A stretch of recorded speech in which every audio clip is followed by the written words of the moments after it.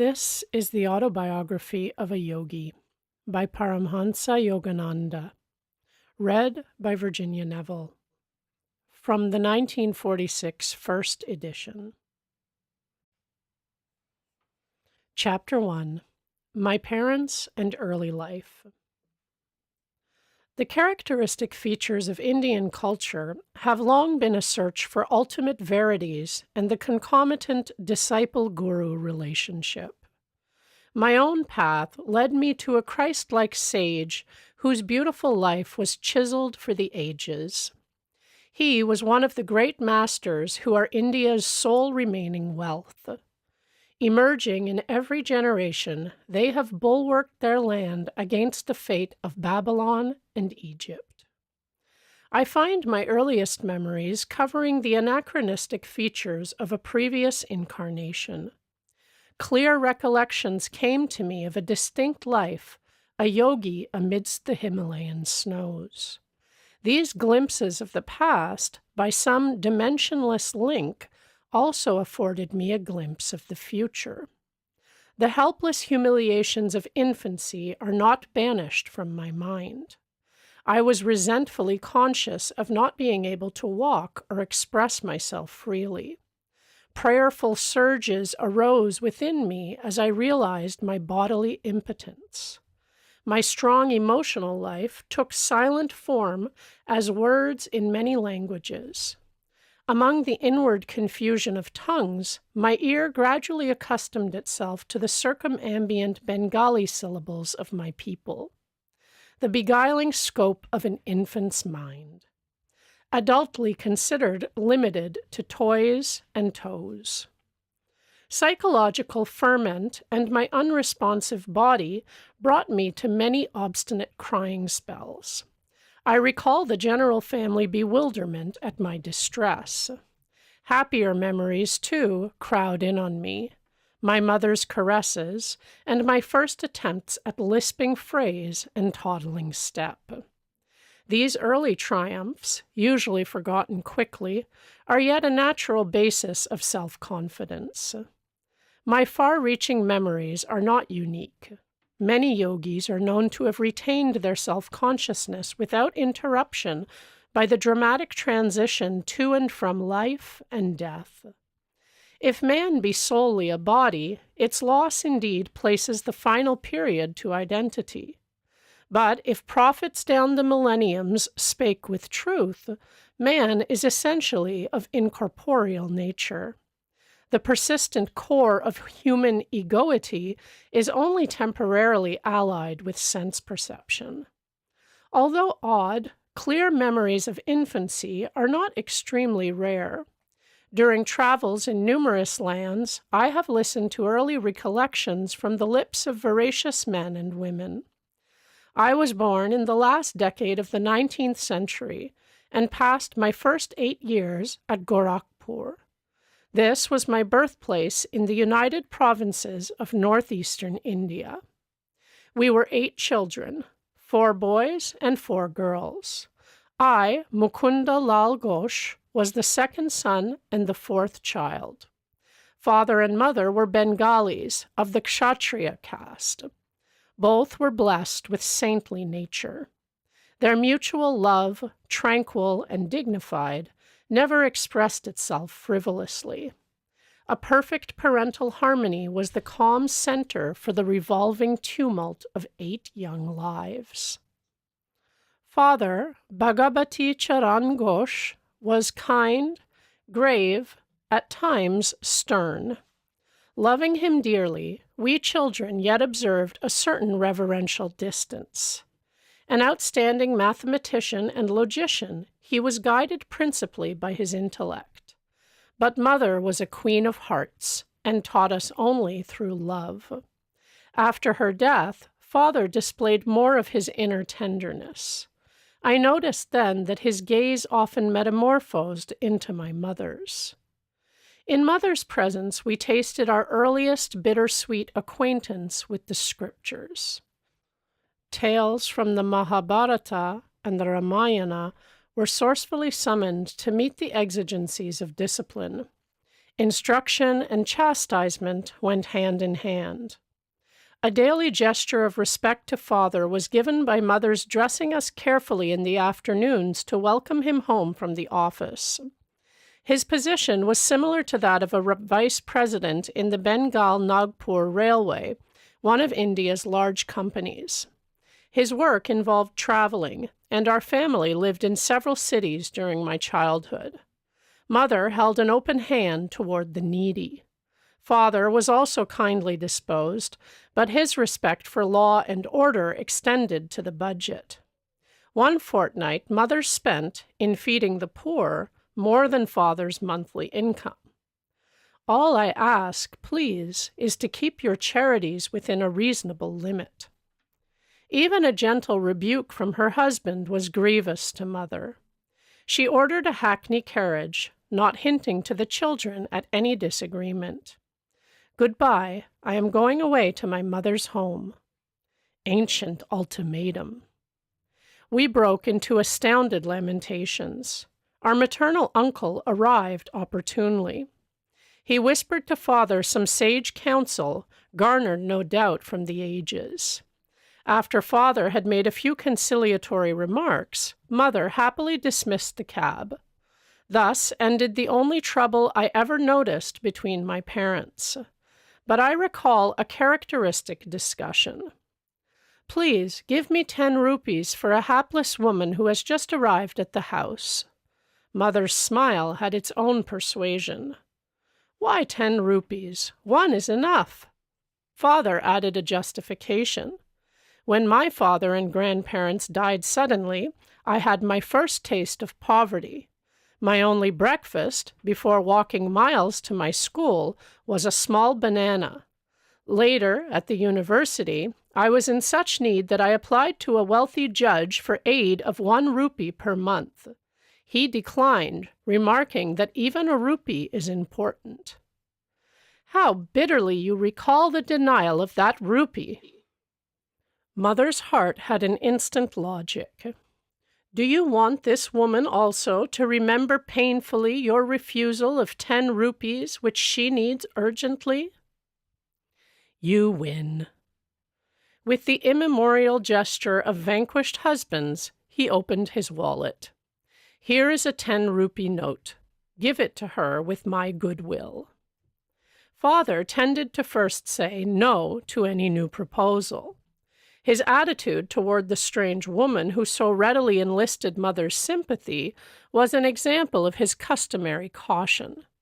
Aversion to instant acceptance, typical of the French mind in the West, is really only honoring the principle of due reflection.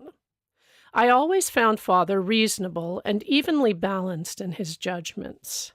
If I could bolster up my numerous requests with 1 or 2 good arguments, he invariably put the coveted goal within my reach, whether it were a vacation trip or a new motorcycle. Father was a strict disciplinarian to his children in their early years, but his attitude toward himself was truly Spartan. He never visited the theater, for instance, but sought his recreation in various spiritual practices and in reading the Bhagavad Gita. Shunning all luxuries, he would cling to 1 old pair of shoes until they were useless. His sons bought automobiles after they came into popular use, but Father was always content with the trolley car for his daily ride to the office. The accumulation of money for the sake of power was alien to his nature.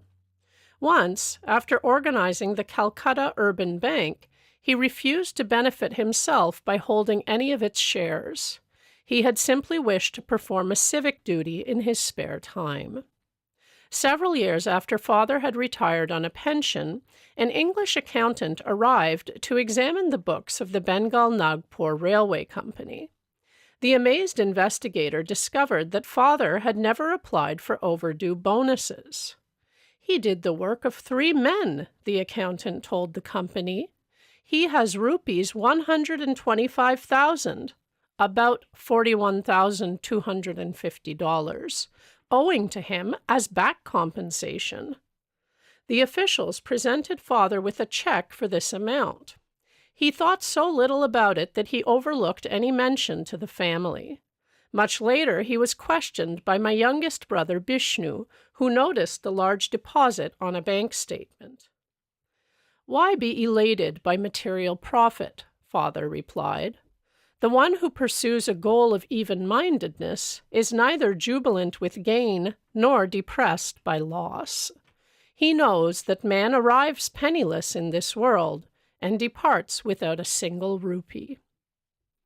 Early in their married life, my parents became disciples of a great master, Lahiri Mahasaya of Benares. This contact strengthened Father's naturally ascetical temperament.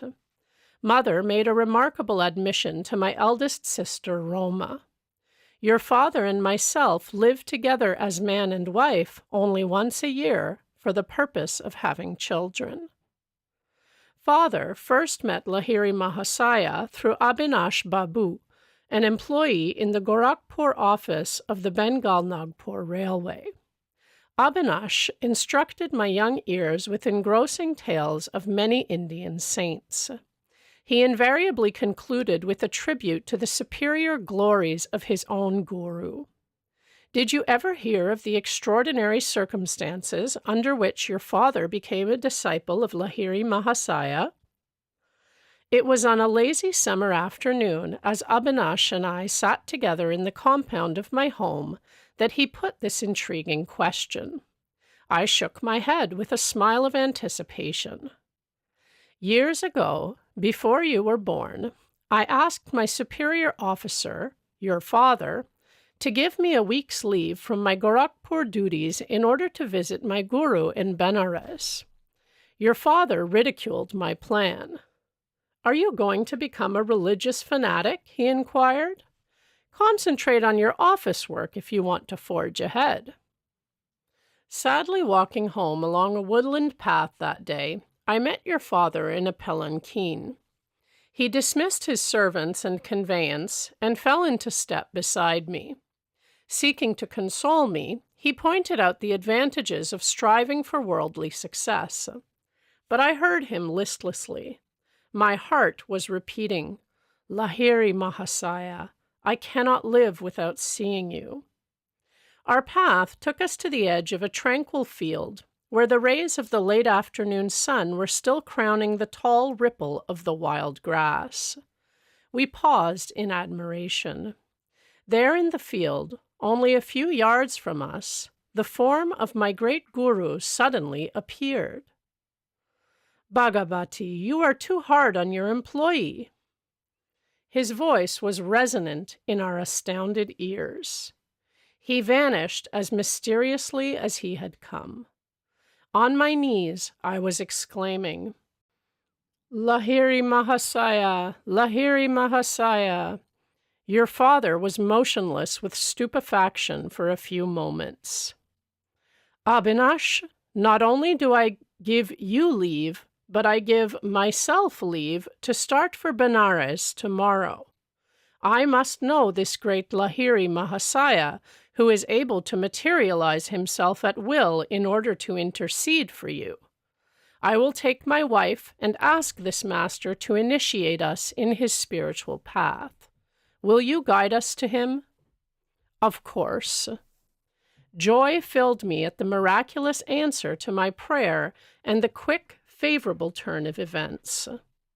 The next evening, your parents and I entrained for Benares. We took a horse cart the following day and then had to walk through narrow lanes to my guru's secluded home. Entering his little parlor, we bowed before the master, locked in his habitual lotus posture. He blinked his piercing eyes and leveled them on your father. "Bhagavati, you are hard on your employee." His words were the same as those he had used 2 days before in the Gorakhpur field. He added, "I am glad that you have allowed Abhinash to visit me and that you and your wife have accompanied him." To their joy, he initiated your parents in the spiritual practice of Kriya Yoga. Your father and I, as brother disciples, have been close friends since the memorable day of the vision. Lahiri Mahasaya took a definite interest in your own birth. Your life shall surely be linked with his own. The Master's blessing never fails. Lahiri Mahasaya left this world shortly after I had entered it.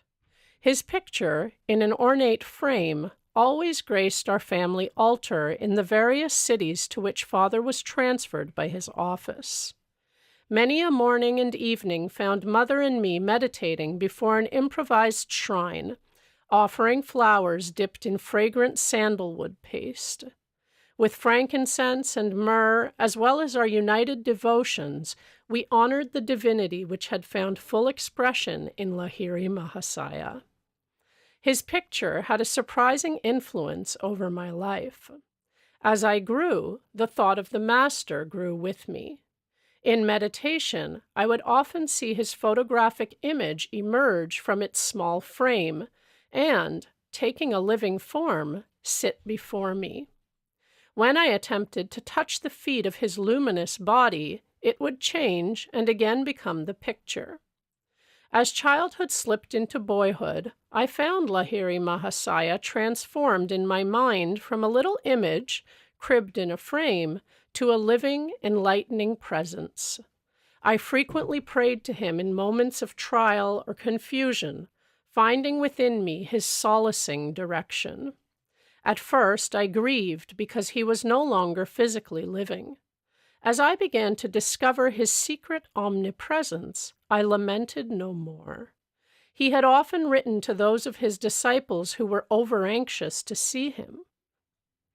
Why come to view my bones and flesh when I am ever within range of your kutastha, your spiritual sight? I was blessed about the age of 8 with a wonderful healing through the photograph of Lahiri Mahasaya. This experience gave intensification to my love. While at our family estate in Ichapur, Bengal, I was stricken with Asiatic cholera. My life was despaired of. The doctors could do nothing. At my bedside, Mother frantically motioned me to look at Lahiri Mahasaya's picture on the wall above my head. Bow to him mentally. She knew I was too feeble even to lift my hands in salutation. If you really show your devotion and inwardly kneel before him, your life will be spared. I gazed at his photograph and saw there a blinding light enveloping my body and the entire room. My nausea and other uncontrollable symptoms disappeared. I was well. At once, I felt strong enough to bend over and touch Mother's feet in appreciation of her immeasurable faith in her guru. Mother pressed her head repeatedly against the little picture. O omnipresent Master, I thank thee that thy light hath healed my son. I realized that she too had witnessed the luminous blaze through which I had instantly recovered from a usually fatal disease. One of my most precious possessions is that same photograph. Given to Father by Lahiri Mahasaya himself, it carries a holy vibration. The picture had a miraculous origin. I heard the story from Father's brother disciple, Kali Kumar Roy. It appears that the Master had an aversion to being photographed. Over his protest, a group picture was once taken of him and a cluster of devotees, including Kali Kumar Roy. It was an amazed photographer who discovered that the plate, which had clear images of all the disciples, revealed nothing more than a blank space in the center where he had reasonably expected to find the outlines of Lahiri Mahasaya. The phenomenon was widely discussed. A certain student and expert photographer, Gangadhar Babu, boasted that the fugitive figure would not escape him. The next morning, as the guru sat in lotus posture on a wooden bench with a screen behind him, Gangadhar Babu arrived with his equipment. Taking every precaution for success, he greedily exposed 12 plates. On each one he soon found the imprint of the wooden bench and screen, but once again the master's form was missing. With tears and shattered pride, Gangadhar Babu sought out his guru. It was many hours before Lahiri Mahasaya broke his silence with a pregnant comment. I am spirit. Can your camera reflect the omnipresent invisible? I see it cannot. But, holy sir, I lovingly desire a picture of the bodily temple where alone, to my narrow vision, that spirit appears fully to dwell.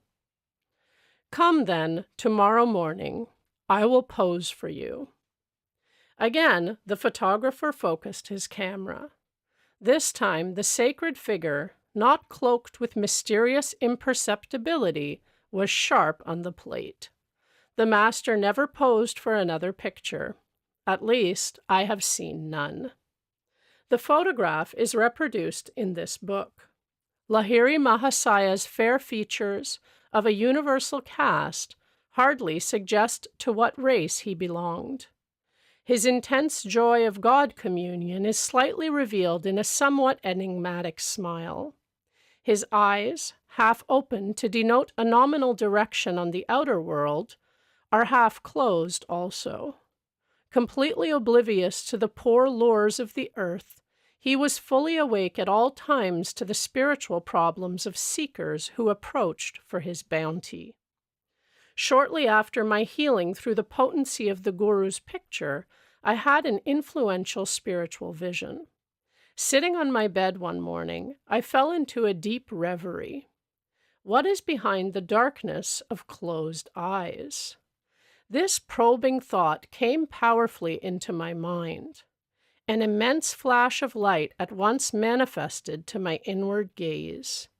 Divine shapes of saints, sitting in meditation posture in mountain caves, formed like miniature cinema pictures on the large screen of radiance within my forehead.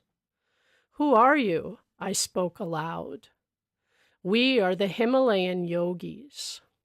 The celestial response is difficult to describe. My heart was thrilled. Ah, I long to go to the Himalayas and become like you. The vision vanished, but the silvery beams expanded in ever-widening circles to infinity. What is this wondrous glow? I am Ishvara. I am light. The voice was as murmuring clouds. I want to be one with thee. Out of the slow dwindling of my divine ecstasy, I salvaged a permanent legacy of inspiration to seek God. He is eternal, ever-new joy. This memory persisted long after the day of rapture. Another early recollection is outstanding, and literally so, for I bear the scar to this day. My elder sister Uma and I were seated in the early morning under a neem tree in our Gorakhpur compound. She was helping me with a Bengali primer what time I could spare my gaze from the nearby parrots eating ripe margosa fruit. Uma complained of a boil on her leg and fetched a jar of ointment. I smeared a bit of the salve on my forearm. Why do you use medicine on a healthy arm? Well, sis, I feel I am going to have a boil tomorrow. I am testing your ointment on the spot where the boil will appear. You little liar. Sis, don't call me a liar until you see what happens in the morning. Indignation filled me. Uma was unimpressed, and thrice repeated her taunt. An adamant resolution sounded in my voice as I made slow reply. By the power of will in me, I say that tomorrow I shall have a fairly large boil in this exact place on my arm, and your boil shall swell to twice its present size. Morning found me with a stalwart boil on the indicated spot. The dimensions of Uma's boil had doubled. With a shriek, my sister rushed to Mother. "Mukunda has become a necromancer." Gravely, Mother instructed me never to use the power of words for doing harm. I have always remembered her counsel and followed it. My boil was surgically treated. A noticeable scar left by the doctor's incision is present today. On my right forearm is a constant reminder of the power in man's sheer word. Those simple and apparently harmless phrases to Uma, spoken with deep concentration, had possessed sufficient hidden force to explode like bombs and produce definite, though injurious, effects.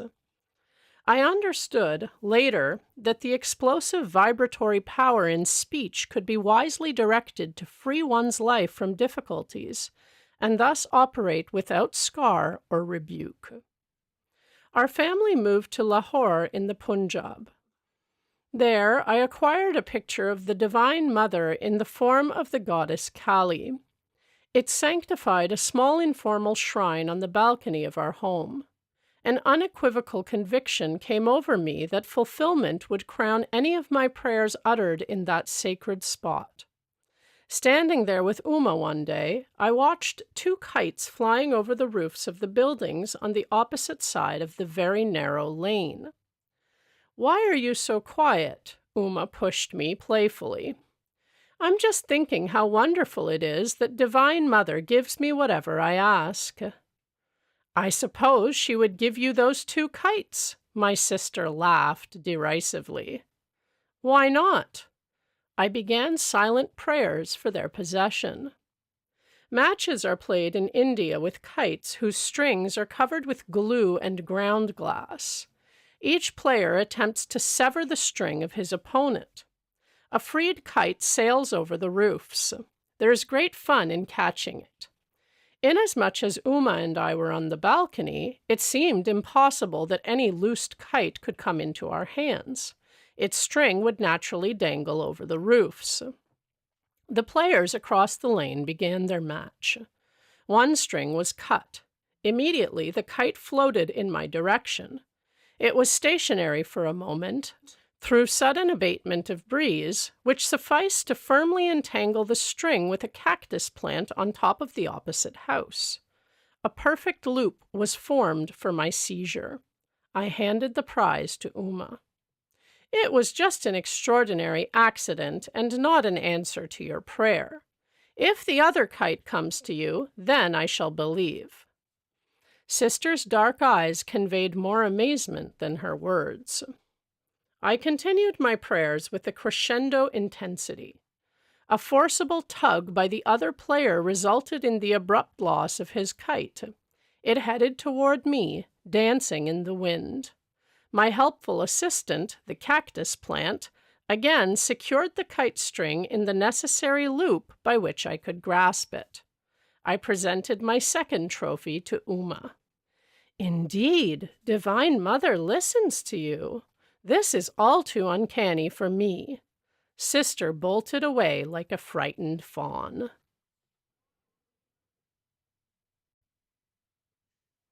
Chapter 2. My Mother's Death and the Mystic Amulet. My mother's greatest desire was the marriage of my elder brother. "Ah, when I behold the face of Ananta's wife, I shall find heaven on this earth." I frequently heard Mother express in these words her strong Indian sentiment for family continuity. I was about 11 years old at the time of Ananta's betrothal. Mother was in Calcutta, joyously supervising the wedding preparations. Father and I alone remained at our home in Bareilly in northern India, whence Father had been transferred after 2 years at Lahore. I had previously witnessed the splendor of nuptial rites for my 2 elder sisters, Roma and Uma. But for Ananta, as the eldest son, plans were truly elaborate. Mother was welcoming numerous relatives, daily arriving in Calcutta from distant homes. She lodged them comfortably in a large, newly acquired house at 50 Amherst Street. Everything was in readiness. The banquet delicacies, the gay throne on which brother was to be carried to the home of the bride-to-be, the rows of colorful lights, the mammoth cardboard elephants and camels, the English, Scottish, and Indian orchestras, the professional entertainers, the priests for the ancient rituals. Father and I, in gala spirits, were planning to join the family in time for the ceremony. Shortly before the great day, however, I had an ominous vision. It was in Bareilly on a midnight. As I slept beside Father on the piazza of our bungalow, I was awakened by a peculiar flutter of the mosquito netting over the bed. The flimsy curtains parted, and I saw the beloved form of my mother. "Awaken your father." Her voice was only a whisper. "Take the first available train at 4 o'clock this morning. Rush to Calcutta if you would see me." The wraith-like figure vanished. "Father, father, mother is dying." The terror in my tone aroused him instantly. I sobbed out the fatal tidings. "Never mind that hallucination of yours." Father gave his characteristic negation to a new situation. "Your mother is in excellent health. If we get any bad news, we shall leave tomorrow." "You shall never forgive yourself for not starting now." Anguish caused me to add bitterly, "Nor shall I ever forgive you." The melancholy morning came with explicit words. Mother dangerously ill. Marriage postponed. Come at once. Father and I left distractedly. One of my uncles met us en route at a transfer point. A train thundered toward us, looming with telescopic increase. From my inner tumult, an abrupt determination arose to hurl myself on the railroad tracks. Already bereft, I felt, of my mother, I could not endure a world suddenly barren to the bone. I loved Mother as my dearest friend on earth. Her solacing black eyes had been my surest refuge in the trifling tragedies of childhood. Does she yet live? I stopped for one last question to my uncle. Of course she is alive. He was not slow to interpret the desperation in my face, but I scarcely believed him. When we reached our Calcutta home, it was only to confront the stunning mystery of death. I collapsed into an almost lifeless state. Years passed before any reconciliation entered my heart. Storming the very gates of heaven, my cries at last summoned the Divine Mother. Her words brought final healing to my suppurating wounds. "It is I who have watched over thee, life after life, in the tenderness of many mothers. See in my gaze the two black eyes, the lost, beautiful eyes thou seekest." Father and I returned to Bareilly soon after the crematory rites for the well-beloved. Early every morning, I made a pathetic memorial pilgrimage to a large shaoli tree which shaded the smooth green-gold lawn before our bungalow. In poetical moments, I thought that the white shaoli flowers were strewing themselves with a willing devotion over the grassy altar. Mingling tears with the dew, I often observed a strange otherworldly light emerging from the dawn. Intense pangs of longing for God assailed me. I felt powerfully drawn to the Himalayas. One of my cousins, fresh from a period of travel in the holy hills, visited us in Bareilly. I listened eagerly to his tales about the high mountain abode of yogis and swamis. "Let us run away to the Himalayas." My suggestion one day to Dwarka Prasad, the young son of our landlord in Bareilly, fell on unsympathetic ears. He revealed my plan to my elder brother, who had just arrived to see Father. Instead of laughing lightly over this impractical scheme of a small boy, Ananta made it a definite point to ridicule me. Where is your orange robe? You can't be a Swami without that." But I was inexplicably thrilled by his words. They brought a clear picture of myself roaming about India as a monk. Perhaps they awakened memories of a past life. In any case, I began to see with what natural ease I would wear the garb of that anciently founded monastic order. Chatting one morning with Dwarka, I felt a love for God descending with avalanchic force. My companion was only partly attentive to the ensuing eloquence, but I was wholeheartedly listening to myself. I fled that afternoon toward Nainital in the Himalayan foothills. Ananta gave determined chase. I was forced to return sadly to Bareilly. The only pilgrimage permitted me was the customary one at dawn to the Shaoli tree. My heart wept for the lost mothers, human and divine. The rent left in the family fabric by Mother's death was irreparable. Father never remarried during his nearly 40 remaining years. Assuming the difficult role of father-mother to his little flock, he grew noticeably more tender, more approachable. With calmness and insight, he solved the various family problems. After office hours, he retired like a hermit to the cell of his room, practicing Kriya Yoga in a sweet serenity. Long after Mother's death, I attempted to engage an English nurse to attend to details that would make my parents' life more comfortable, but Father shook his head. "Service to me ended with your mother." His eyes were remote with a lifelong devotion. "I will not accept ministrations from any other woman." 14 months after Mother's passing, I learned that she had left me a momentous message. Ananta was present at her deathbed and had recorded her words. Although she had asked that the disclosure be made to me in 1 year, my brother delayed. He was soon to leave Bareilly for Calcutta to marry the girl Mother had chosen for him. One evening he summoned me to his side. "Mukunda, I have been reluctant to give you strange tidings." Ananta's tone held a note of resignation. "My fear was to inflame your desire to leave home. But in any case, you are bristling with divine ardor. When I captured you recently on your way to the Himalayas, I came to a definite resolve. I must not further postpone the fulfillment of my solemn promise."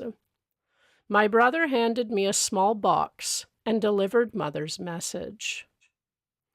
"Let these words be my final blessing, my beloved son Mukunda," Mother had said. "The hour is here when I must relate a number of phenomenal events following your birth. I first knew your destined path when you were but a babe in my arms. I carried you then to the home of my guru in Benares.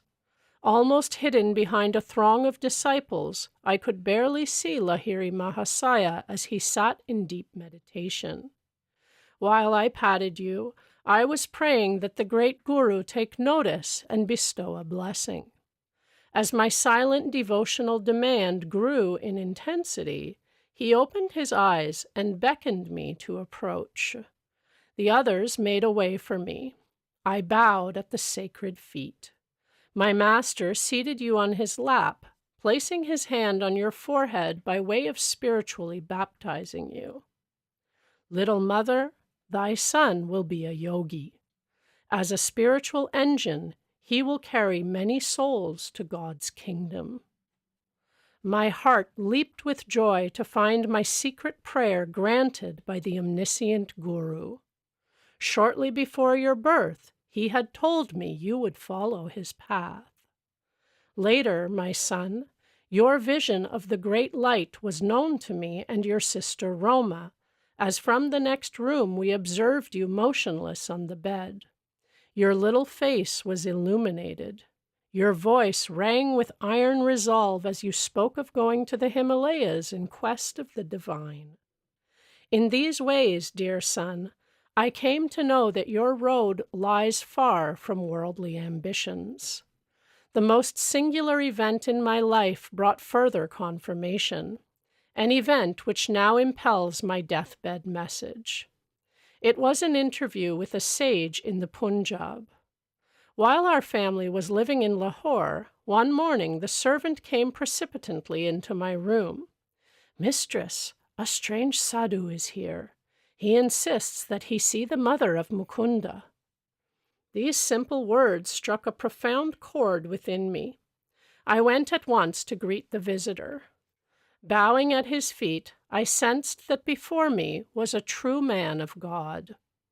"Mother," he said, "the great masters wish you to know that your stay on earth will not be long. Your next illness shall prove to be your last." There was a silence, during which I felt no alarm, but only a vibration of great peace. Finally, he addressed me again. "You are to be the custodian of a certain silver amulet. I will not give it to you today. To demonstrate the truth in my words, the talisman shall materialize in your hands tomorrow as you meditate. On your deathbed, you must instruct your eldest son Ananta to keep the amulet for 1 year and then to hand it over to your second son. Mukunda will understand the meaning of the talisman from the great ones. He should receive it about the time he is ready to renounce all worldly hopes and start his vital search for God. When he has retained the amulet for some years, and when it has served its purpose, it shall vanish. Even if kept in the most secret spot, it shall return whence it came." I preferred alms to the saint and bowed before him in great reverence. Not taking the offering, he departed with a blessing. The next evening, as I sat with folded hands in meditation, a silver amulet materialized between my palms, even as the sadhu had promised. It made itself known by a cold, smooth touch. I have jealously guarded it for more than 2 years, and now leave it in Ananta's keeping. Do not grieve for me, as I shall have been ushered by my great Guru into the arms of the Infinite. Farewell, my child. The Cosmic Mother will protect you. A blaze of illumination came over me with possession of the amulet. Many dormant memories awakened. The talisman, round and anciently quaint, was covered with Sanskrit characters. I understood that it came from teachers of past lives who were invisibly guiding my steps. A further significance there was, indeed, but one does not reveal fully the heart of an amulet. How the talisman finally vanished amidst deeply unhappy circumstances of my life, and how its loss was a herald of my gain of a guru, cannot be told in this chapter. But the small boy, thwarted in his attempts to reach the Himalayas, daily traveled far on the wings of his amulet. Chapter 3. The Saint with 2 Bodies. Father, if I promise to return home without coercion, may I take a sightseeing trip to Benares? My keen love of travel was seldom hindered by Father. He permitted me, even as a mere boy, to visit many cities and pilgrimage spots. Usually, one or more of my friends accompanied me. We would travel comfortably on first-class passes provided by Father. His position as a railroad official was fully satisfactory to the nomads in the family. Father promised to give my request due consideration. The next day he summoned me and held out a round-trip pass from Bareilly to Benares, a number of rupee notes, and 2 letters. I have a business matter to propose to a Benares friend, Kedar Nath Babu. Unfortunately, I have lost his address, but I believe you will be able to get this letter to him through our common friend, Swami Pranabananda. The Swami, my brother-disciple, has attained an exalted spiritual stature. You will benefit by his company. This second note will serve as your introduction." Father's eyes twinkled as he added, "Mind, no more flights from home." I set forth with the zest of my 12 years, though time has never dimmed my delight in new scenes and strange faces. Reaching Benares, I proceeded immediately to the Swami's residence. The front door was open. I made my way to a long, hall-like room on the second floor. A rather stout man, wearing only a loincloth, was seated in lotus posture on a slightly raised platform. His head and unwrinkled face were clean-shaven. A beatific smile played about his lips. To dispel my thought that I had intruded, he greeted me as an old friend. "Baba Anand, bliss to my dear one." His welcome was given heartily in a childlike voice. I knelt and touched his feet. "Are you Swami Pranabananda?" He nodded. "Are you Bhagavati's son?" His words were out before I had had time to get Father's letter from my pocket. In astonishment, I handed him the note of introduction, which now seemed superfluous. "Of course I will locate Kedar Nath Babu for you." The saint again surprised me by his clairvoyance. He glanced at the letter and made a few affectionate references to my parent. "You know, I am enjoying 2 pensions. One is by the recommendation of your father, for whom I once worked in the railroad office. The other is by the recommendation of my heavenly Father, for whom I have conscientiously finished my earthly duties in life." I found this remark very obscure. "What kind of pension, sir, do you receive from the Heavenly Father? Does he drop money in your lap?" He laughed. "I mean a pension of fathomless peace, a reward for many years of deep meditation. I never crave money now. My few material needs are amply provided for. Later you will understand the significance of a second pension." Abruptly terminating our conversation, the saint became gravely motionless. A sphinx-like air enveloped him. At first his eyes sparkled, as if observing something of interest, then grew dull. I felt abashed at his soliloquy. He had not yet told me how I could meet Father's friend. A trifle restlessly, I looked about me in the bare room, empty except for us 2.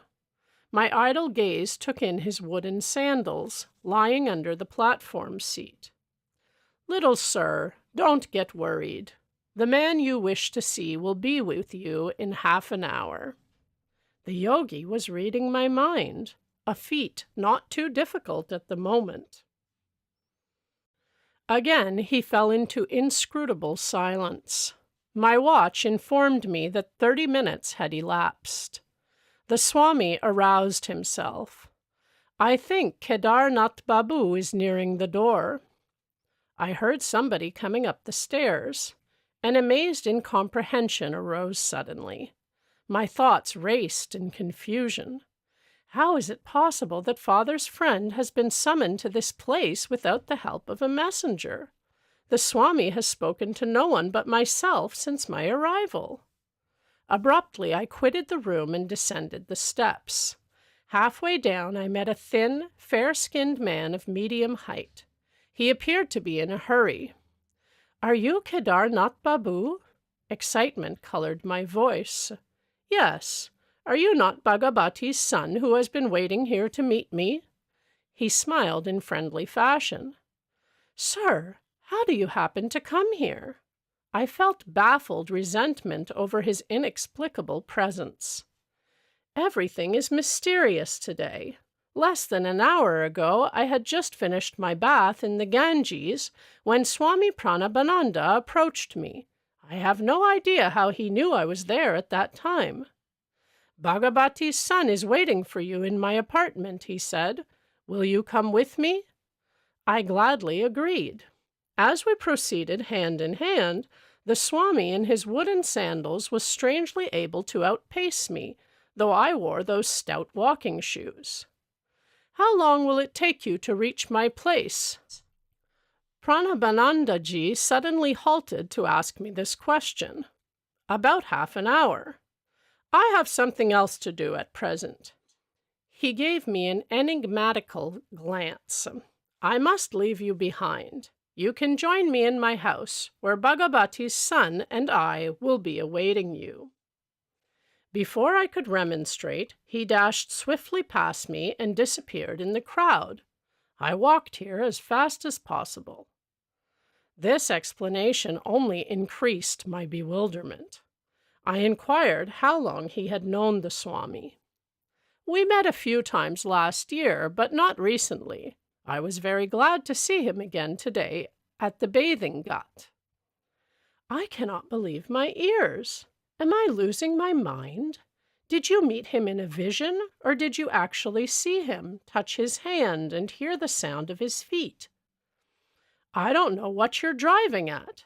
He flushed angrily. "I am not lying to you.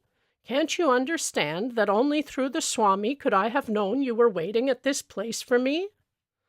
"Why, that man, Swami Pranabananda, has not left my sight a moment since I first came about an hour ago." I blurted out the whole story. His eyes opened widely. Are we living in this material age, or are we dreaming? I never expected to witness such a miracle in my life. I thought this Swami was just an ordinary man, and now I find he can materialize an extra body and work through it. Together we entered the saint's room. "Look, those are the very sandals he was wearing at the ghat," Kedarnath Babu whispered. "He was clad only in a loincloth, just as I see him now." As the visitor bowed before him, the saint turned to me with a quizzical smile. "Why are you stupefied at all this? The subtle unity of the phenomenal world is not hidden from true yogis. I instantly see and converse with my disciples in distant Calcutta. They can similarly transcend at will every obstacle of gross matter." It was probably in an effort to stir spiritual ardor in my young breast that the Swami had condescended to tell me of his powers of astral radio and television. But instead of enthusiasm, I experienced only an awe-stricken fear. Inasmuch as I was destined to undertake my divine search through one particular guru, Sri Yukteswar, whom I had not yet met, I felt no inclination to accept Pranabananda as my teacher. I glanced at him doubtfully, wondering if it were he or his counterpart before me. The master sought to banish my disquietude by bestowing a soul-awakening gaze and by some inspiring words about his guru. Lahiri Mahasaya was the greatest yogi I ever knew. He was divinity itself in the form of flesh. If a disciple, I reflected, could materialize an extra fleshly form at will, what miracles indeed could be barred to his master? I will tell you how priceless is a guru's help. I used to meditate with another disciple for 8 hours every night. We had to work at the railroad office during the day. Finding difficulty in carrying on my clerical duties, I desired to devote my whole time to God. For 8 years I persevered, meditating half the night. I had wonderful results. Tremendous spiritual perceptions illumined my mind. But a little veil always remained between me and the infinite. Even with superhuman earnestness, I found the final irrevocable union to be denied me. One evening I paid a visit to Lahiri Mahasaya and pleaded for his divine intercession. My importunities continued during the entire night. "Angelic Guru, my spiritual anguish is such that I can no longer bear my life without meeting the great beloved face to face." "What can I do? You must meditate more profoundly." "I am appealing to thee, O God, my master. I see thee materialized before me in a physical body. Bless me that I may perceive thee in thine infinite form." Lahiri Mahasaya extended his hand in a benign gesture. "You may go now and meditate. I have interceded for you with Brahma." Immeasurably uplifted, I returned to my home. In meditation that night, the burning goal of my life was achieved. Now I ceaselessly enjoy the spiritual pension. Never from that day has the blissful Creator remained hidden from my eyes behind any screen of delusion. Pranabananda's face was suffused with divine light. The peace of another world entered my heart. All fear had fled. The saint made a further confidence. Some months later, I returned to Lahiri Mahasaya, and I tried to thank him for his bestowal of the infinite gift. Then I mentioned another matter. "Divine Guru, I can no longer work in the office. Please release me. Brahma keeps me continuously intoxicated." "Apply for a pension from your company." "What reason shall I give so early in my service?" "Say what you feel." The next day I made my application. The doctor inquired the grounds for my premature request. "At work, I find an overpowering sensation rising in my spine. It permeates my whole body, unfitting me for the performance of my duties." Without further questioning, the physician recommended me highly for a pension, which I soon received. I know the divine will of Lahiri Mahasaya worked through the doctor and the railroad officials, including your father. Automatically, they obeyed the great Guru's spiritual direction and freed me for a life of unbroken communion with the Beloved. After this extraordinary revelation, Swami Pranabananda retired into one of his long silences. As I was taking leave, touching his feet reverently, he gave me his blessing. "Your life belongs to the path of renunciation and yoga. I shall see you again with your father later on." The years brought fulfillment to both these predictions. Kedarnath Babu walked by my side in the gathering darkness. I delivered father's letter, which my companion read under a street lamp. "Your father suggests that I take a position in the Calcutta office of his railroad company. How pleasant to look forward to at least one of the pensions that Swami Pranabananda enjoys. But it is impossible. I cannot leave Benares. Alas, 2 bodies are not yet for me."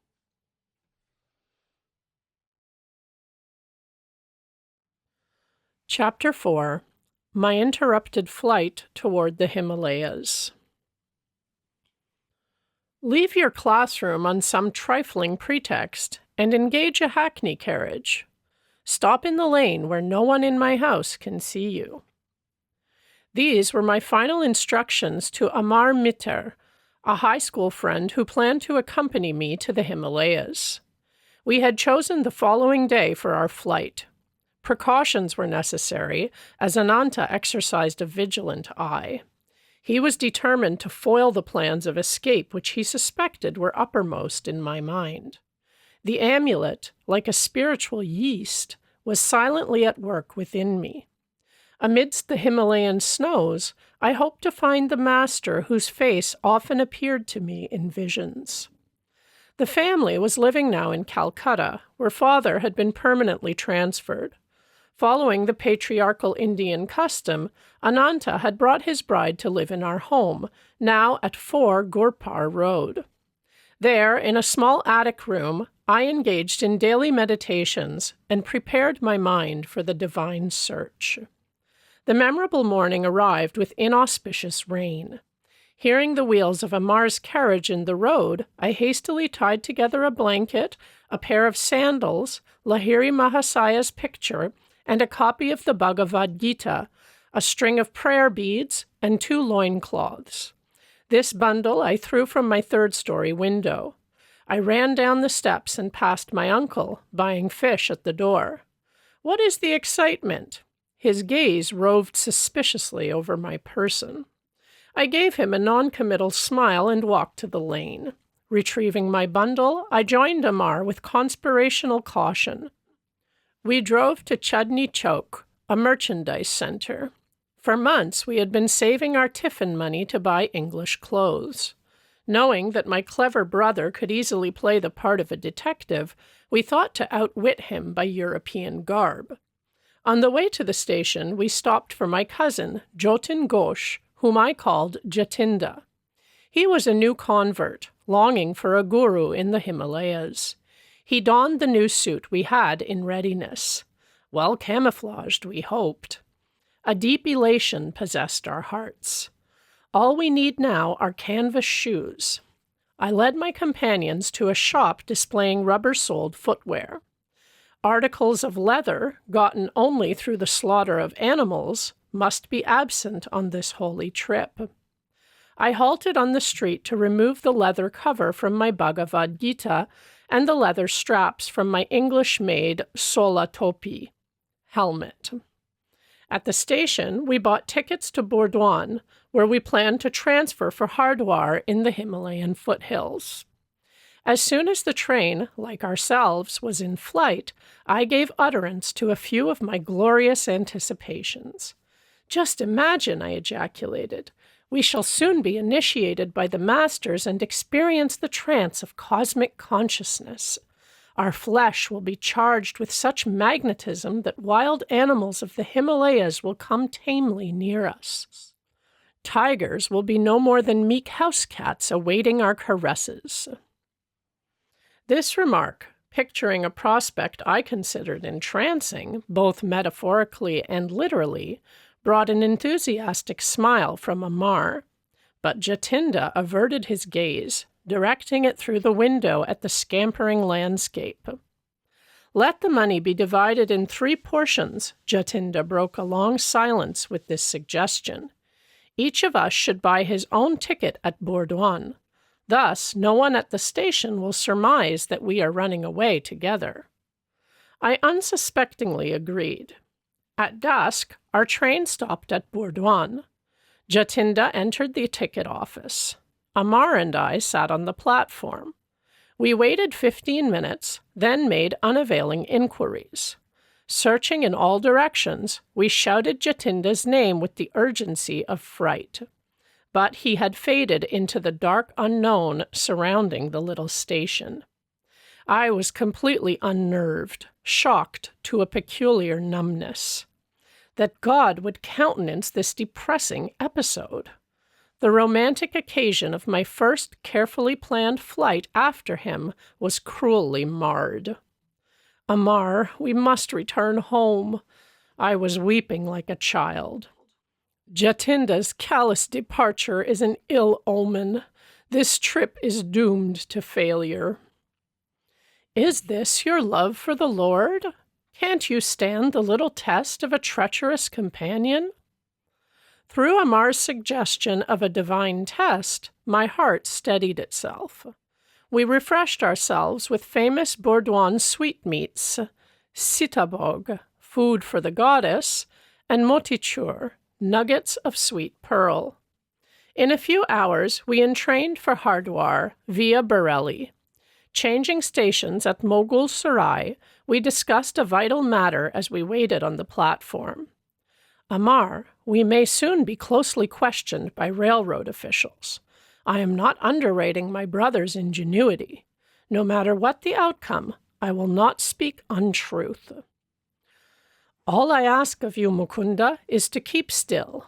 Don't laugh or grin while I am talking. At this moment, a European station agent accosted me. He waved a telegram whose import I immediately grasped. Are you running away from home in anger? No. I was glad his choice of words permitted me to make emphatic reply.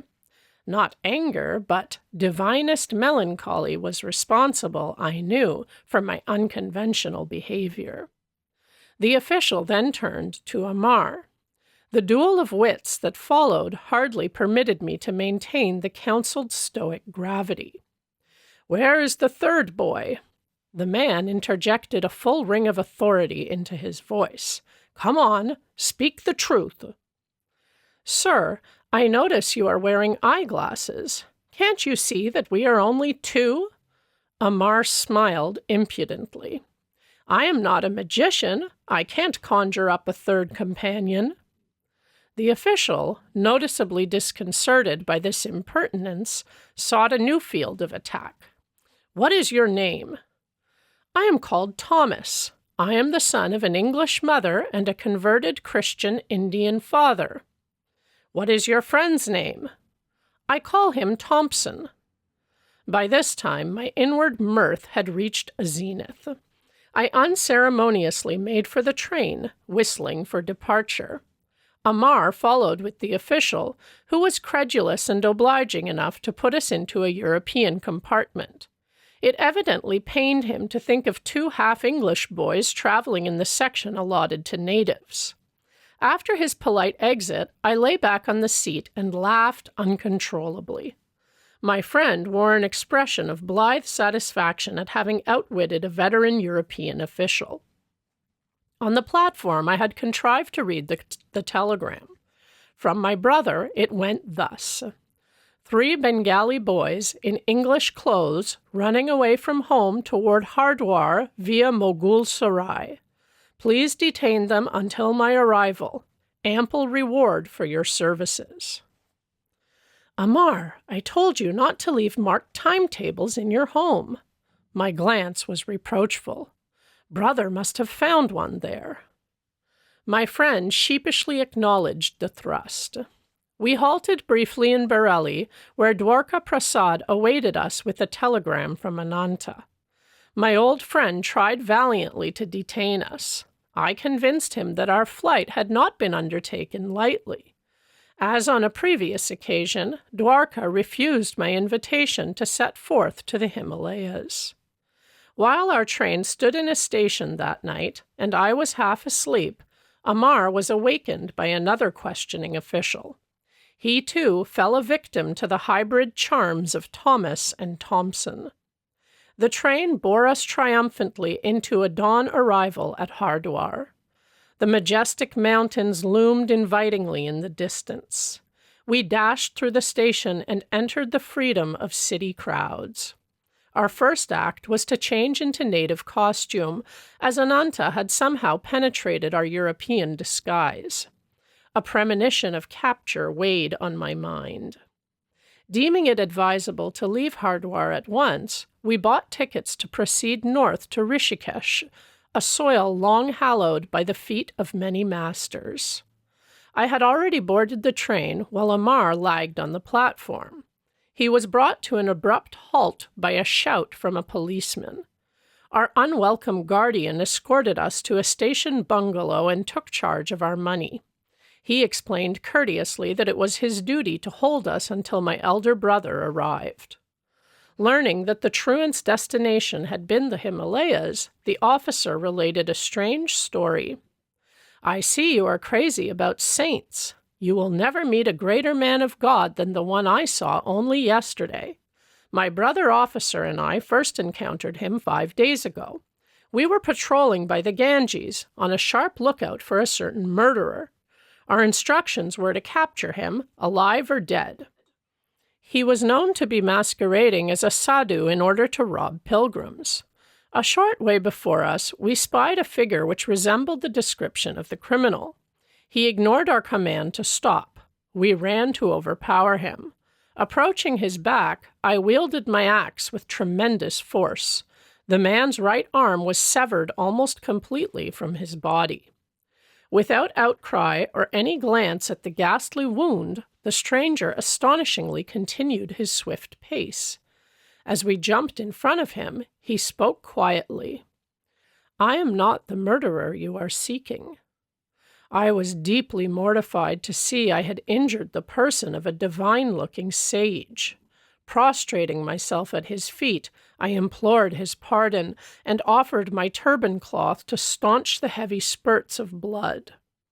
"Son, that was just an understandable mistake on your part." The saint regarded me kindly. Run along, and don't reproach yourself. The beloved mother is taking care of me."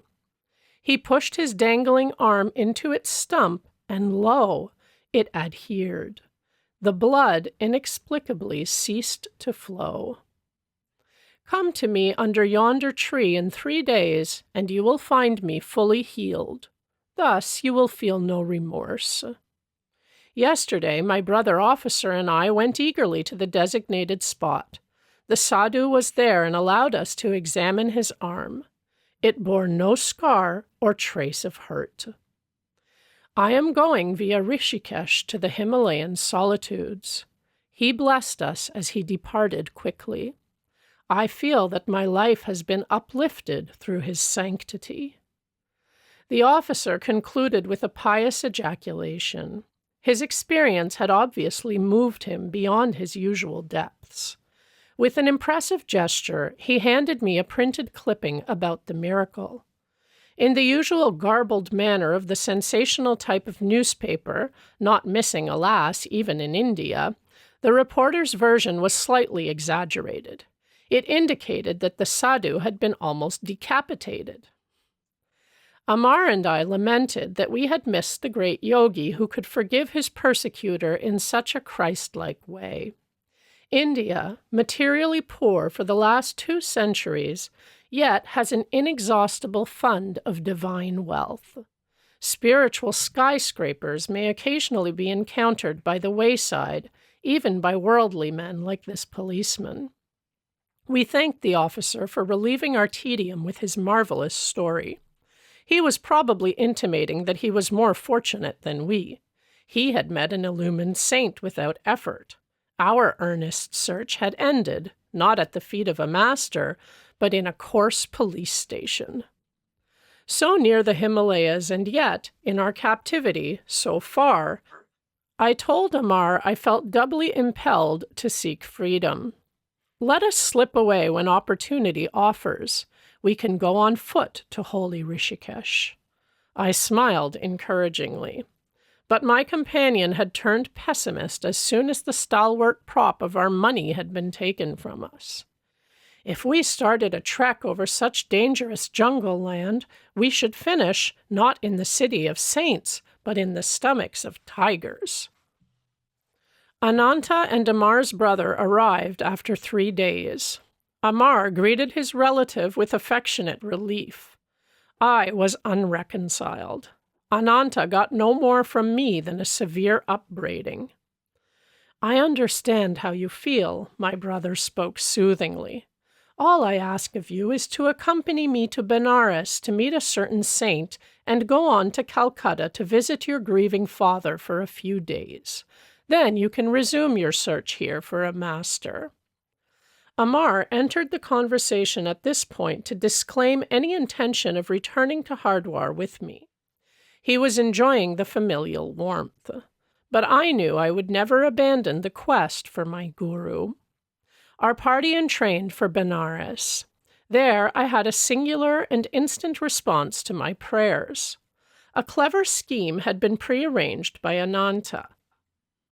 Before seeing me at Hardwar, he had stopped in Benares to ask a certain scriptural authority to interview me later. Both the pundit and his son had promised to undertake my dissuasion from the path of a sannyasi. Ananta took me to their home. The son, a young man of ebullient manner, greeted me in the courtyard. He engaged me in a lengthy philosophical discourse. Professing to have a clairvoyant knowledge of my future, he discountenanced my idea of being a monk. "You will meet continual misfortune and be unable to find God if you insist on deserting your ordinary responsibilities. You cannot work out your past karma without worldly experiences." Krishna's immortal words rose to my lips in reply. "Even he with the worst of karma who ceaselessly meditates on me quickly loses the effects of his past bad actions. Becoming a high-souled being, he soon attains perennial peace. Arjuna, know this for certain. The devotee who puts his trust in me never perishes." but the forceful prognostications of the young man had slightly shaken my confidence. With all the fervor of my heart, I prayed silently to God. Please, solve my bewilderment and answer me, right here and now, if thou dost desire me to lead the life of a renunciate or a worldly man. I noticed a sadhu of noble countenance standing just outside the compound of the pundit's house. Evidently, he had overheard the spirited conversation between the self-styled clairvoyant and myself, for the stranger called me to his side. I felt a tremendous power flowing from his calm eyes. Son, don't listen to that ignoramus. In response to your prayer, the Lord tells me to assure you that your sole path in this life is that of the renunciate. With astonishment as well as gratitude, I smiled happily at this decisive message. Come away from that man. The ignoramus was calling me from the courtyard. My saintly guide raised his hand in blessing and slowly departed. That sadhu is just as crazy as you are. It was the hoary-headed pundit who made this charming observation. He and his son were gazing at me lugubriously. I heard that he too has left his home in a vague search for God. I turned away. To Ananta, I remarked that I would not engage in further discussion with our hosts. My brother agreed to an immediate departure. We soon entrained for Calcutta. Mr. Detective, how did you discover I had fled with 2 companions? I vented my lively curiosity to Ananta during our homeward journey. He smiled mischievously. At your school, I found that Amar had left his classroom and had not returned. I went to his home the next morning and unearthed a marked timetable. Amar's father was just leaving by carriage and was talking to the coachman. My son will not ride with me to his school this morning. He has disappeared, the father moaned. I heard from a brother coachman that your son and 2 others, dressed in European suits, boarded the train at Howrah Station, the man stated. They made a present of their leather shoes to the cab driver. Thus I had 3 clues, the timetable, the trio of boys, and the English clothing. I was listening to Ananta's disclosures with mingled mirth and vexation. Our generosity to the coachman had been slightly misplaced. Of course, I rushed to send telegrams to station officials in all the cities which Amar had underlined in the timetable. He had checked Bareilly, so I wired your friend Dwarka there. After inquiries in our Calcutta neighborhood, I learned that cousin Jatinda had been absent one night, but had arrived home the following morning in European garb. I sought him out and invited him to dinner. He accepted, quite disarmed by my friendly manner. On the way, I led him unsuspectingly to a police station. He was surrounded by several officers whom I had previously selected for their ferocious appearance. Under their formidable gaze, Jatinda agreed to account for his mysterious conduct. I started for the Himalayas in a buoyant spiritual mood, he explained. Inspiration filled me at the prospect of meeting the masters. But as soon as Mukunda said, "During our ecstasies in the Himalayan caves, tigers will be spellbound and sit around us like tame pussies," my spirits froze. Beads of perspiration formed on my brow. What then, I thought? If the vicious nature of the tigers be not changed through the power of our spiritual trance, shall they treat us with the kindness of house cats? In my mind's eye, I already saw myself the compulsory inmate of some tiger's stomach, entering there not at once with the whole body, but by installments of its several parts. My anger at Jatinda's vanishment was evaporated in laughter. The hilarious sequel on the train was worth all the anguish he had caused me. I must confess to a slight feeling of satisfaction. Jatinda, too, had not escaped an encounter with the police. Ananta, you are a born sleuth-hound. My glance of amusement was not without some exasperation. And I shall tell Jatinda I am glad he was prompted by no mood of treachery as it appeared, but only by the prudent instinct of self-preservation. At home in Calcutta, Father touchingly requested me to curb my roving feet until, at least, the completion of my high school studies. In my absence, he had lovingly hatched a plot by arranging for a saintly pundit, Swami Kebalananda, to come regularly to the house. The sage will be your Sanskrit tutor, my parent announced confidently. Father hoped to satisfy my religious yearnings by instructions from a learned philosopher. But the tables were subtly turned. My new teacher, far from offering intellectual aridities, fanned the embers of my God aspiration. Unknown to Father, Swami Kebalananda was an exalted disciple of Lahiri Mahasaya. The peerless guru had possessed thousands of disciples, silently drawn to him by the irresistibility of his divine magnetism. I learned later that Lahiri Mahasaya had often characterized Kebalananda as rishi, or illumined sage. Luxuriant curls framed my tutor's handsome face. His dark eyes were guileless with the transparency of a child's. All the movements of his slight body were marked by a restful deliberation. Ever gentle and loving, he was firmly established in the infinite consciousness. Many of our happy hours together were spent in deep Kriya meditation. Kebalananda was a noted authority on the ancient Shastras, or sacred books. His erudition had learned him the title of Shastri Mahasaya, by which he was usually addressed. But my progress in Sanskrit scholarship was unnoteworthy.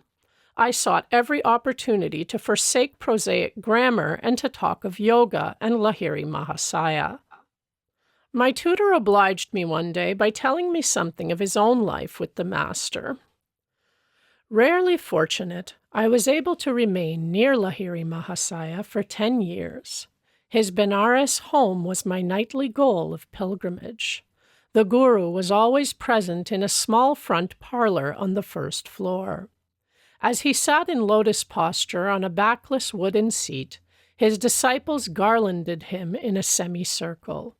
His eyes sparkled and danced with the joy of the divine.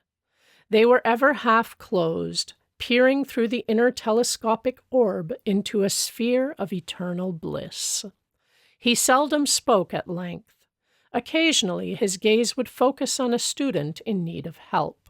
Healing words poured then like an avalanche of light. An indescribable peace blossomed within me at the master's glance. I was permeated with his fragrance as though from a lotus of infinity. To be with him, even without exchanging a word for days, was experience which changed my entire being. If any invisible barrier rose in the path of my concentration, I would meditate at the Guru's feet. There the most tenuous states came easily within my grasp. Such perceptions eluded me in the presence of lesser teachers. The Master was a living temple of God, whose secret doors were open to all disciples through devotion. Lahiri Mahasaya was no bookish interpreter of the scriptures. Effortlessly, he dipped into the divine library. Foam of words and spray of thoughts gushed from the fountain of his omniscience. He had the wondrous clavis which unlocked the profound philosophical science embedded ages ago in the Vedas.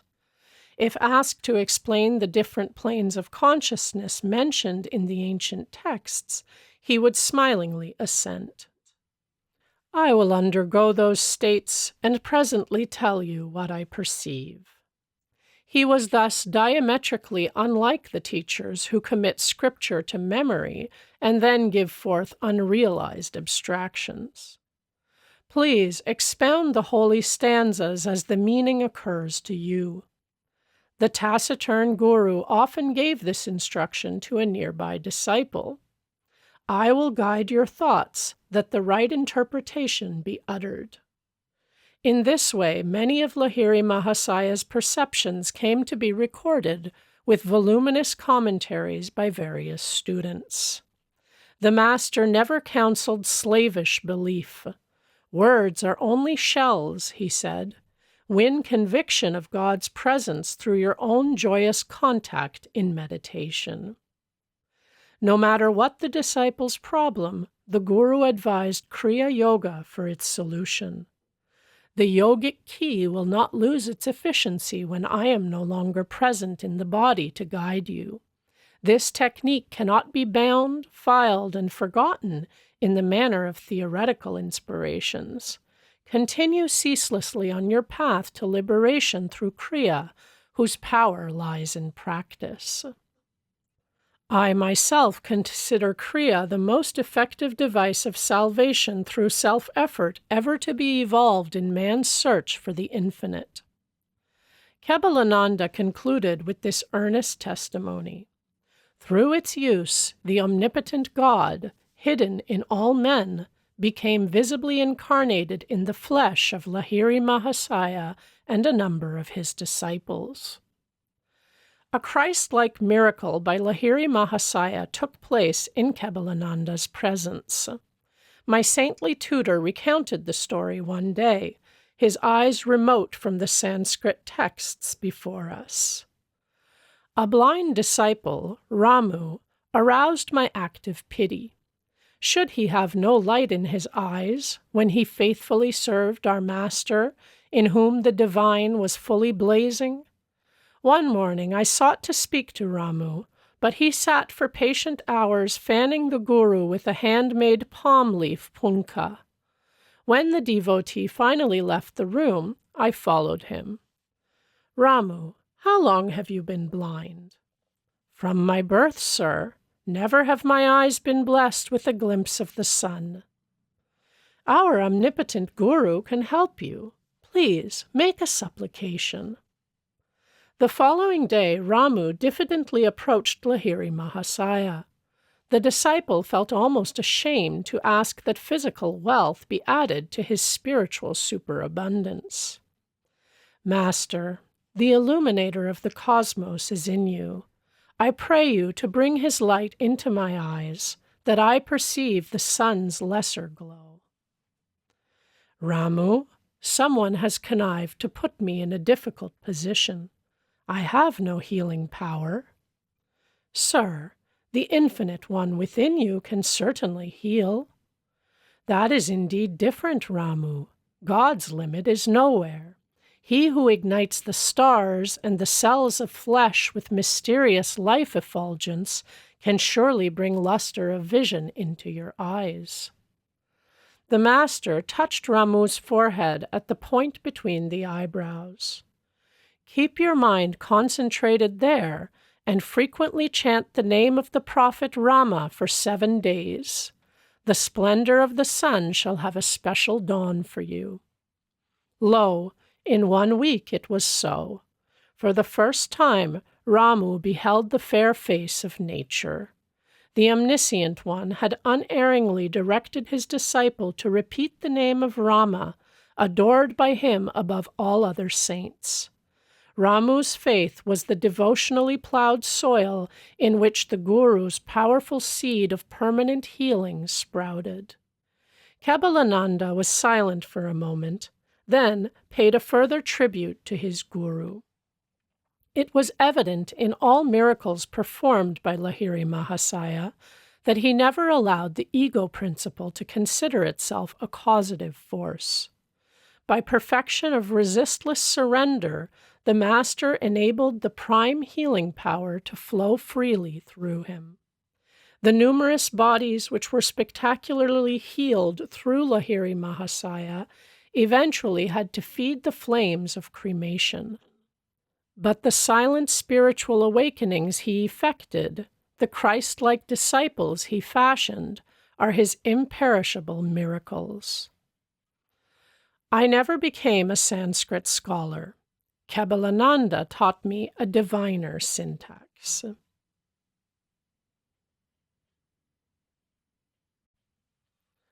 Chapter 5. A Perfume Saint Displays His Wonders. To everything there is a season, and a time to every purpose under heaven. I did not have this wisdom of Solomon to comfort me. I gazed searchingly about me on any excursion from home for the face of my destined guru, but my path did not cross his own until after the completion of my high school studies. 2 years elapsed between my flight with Amar toward the Himalayas and the great day of Sri Yukteswar's arrival into my life. During that interim, I met a number of sages, the Perfume Saint, the Tiger Swami, Nagendra Nath Baduri, Master Mahasaya, and the famous Bengali scientist Jagadish Chandra Bose. My encounter with the Perfume Saint had 2 preambles, one harmonious and the other humorous. God is simple.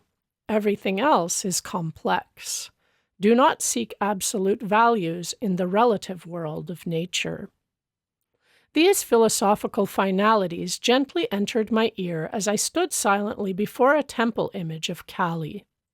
Turning, I confronted a tall man whose garb, or lack of it, revealed him a wandering sadhu. "You have indeed penetrated the bewilderment of my thoughts." I smiled gratefully. The confusion of benign and terrible aspects in nature, as symbolized by Kali, has puzzled wiser heads than mine. Few there be who solve her mystery. Good and evil is the challenging riddle which life places sphinx-like before every intelligence. Attempting no solution, most men play forfeit with their lives, penalty now even as in the days of Thebes. Here and there, a towering lonely figure never cries defeat. From the maya of duality, he plucks the cleaveless truth of unity. You speak with conviction, sir. I have long exercised an honest introspection, the exquisitely painful approach to wisdom. Self-scrutiny, relentless observance of one's thoughts, is a stark and shattering experience. It pulverizes the stoutest ego, but true self-analysis mathematically operates to produce seers. The way of self-expression, individual acknowledgments, results in egotists, sure of the right to their private interpretations of God and the universe.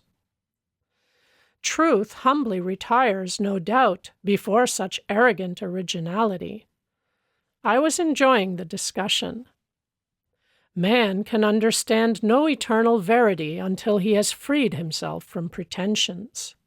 The human mind, bared to a centuried slime, is teeming with repulsive life of countless world delusions.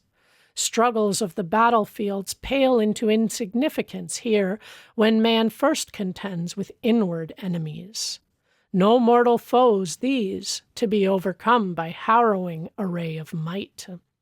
Omnipresent, unresting, pursuing man even in sleep, subtly equipped with a miasmic weapon, these soldiers of ignorant lusts seek to slay us all. Thoughtless is the man who buries his ideals, surrendering to the common fate. Can he seem other than impotent, wooden, ignominious? Respected sir, have you no sympathy for the bewildered masses? The sage was silent for a moment, then answered obliquely.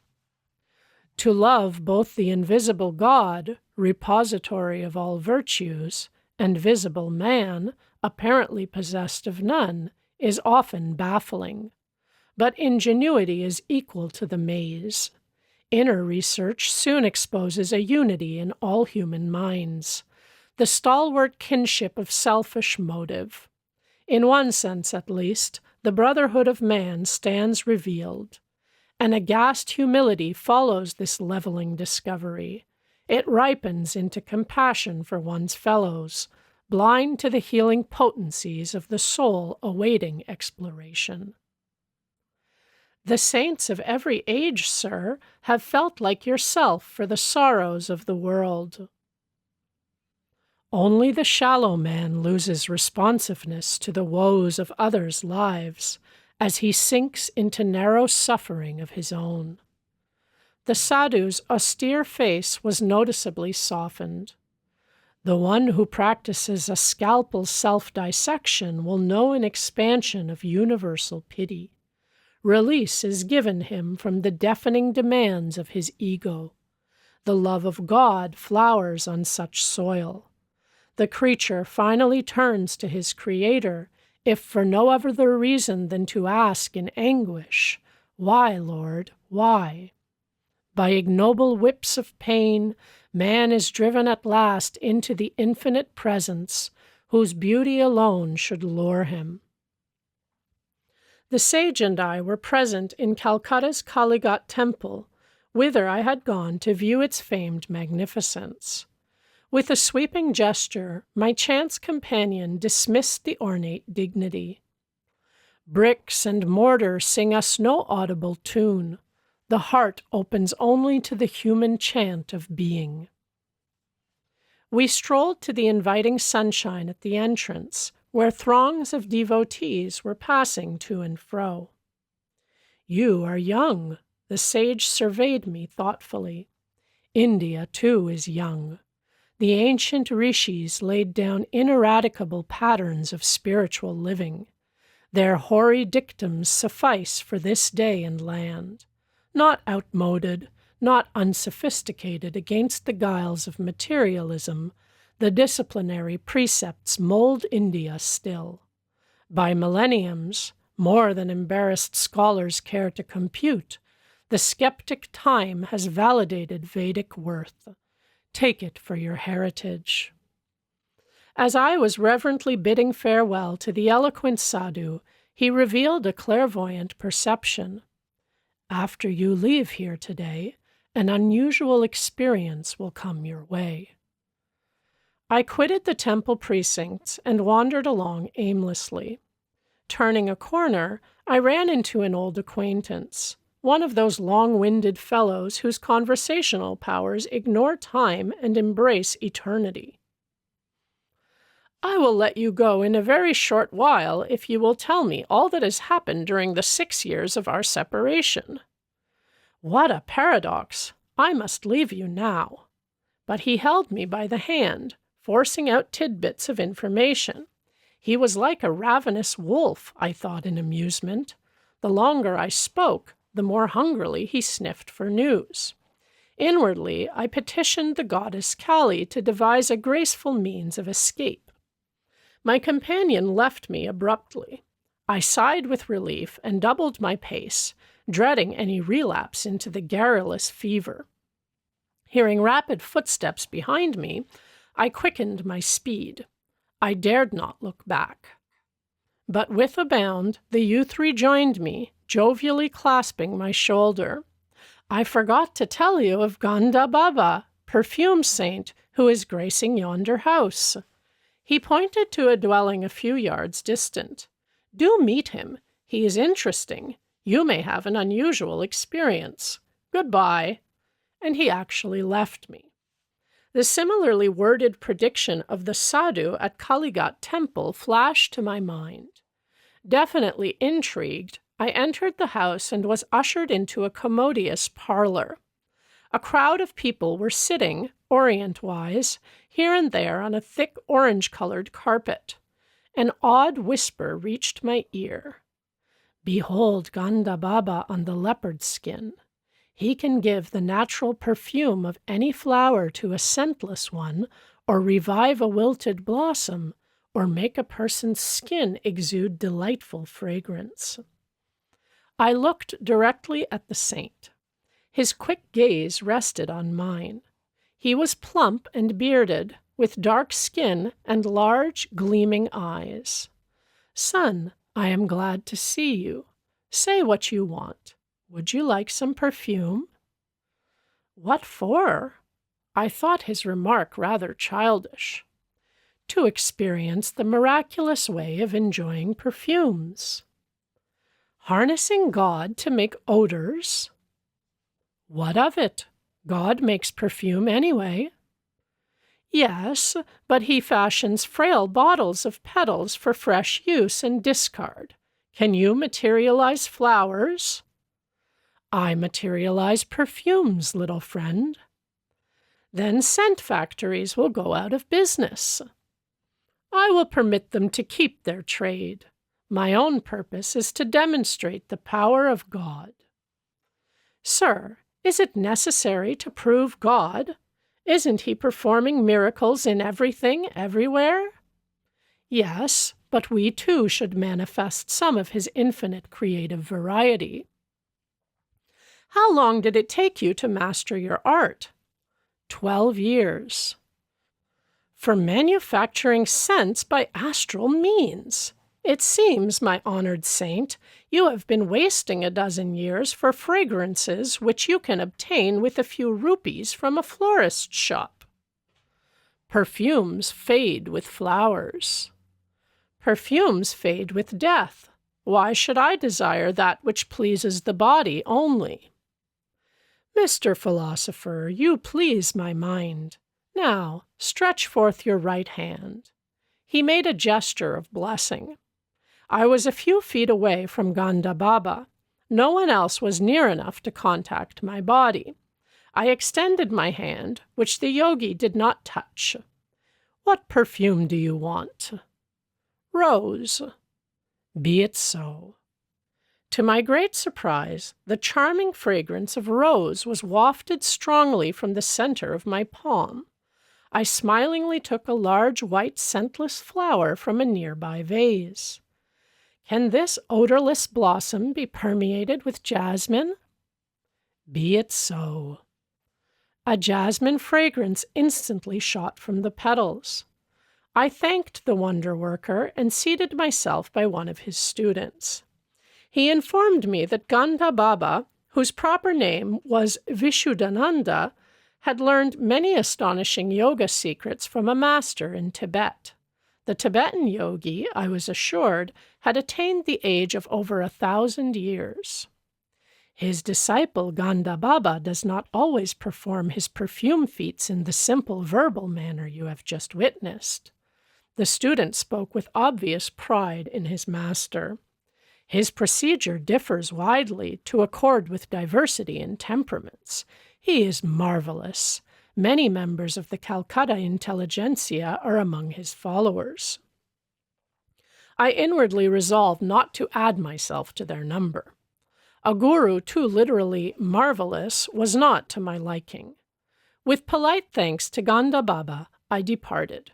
Sauntering home, I reflected on the 3 varied encounters the day had brought forth. My sister Uma met me as I entered our Gorpar Road door. You are getting quite stylish, using perfumes.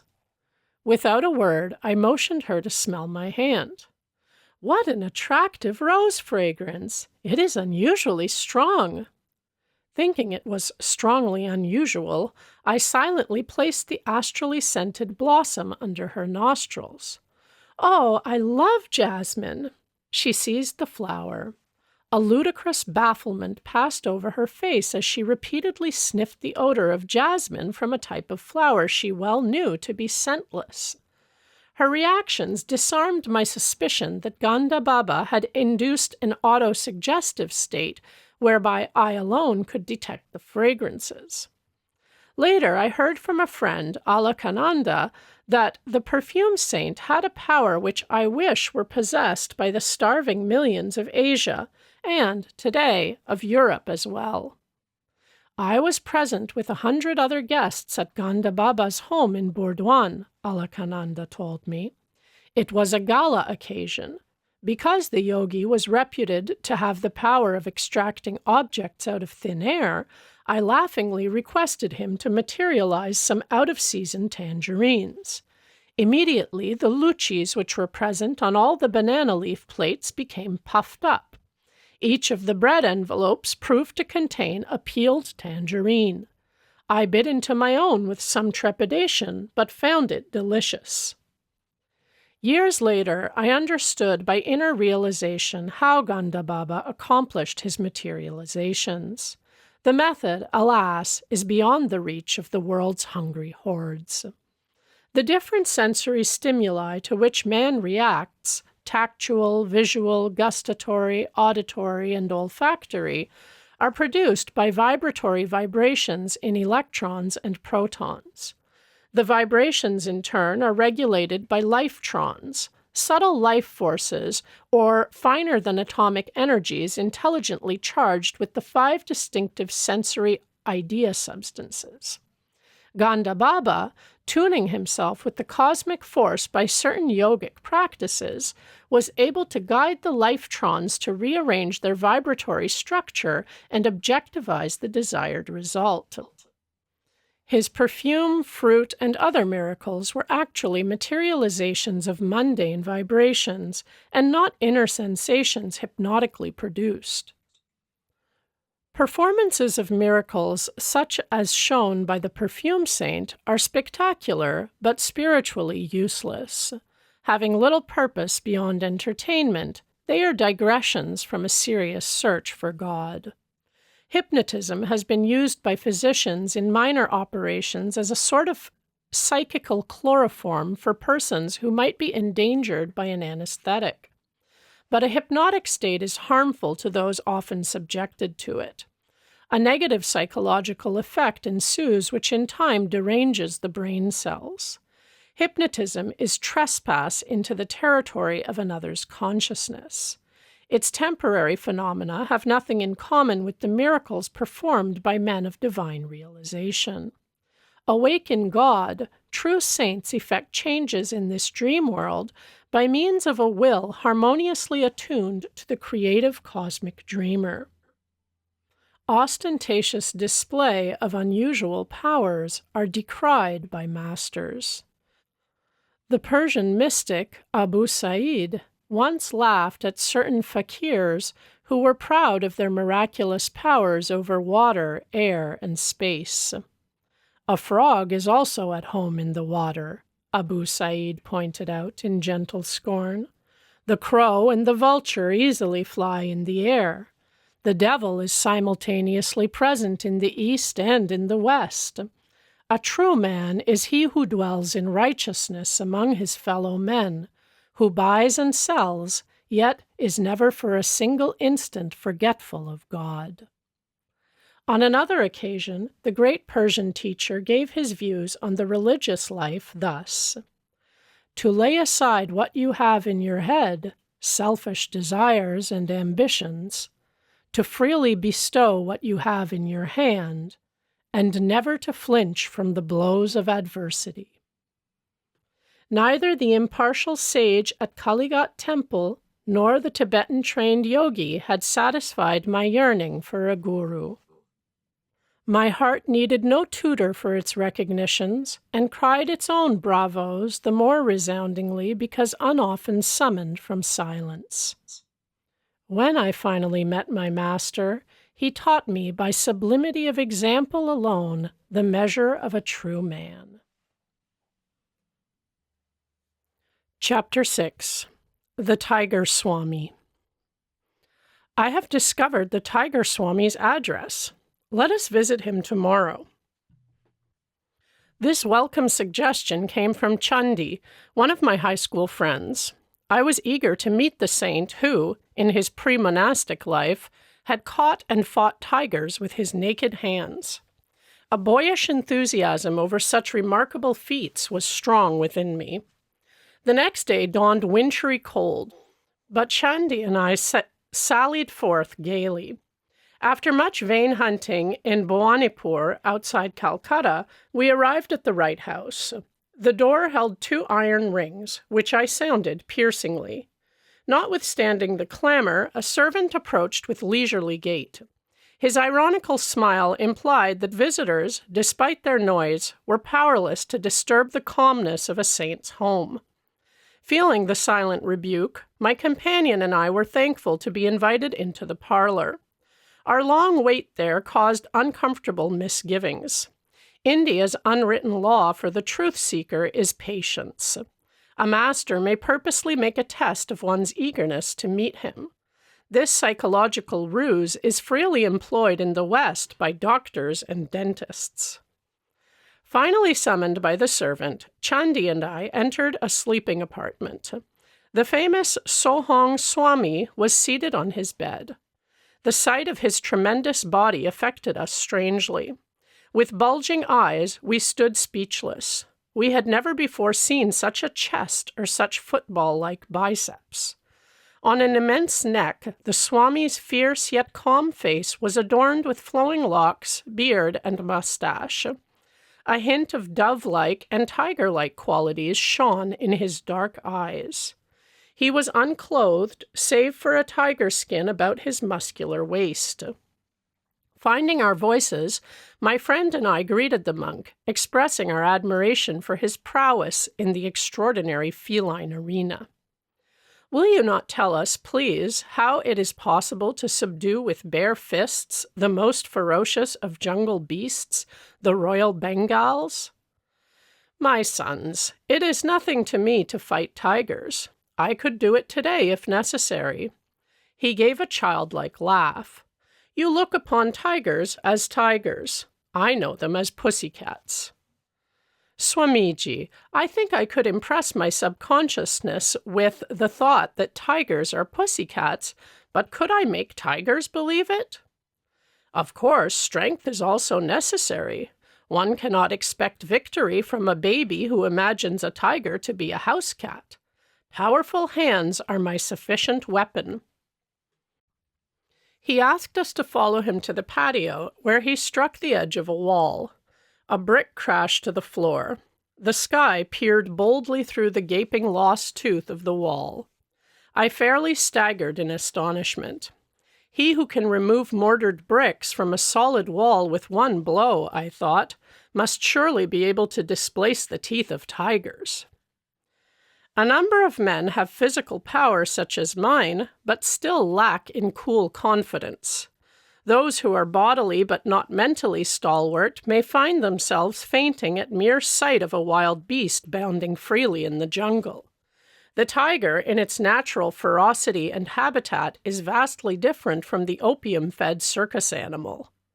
Many a man with Herculean strength has nonetheless been terrorized into abject helplessness before the onslaught of a royal Bengal.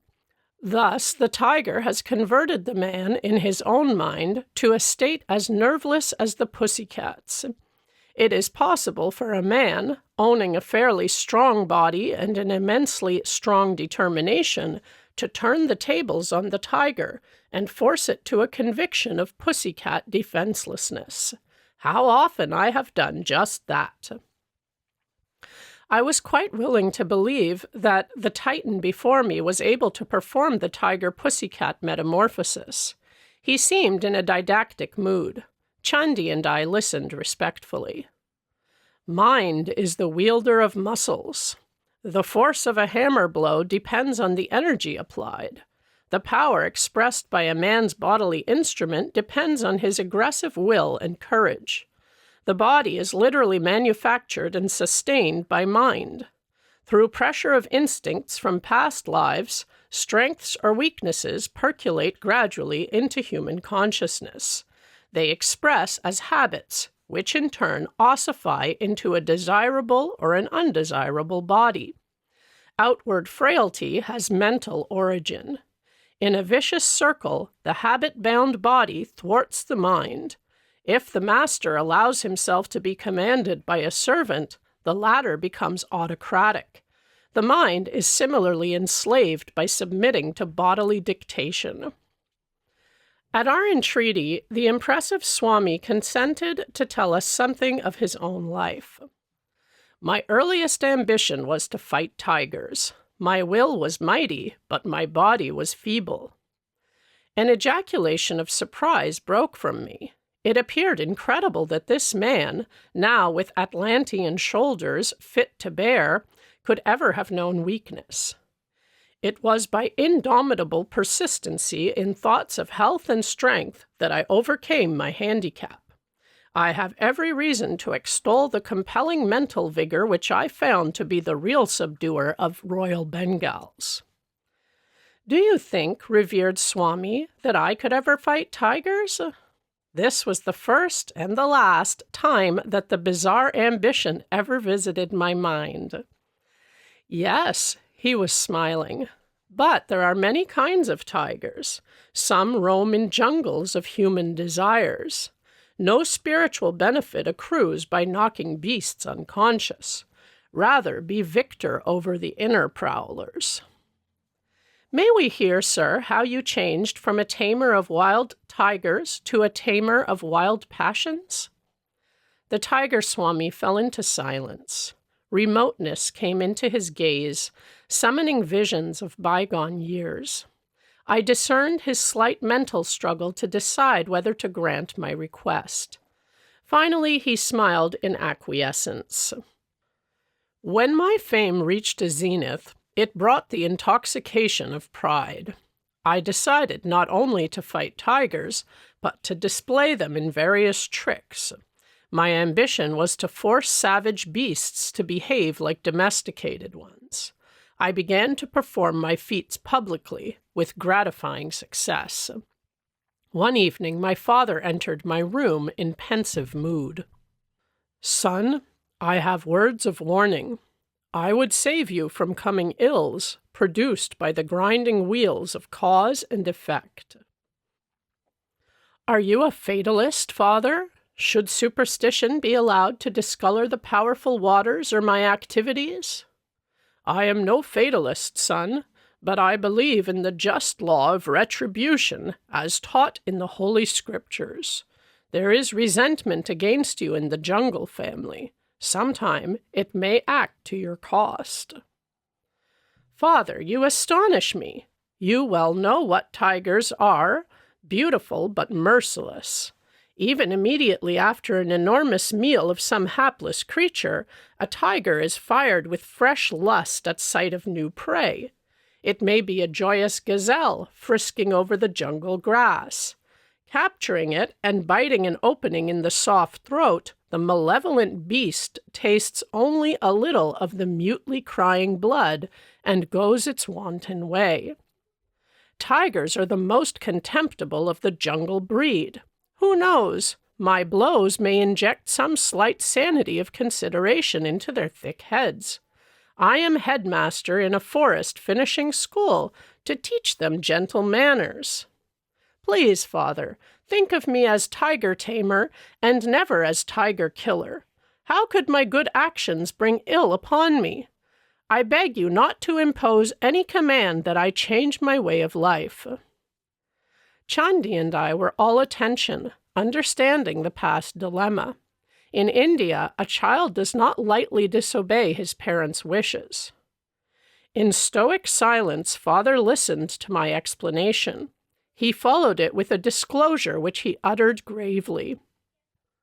"Son, you compel me to relate an ominous prediction from the lips of a saint. He approached me yesterday as I sat on the veranda in my daily meditation. 'Dear friend, I come with a message for your belligerent son. Let him cease his savage activities. Otherwise, his next tiger encounter shall result in his severe wounds, followed by 6 months of deathly sickness. He shall then forsake his former ways and become a monk.'" This tale did not impress me. I considered that father had been the credulous victim of a deluded fanatic. The Tiger Swami made this confession with an impatient gesture, as though at some stupidity. Grimly silent for a long time, he seemed oblivious of our presence. When he took up the dangling thread of his narrative, it was suddenly with subdued voice. "Not long after father's warning, I visited the capital city of Cooch Behar. The picturesque territory was new to me, and I expected a restful change. As usual everywhere, a curious crowd followed me on the streets. I would catch bits of whispered comment.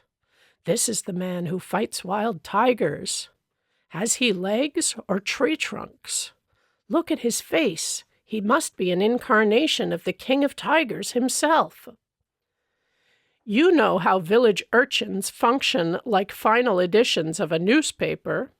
With what speed do the even later speech bulletins of the women circulate from house to house? Within a few hours, the whole city was in a state of excitement over my presence. I was relaxing quietly in the evening when I heard the hoofbeats of galloping horses. They stopped in front of my dwelling place. In came a number of tall, turbaned policemen. I was taken aback. All things are possible unto these creatures of human law, I thought. I wonder if they are going to take me to task about matters utterly unknown to me. But the officers bowed with unwonted courtesy. Honored sir, we are sent to welcome you on behalf of the Prince of Kuch Bahar. He is pleased to invite you to his palace tomorrow morning. I speculated a while on the prospect. For some obscure reason, I felt sharp regret at this interruption in my quiet trip. But the suppliant manner of the policeman moved me. I agreed to go. I was bewildered the next day to be obsequiously escorted from my door into a magnificent coach drawn by 4 horses. A servant held an ornate umbrella to protect me from the scorching sunlight. I enjoyed the pleasant ride through the city and its woodland outskirts. The royal scion himself was at the palace door to welcome me. He preferred his own gold-brocaded seat, smilingly placing himself in a chair of simpler design. All this politeness is certainly going to cost me something, I thought, in mounting astonishment. The prince's motive emerged after a few casual remarks. My city is filled with the rumor that you can fight wild tigers with nothing more than your naked hands. Is it a fact? It is quite true. I can scarcely believe it. You are a Calcutta Bengali, nurtured on the white rice of city folk. Be frank, please. Have you not been fighting only spineless, opium-fed animals? His voice was loud and sarcastic, tinged with provincial accent. I vouchsafed no reply to his insulting question. I challenge you to fight my newly caught tiger, Raja Begum. If you can successfully resist him, bind him with a chain, and leave his cage in a conscious state, you shall have this royal Bengal. Several thousand rupees and many other gifts shall also be bestowed. If you refuse to meet him in combat, I shall blazon your name throughout the state as an impostor. His insolent words struck me like a volley of bullets. I shot an angry acceptance. Half risen from the chair in his excitement, the prince sank back with a sadistic smile. I was reminded of the Roman emperors who delighted in setting Christians in bestial arenas. The match will be set for a week hence. I regret that I cannot give you permission to view the tiger in advance. Whether the prince feared I might seek to hypnotize the beast or secretly feed him opium, I know not. I left the palace, noting with amusement that the royal umbrella and panoplied coach were now missing. The following week, I methodically prepared my mind and body for the coming ordeal. Through my servant, I learned of fantastic tales. The saint's direful prediction to my father had somehow got abroad, enlarging as it ran.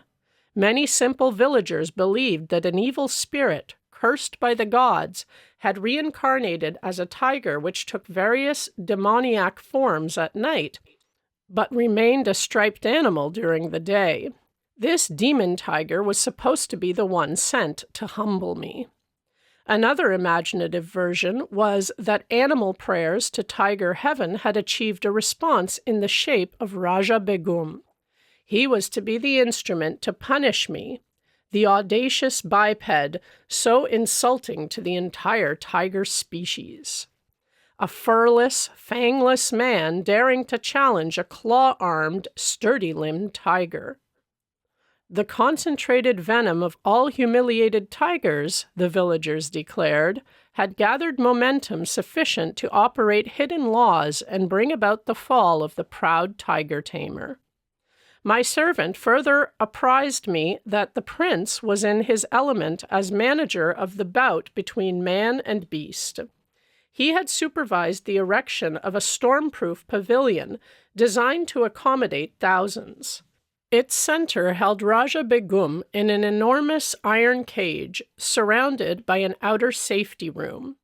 The captive emitted a ceaseless series of blood-curdling roars. He was fed sparingly to kindle a wrathful appetite. Perhaps the prince expected me to be the meal of reward. Crowds from the city and suburbs bought tickets eagerly in response to the beat of drums announcing the unique contest. The day of battle saw hundreds turned away for lack of seats. Many men broke through the tent openings or crowded any space below the galleries. As the Tiger Swami's story approached a climax, my excitement mounted with it. Chandi, also, was raptly mute. Amidst piercing sound explosions from Raja Begum and the hubbub of the somewhat terrified crowd, I quietly made my appearance. Scantily clad around the waist, I was otherwise unprotected by clothing. I opened the bolt on the door of the safety room and calmly locked it behind me. The tiger sensed blood. Leaping with a thunderous crash on his bars, he sent forth a fearsome welcome. The audience was hushed with pitiful fear. I seemed a meek lamb before the raging beast. In a trice I was within the cage, but as I slammed the door, Raja Begum was headlong upon me. My right hand was desperately torn. Human blood, the greatest treat a tiger can know, fell in appalling streams. The prophecy of the saint seemed about to be fulfilled. I rallied instantly from the shock of the first serious injury I had ever received.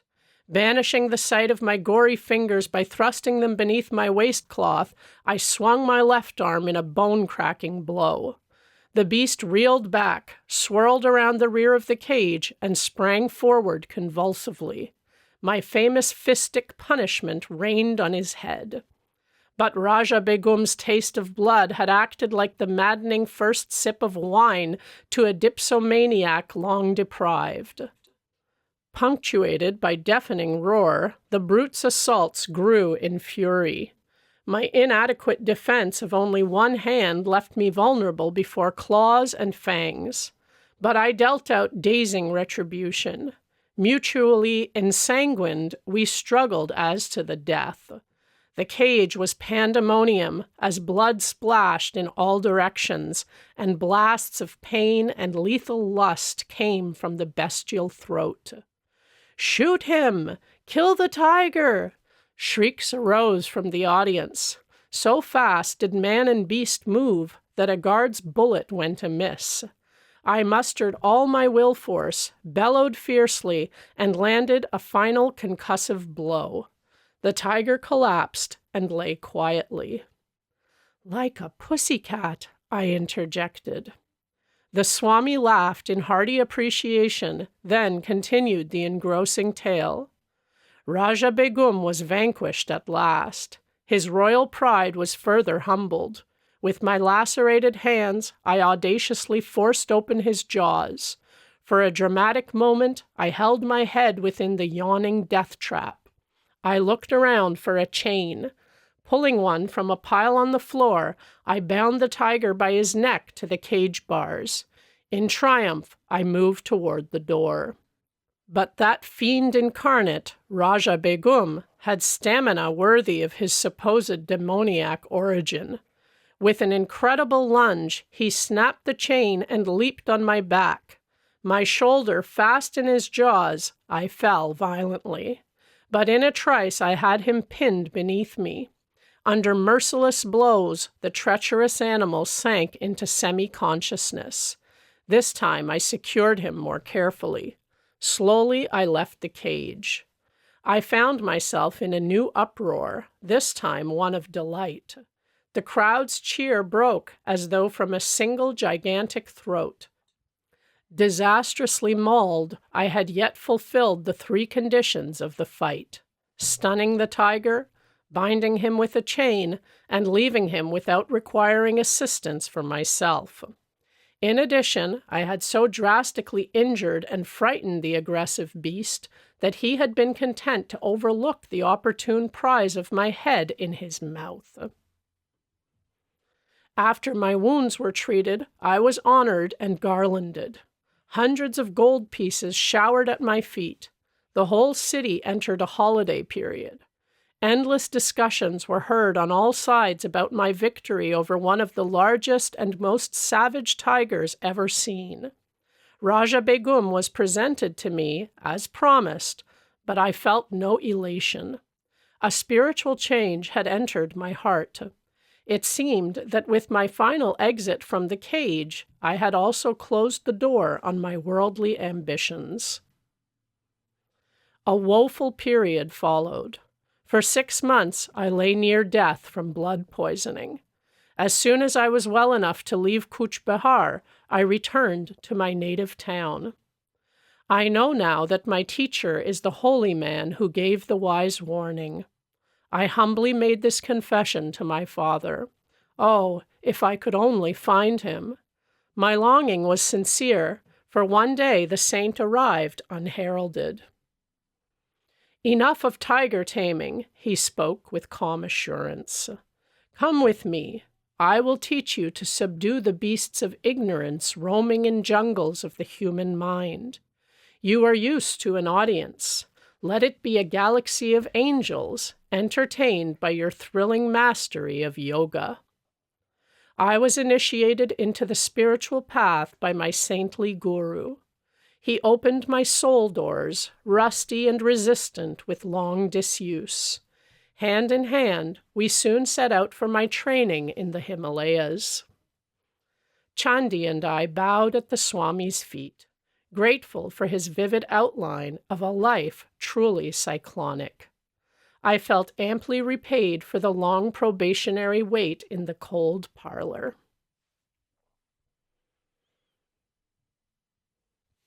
Chapter 7. The Levitating Saint. I saw a yogi remain in the air several feet above the ground last night at a group meeting. My friend, Upendra Mohan Chowdhury, spoke impressively. I gave him an enthusiastic smile. Perhaps I can guess his name. Was it Baduri Mahasaya of Upper Circular Road? Upendra nodded, a little crestfallen not to be a news-bearer. My inquisitiveness about saints was well known among my friends. They delighted in setting me on a fresh track. The yogi lives so close to my home that I often visit him. My words brought keen interest to Upendra's face, and I made a further confidence. I have seen him in remarkable feats. He has expertly mastered the various pranayamas of the ancient eightfold yoga outlined by Patanjali. Once, Baduri Mahasaya performed the Bastrika pranayama before me with such amazing force that it seemed an actual storm had arisen in the room. Then he extinguished the thundering breath and remained motionless in a high state of superconsciousness. The aura of peace after the storm was vivid beyond forgetting. I heard that the saint never leaves his home. Upendra's tone was a trifle incredulous. Indeed, it is true. He has lived indoors for the past 20 years. He slightly relaxes his self-imposed rule at the times of our holy festivals, when he goes as far as his front sidewalk. The beggars gather there because Saint Baduri is known for his tender heart. How does he remain in the air, defying the law of gravitation? A yogi's body loses its grossness after use of certain pranayamas. Then it will levitate or hop about like a leaping frog. Even saints who do not practice a formal yoga have been known to levitate during a state of intense devotion to God. I would like to know more of this sage. Do you attend his evening meetings?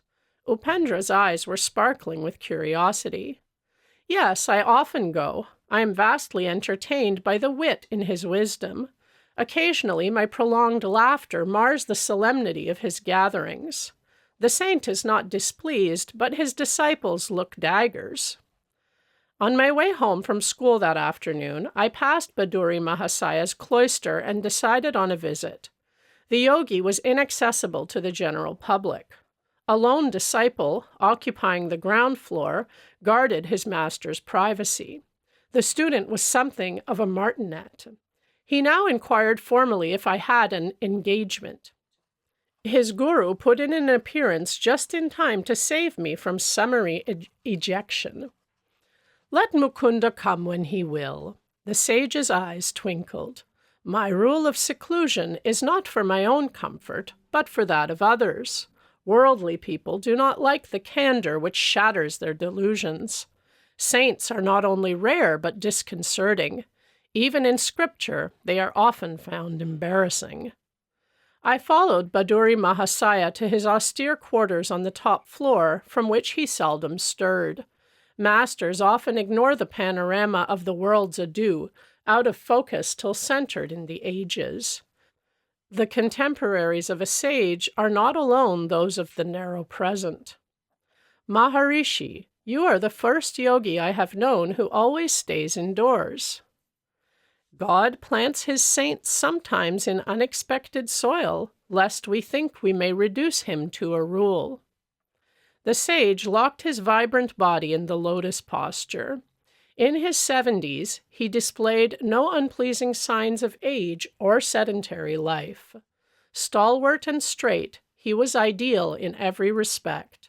His face was that of a rishi, as described in the ancient texts.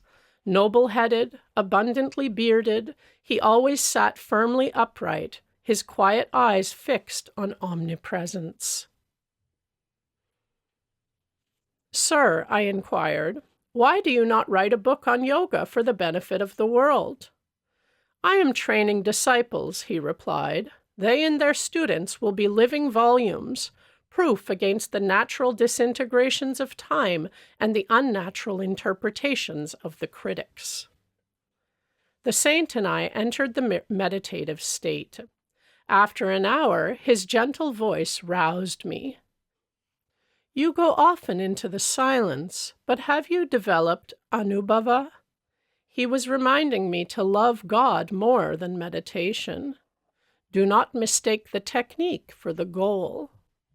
He offered me some mangoes.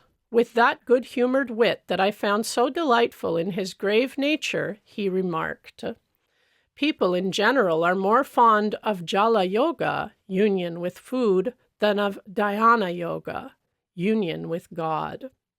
His yogic pun affected me uproariously. What a laugh you have! An affectionate gleam came into his gaze. His own face was always serious, yet touched with an ecstatic smile. His large lotus eyes held a hidden divine laughter. Those letters come from far-off America. The sage indicated several thick envelopes on a table. I correspond with a few societies there whose members are interested in yoga. They are discovering India anew, with a better sense of direction than Columbus. I am glad to help them. The knowledge of yoga is free to all who will receive, like the ungarnishable daylight. What rishis perceived as essential for human salvation need not be diluted for the West. Alike in soul, though diverse in outer experience, neither West nor East will flourish if some form of disciplinary yoga be not practiced. The saint held me with his tranquil eyes. I did not realize that his speech was a veiled prophetic guidance. It is only now, as I write these words, that I understand the full meaning in the casual intimations he often gave me that someday I would carry India's teachings to America. Maharishi, I wish you would write a book on yoga for the benefit of the world.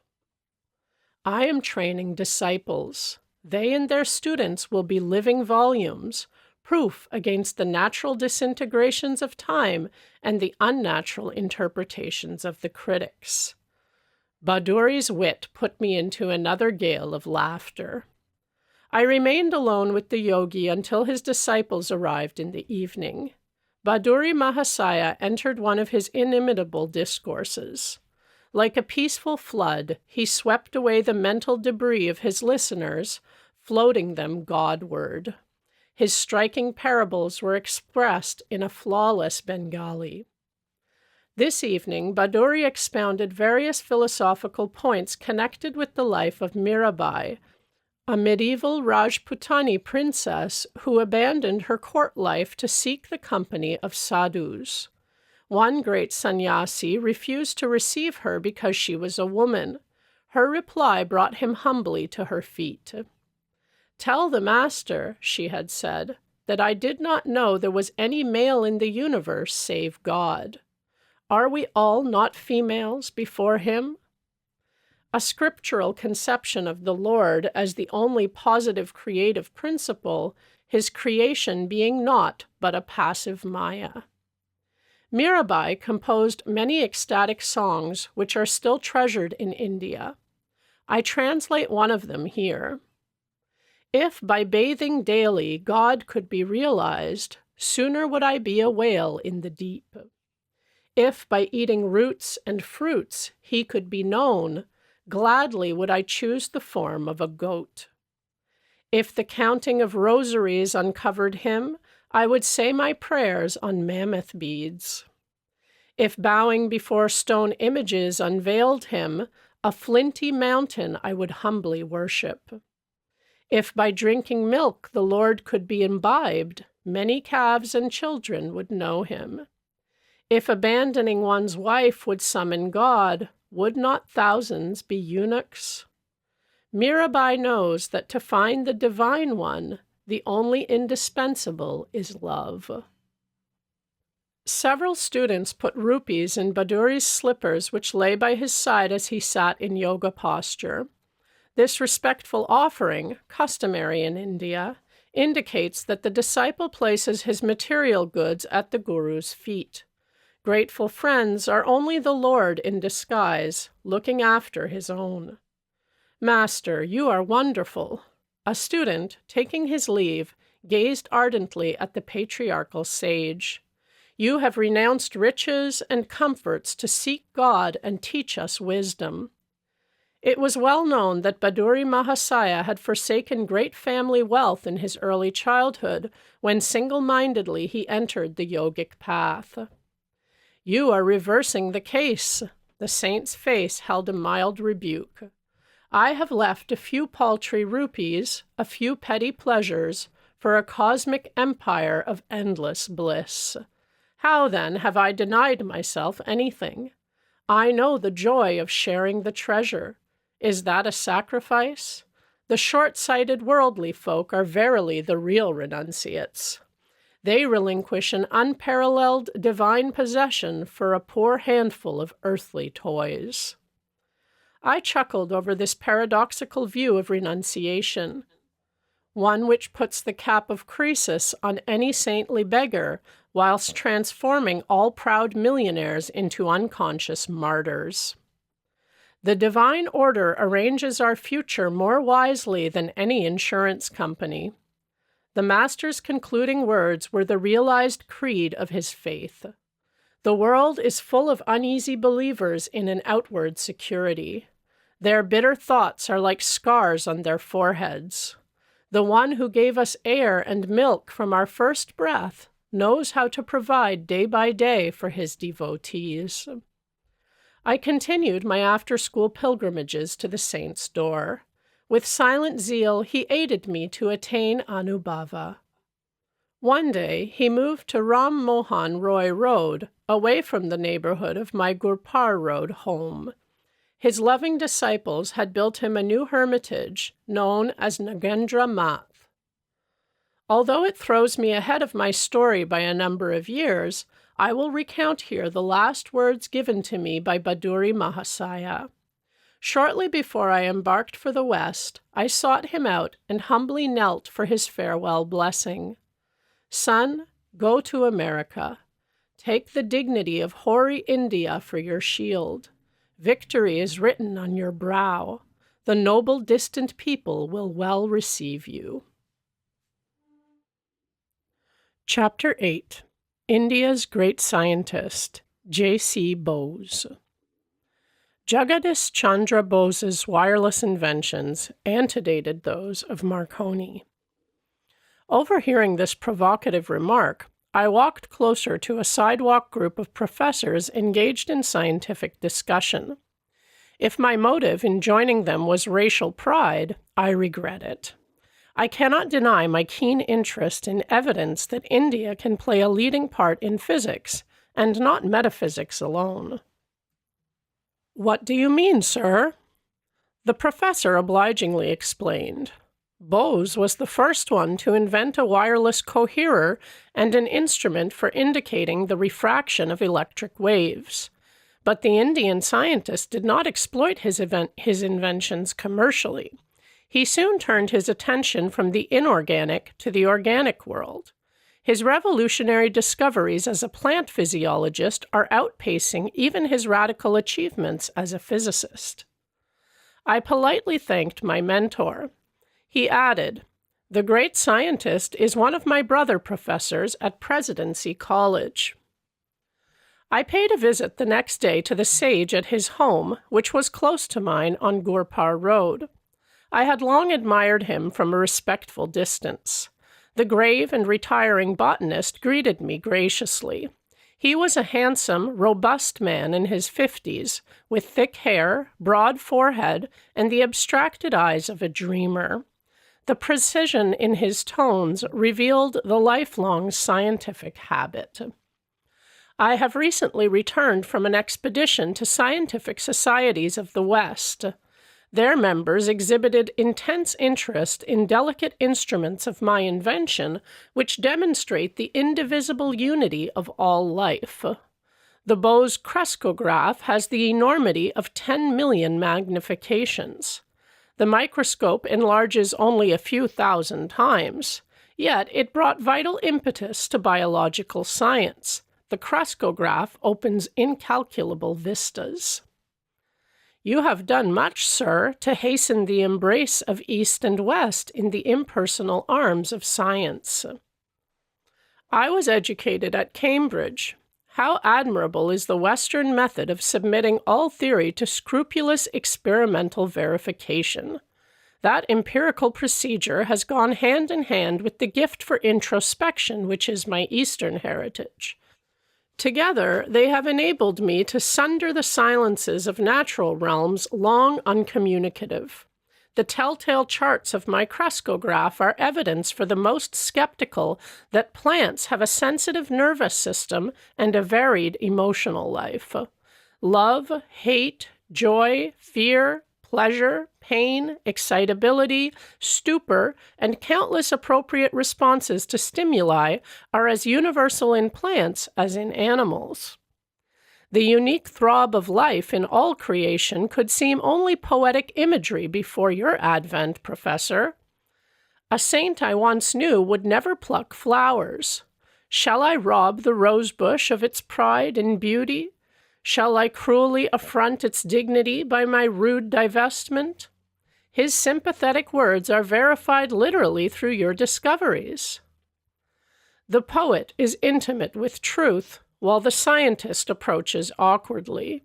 Come someday to my laboratory and see the unequivocal testimony of the crescograph.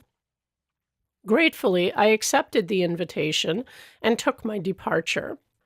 I heard later that the botanist had left Presidency College and was planning a research center in Calcutta. When the Bose Institute was opened, I attended the dedicatory services.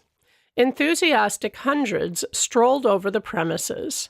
I was charmed with the artistry and spiritual symbolism of the new home of science. Its front gate, I noted, was a centuried relic from a distant shrine. Behind the lotus fountain, a sculptured female figure with a torch conveyed the Indian respect for woman as the immortal light-bearer.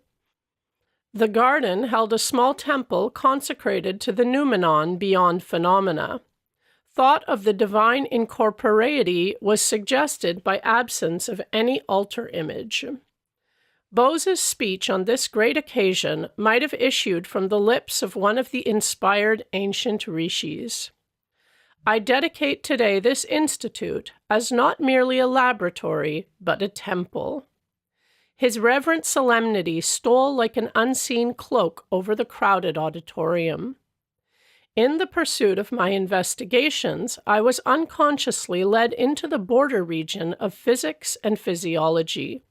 To my amazement, I found boundary lines vanishing and points of contact emerging between the realms of the living and the non-living. Inorganic matter was perceived as anything but inert. It was a thrill under the action of multitudinous forces. A universal reaction seemed to bring metal, plant, and animal under a common law. They all exhibited essentially the same phenomena of fatigue and depression, with possibilities of recovery and of exaltation, as well as the permanent irresponsiveness associated with death. Filled with awe at this stupendous generalization, it was with great hope that I announced my results before the Royal Society, results demonstrated by experiments. But the physiologists present advised me to confine myself to physical investigations, in which my success had been assured, rather than encroach on their preserves. I had unwittingly strayed into the domain of an unfamiliar caste system and so offended its etiquette. An unconscious theological bias was also present, which confounds ignorance with faith. It is often forgotten that he who surrounded us with this ever-evolving mystery of creation has also implanted in us the desire to question and understand. Through many years of miscomprehension, I came to know that the life of a devotee of science is inevitably filled with unending struggle. It is for him to cast his life as an ardent offering, regarding gain and loss, success and failure, as one. In time, the leading scientific societies of the world accepted my theories and results and recognized the importance of the Indian contribution to science. Can anything small or circumscribed ever satisfy the mind of India? By a continuous living tradition and a vital power of rejuvenescence, this land has readjusted itself through unnumbered transformations. Indians have always arisen who, discarding the immediate and absorbing prize of the hour, have sought for the realization of the highest ideals in life, not through passive renunciation, but through active struggle. The weakling who has refused the conflict, acquiring nothing, has had nothing to renounce. He alone who has striven and won can enrich the world by bestowing the fruits of his victorious experience. The work already carried out in the Bose laboratory on the response of matter and the unexpected revelations in plant life have opened out very extended regions of inquiry in physics, in physiology, in medicine, in agriculture, and even in psychology. Problems hitherto regarded as insoluble have now been brought within the sphere of experimental investigation. But high success is not to be obtained without rigid exactitude. Hence, the long battery of supersensitive instruments and apparatus of my design, which stand before you today in their cases in the entrance hall. They tell you of the protracted efforts to get behind the deceptive seeming into the reality that remains unseen, of the continuous toil and persistence and resourcefulness called forth to overcome human limitations. All creative scientists know that the true laboratory is the mind, where behind illusions they uncover the laws of truth. The lectures given here will not be mere repetitions of second-hand knowledge. They will announce new discoveries demonstrated for the first time in these halls. Through regular publication of the work of the Institute, these Indian contributions will reach the whole world. They will become public property. No patents will ever be taken. The spirit of our national culture demands that we should forever be free from the desecration of utilizing knowledge only for personal gain. It is my further wish that the facilities of this institute be available, so far as possible, to workers from all countries. In this, I am attempting to carry on the traditions of my country. So far back as 25 centuries, India welcomed to its ancient universities at Nalanda and Taxila scholars from all parts of the world. Although science is neither of the East nor of the West, but rather international in its universality, yet India is specially fitted to make great contributions. The burning Indian imagination, which can extort new order out of a mass of apparently contradictory facts, is held in check by the habit of concentration. This restraint confers the power to hold the mind to the pursuit of truth with an infinite patience. Tears stood in my eyes at the scientist's concluding words. Is patience not indeed a synonym of India, confounding time and the historians alike? I visited the research center again soon after the day of opening. The great botanist, mindful of his promise, took me to his quiet laboratory. I will attach the cruscograph to this fern. The magnification is tremendous. If a snail's crawl were enlarged in the same proportion, the creature would appear to be traveling like an express train. My gaze was fixed eagerly on the screen which reflected the magnified fern shadow. Minute life movements were now clearly perceptible. The plant was growing very slowly before my fascinated eyes. The scientist touched the tip of the fern with a small metal bar. The developing pantomime came to an abrupt halt, resuming the eloquent rhythms as soon as the rod was withdrawn. You saw how any slight outside interference is detrimental to the sensitive tissues, Bose remarked. Watch, I will now administer chloroform and then give an antidote. The effect of the chloroform discontinued all growth. The antidote was revivifying. The evolutionary gestures on the screen held me more raptly than a movie plot. My companion, here in the role of villain, thrust a sharp instrument through a part of the fern. Pain was indicated by spasmodic flutters. When he passed a razor partially through the stem, the shadow was violently agitated, then stilled itself with the final punctuation of death. By first chloroforming a huge tree, I achieved a successful transplantation. Usually, such monarchs of the forest die very quickly after being moved. Jagadis smiled happily as he recounted the life-saving maneuver. Graphs of my delicate apparatus have proved that trees possess a circulatory system. Their sap movements correspond to the blood pressure of animal bodies. The ascent of sap is not explicable on the mechanical grounds ordinarily advanced, such as capillary attraction. The phenomenon has been solved through the cruscograph as the activity of living cells. Peristaltic waves issue from a cylindrical tube which extends down a tree and serves as an actual heart. The more deeply we perceive, the more striking becomes the evidence that a uniform plan links every form in manifold nature. The great scientist pointed to another Bose instrument. I will show you experiments on a piece of tin. The life force in metals responds adversely or beneficially to stimuli. Ink markings will register the various reactions. Deeply engrossed, I watched the graph which recorded the characteristic waves of atomic structure. When the professor applied chloroform to the tin, the vibratory writings stopped. They recommenced as the metal slowly regained its normal state. My companion dispensed a poisonous chemical. Simultaneous with the quivering end of the tin, the needle dramatically wrote on the chart a death notice. Bose instruments have demonstrated that metals, such as the steel used in scissors and machinery, are subject to fatigue and regain efficiency by periodic rest. The life pulse in metals is seriously harmed or even extinguished through the application of electric currents or heavy pressure.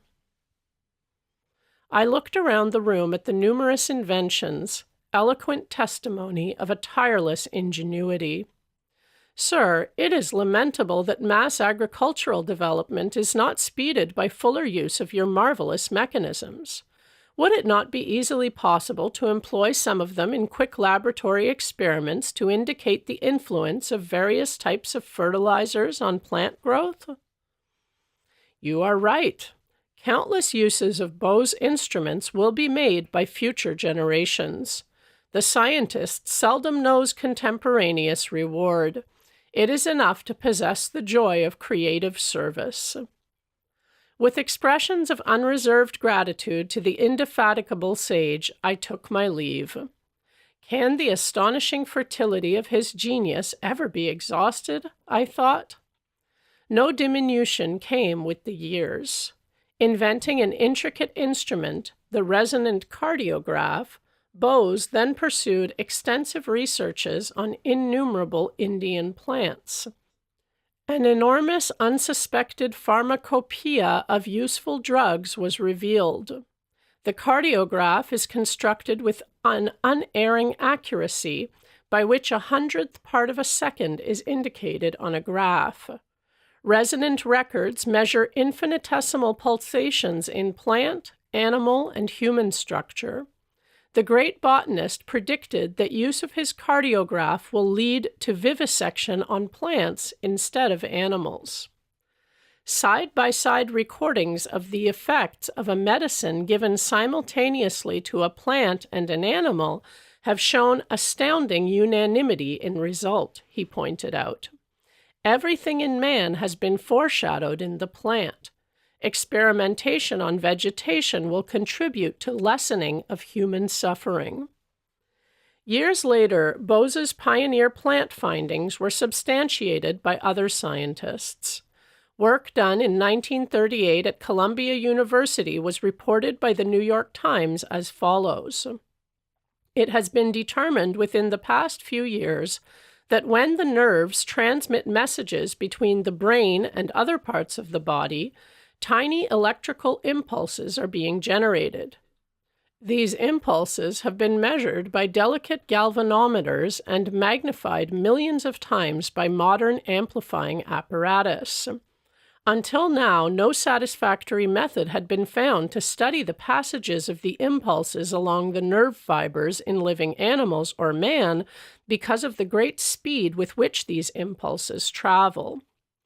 Doctors K.S. Cole and H.J. Curtis reported having discovered that the long single cells of the freshwater plant Nitella, used frequently in goldfish bowls, are virtually identical with those of single nerve fibers. Furthermore, they found that Nitella fibers, on being excited, propagate electrical waves that are similar in every way, except velocity, to those of the nerve fibers in animals and man. The electrical nerve impulses in the plant were found to be much slower than those in animals. This discovery was therefore seized upon by the Columbia workers as a means for taking slow-motion pictures of the passage of the electrical impulses in nerves. The Nitella plant may thus become a sort of Rosetta Stone for deciphering the closely guarded secrets close to the very borderland of mind and matter.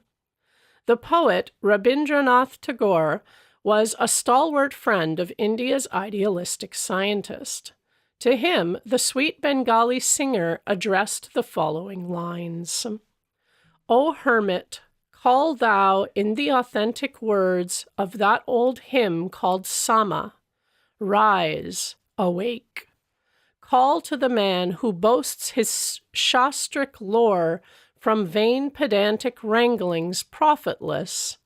Call to that foolish braggart to come forth, out on the face of nature, this broad earth, Send forth this call unto thy scholarly band. Together round thy sacrifice of fire let them all gather. So may our India, our ancient land, unto herself return, O once again return to steadfast work, to duty and devotion, to her trance of earnest meditation. Let her sit once more unruffled, greedless, strifeless, pure, O once again upon her lofty seat and platform, teacher of all lands. Chapter 9. The Blissful Devotee and His Cosmic Romance. Little sir, please be seated. I am talking to my Divine Mother. Silently I had entered the room in great awe. The angelic appearance of Master Mahasaya fairly dazzled me. With silky white beard and large lustrous eyes, he seemed an incarnation of purity. His upraised chin and folded hands apprised me that my first visit had disturbed him in the midst of his devotions. His simple words of greeting produced the most violent effect my nature had so far experienced. The bitter separation of my mother's death I had thought the measure of all anguish. Now, an agony at separation from my Divine Mother was an indescribable torture of the spirit. I fell moaning to the floor. Little sir, quiet yourself. The saint was sympathetically distressed. Abandoned in some oceanic desolation, I clutched his feet as the sole raft of my rescue. Holy sir, thy intercession. Ask Divine Mother if I find any favor in her sight. This promise is one not easily bestowed. The master was constrained to silence. Beyond reach of doubt, I was convinced that Master Mahasaya was in intimate converse with the Universal Mother. It was deep humiliation to realize that my eyes were blind to her who even at this moment was perceptible to the faultless gaze of the saint. Shamelessly gripping his feet, deaf to his gentle remonstrances, I besought him again and again for his intervening grace. I will make your plea to the beloved. The master's capitulation came with a slow, compassionate smile. What power in those few words that my being should know release from its stormy exile. Sir, remember your pledge. I shall return soon for her message. Joyful anticipation rang in my voice that only a moment ago had been sobbing in sorrow. Descending the long stairway, I was overwhelmed by memories. This house at 50 Amherst Street, now the residence of Master Mahasaya, had once been my family home, scene of my mother's death. Here my human heart had broken for the vanished mother, and here today my spirit had been as though crucified by absence of the Divine Mother. Hallowed walls, silent witness of my grievous hurts and final healing. My steps were eager as I returned to my Gurpar Road home. Seeking the seclusion of my small attic, I remained in meditation until 10 o'clock. The darkness of the warm Indian night was suddenly lit with a wondrous vision. Haloed in splendor, the Divine Mother stood before me. Her face, tenderly smiling, was beauty itself.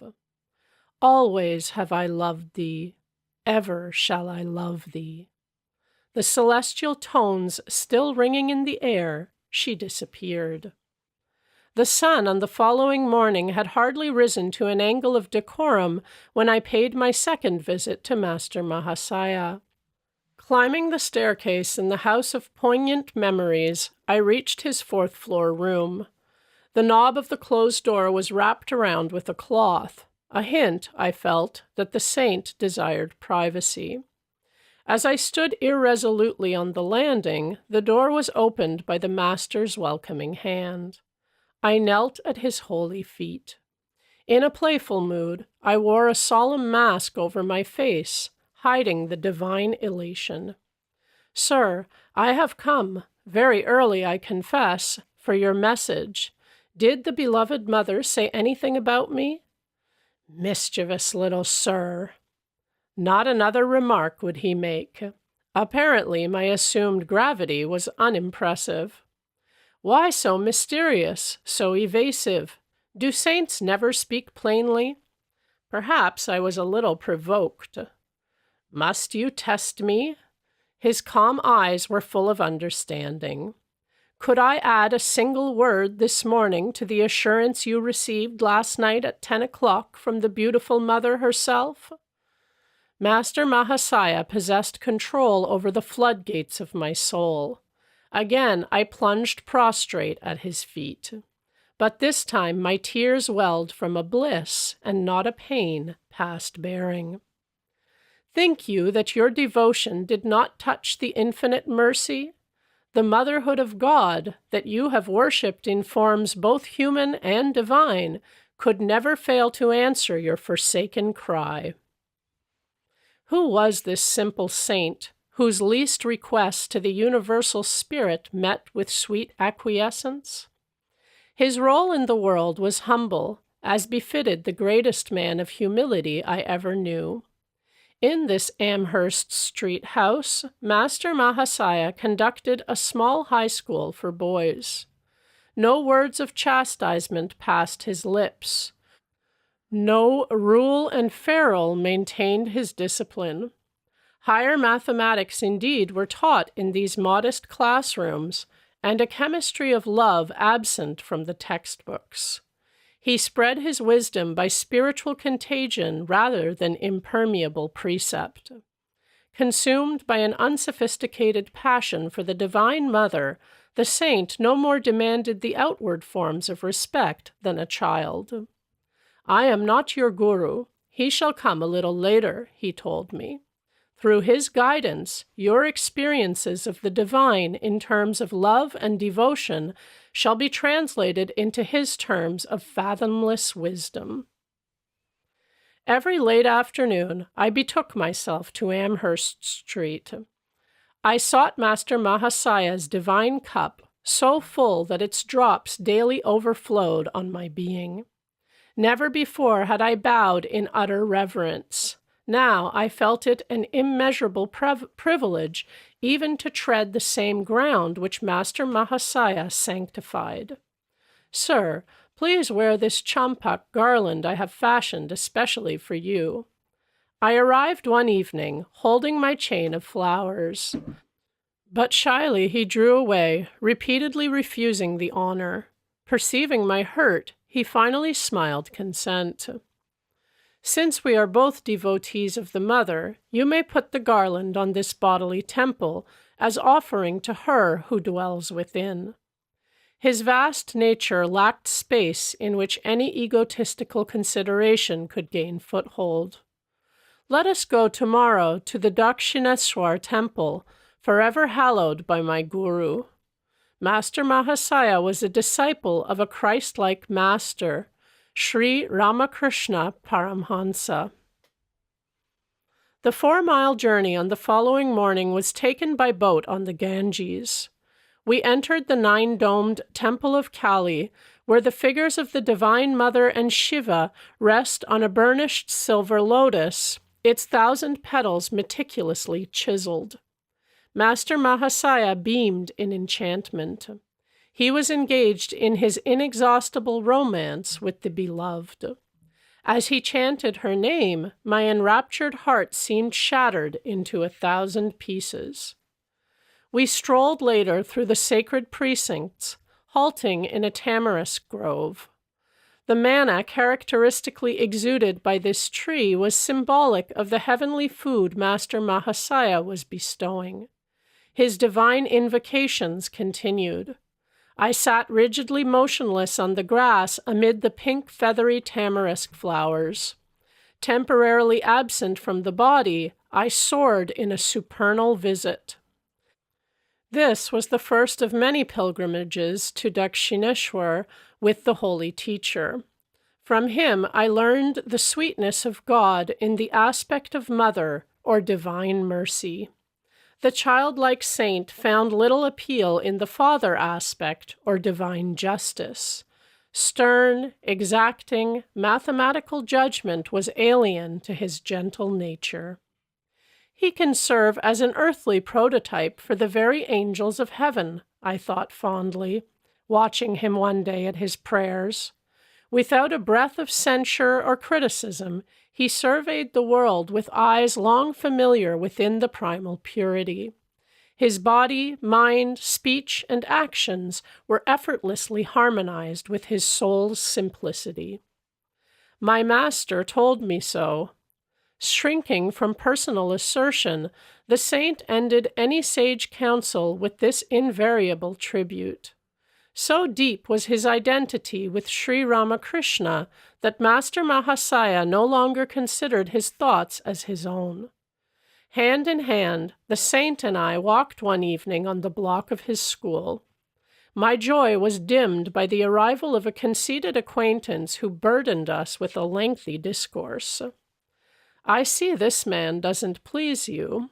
The saint's whisper to me was unheard by the egotist, spellbound by his own monologue. "I have spoken to Divine Mother about it. She realizes our sad predicament. As soon as we get to yonder red house, she has promised to remind him of more urgent business." My eyes were glued to the sight of salvation. Reaching its red gate, the man unaccountably turned and departed, neither finishing his sentence nor saying goodbye. The assaulted air was comforted with peace. Another day found me walking alone near the Howrah railway station. I stood for a moment by a temple, silently criticizing a small group of men with drum and cymbals who were violently reciting a chant. How undevotionally they used the Lord's divine name in mechanical repetition, I reflected. My gaze was astonished by the rapid approach of Master Mahasaya. "Sir, how come you here?" The saint, ignoring my question, answered my thought. "Isn't it true, little sir, that the beloved's name sounds sweet from all lips, ignorant or wise?" He passed his arm around me affectionately. I found myself carried on his magic carpet to the merciful presence. "Would you like to see some bioscopes?" This question one afternoon from Master Mahasaya was mystifying. The term was then used in India to signify motion pictures. I agreed, glad to be in his company in any circumstances. A brisk walk brought us to the garden fronting Calcutta University. My companion indicated a bench near the Goldigi, or pond. "Let us sit here for a few minutes." My master always asked me to meditate whenever I saw an expanse of water. Here its placidity reminds us of the vast calmness of God. As all things can be reflected in water, so the whole universe is mirrored in the lake of the cosmic mind. So my Gurudeva often said. Soon we entered a university hall where a lecture was in progress. It proved abysmally dull, though varied occasionally by lantern slide illustrations, equally uninteresting. So this is the kind of bioscope the master wanted me to see.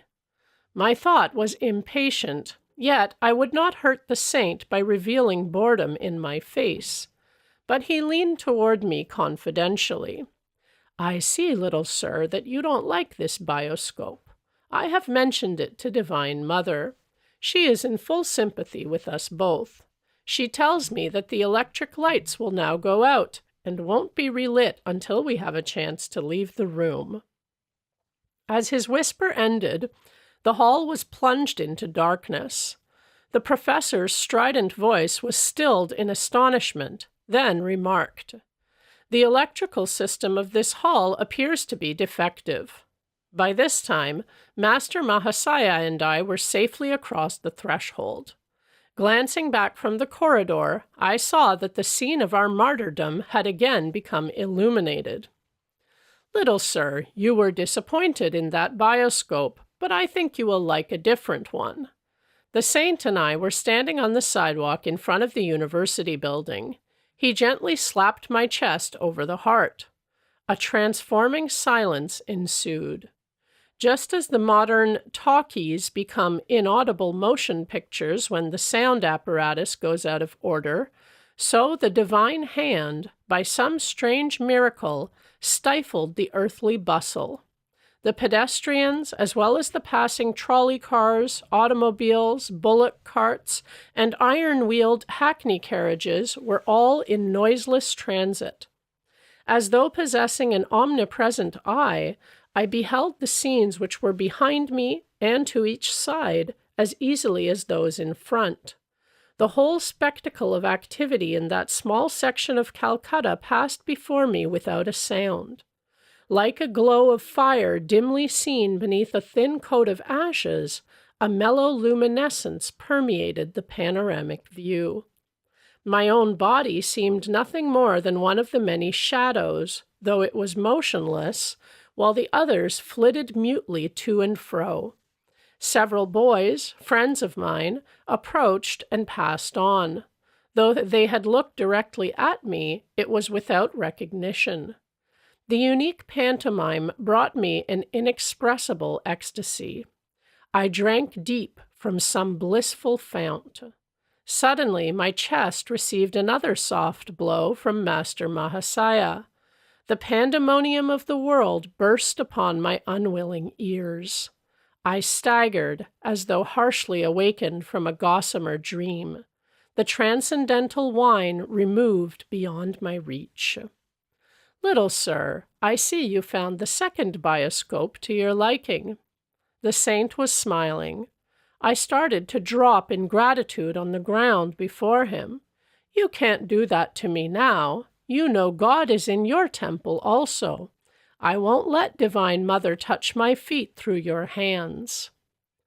If anyone observed the unpretentious master and myself as we walked away from the crowded pavement, the onlooker surely suspected us of intoxication.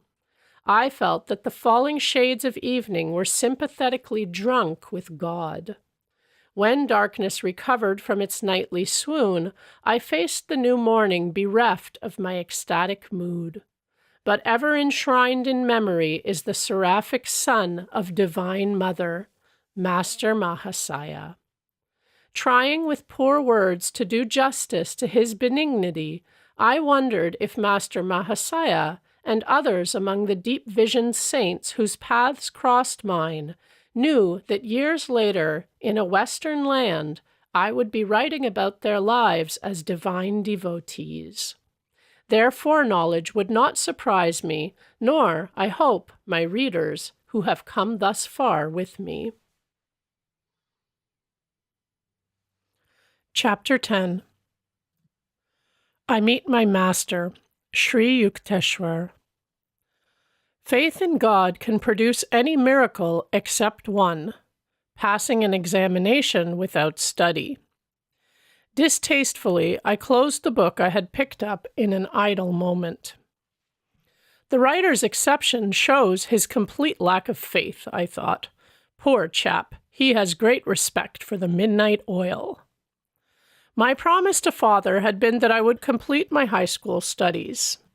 I cannot pretend to diligence. The passing months found me less frequently in the classroom than in secluded spots along the Calcutta bathing ghats. The adjoining crematory grounds, especially gruesome at night, are considered highly attractive by the yogi. He who would find the deathless essence must not be dismayed by a few unadorned skulls. Human inadequacy becomes clear in the gloomy abode of miscellaneous bones. My midnight vigils were thus of a different nature from the scholars. The week of final examinations at the Hindu high school was fast approaching.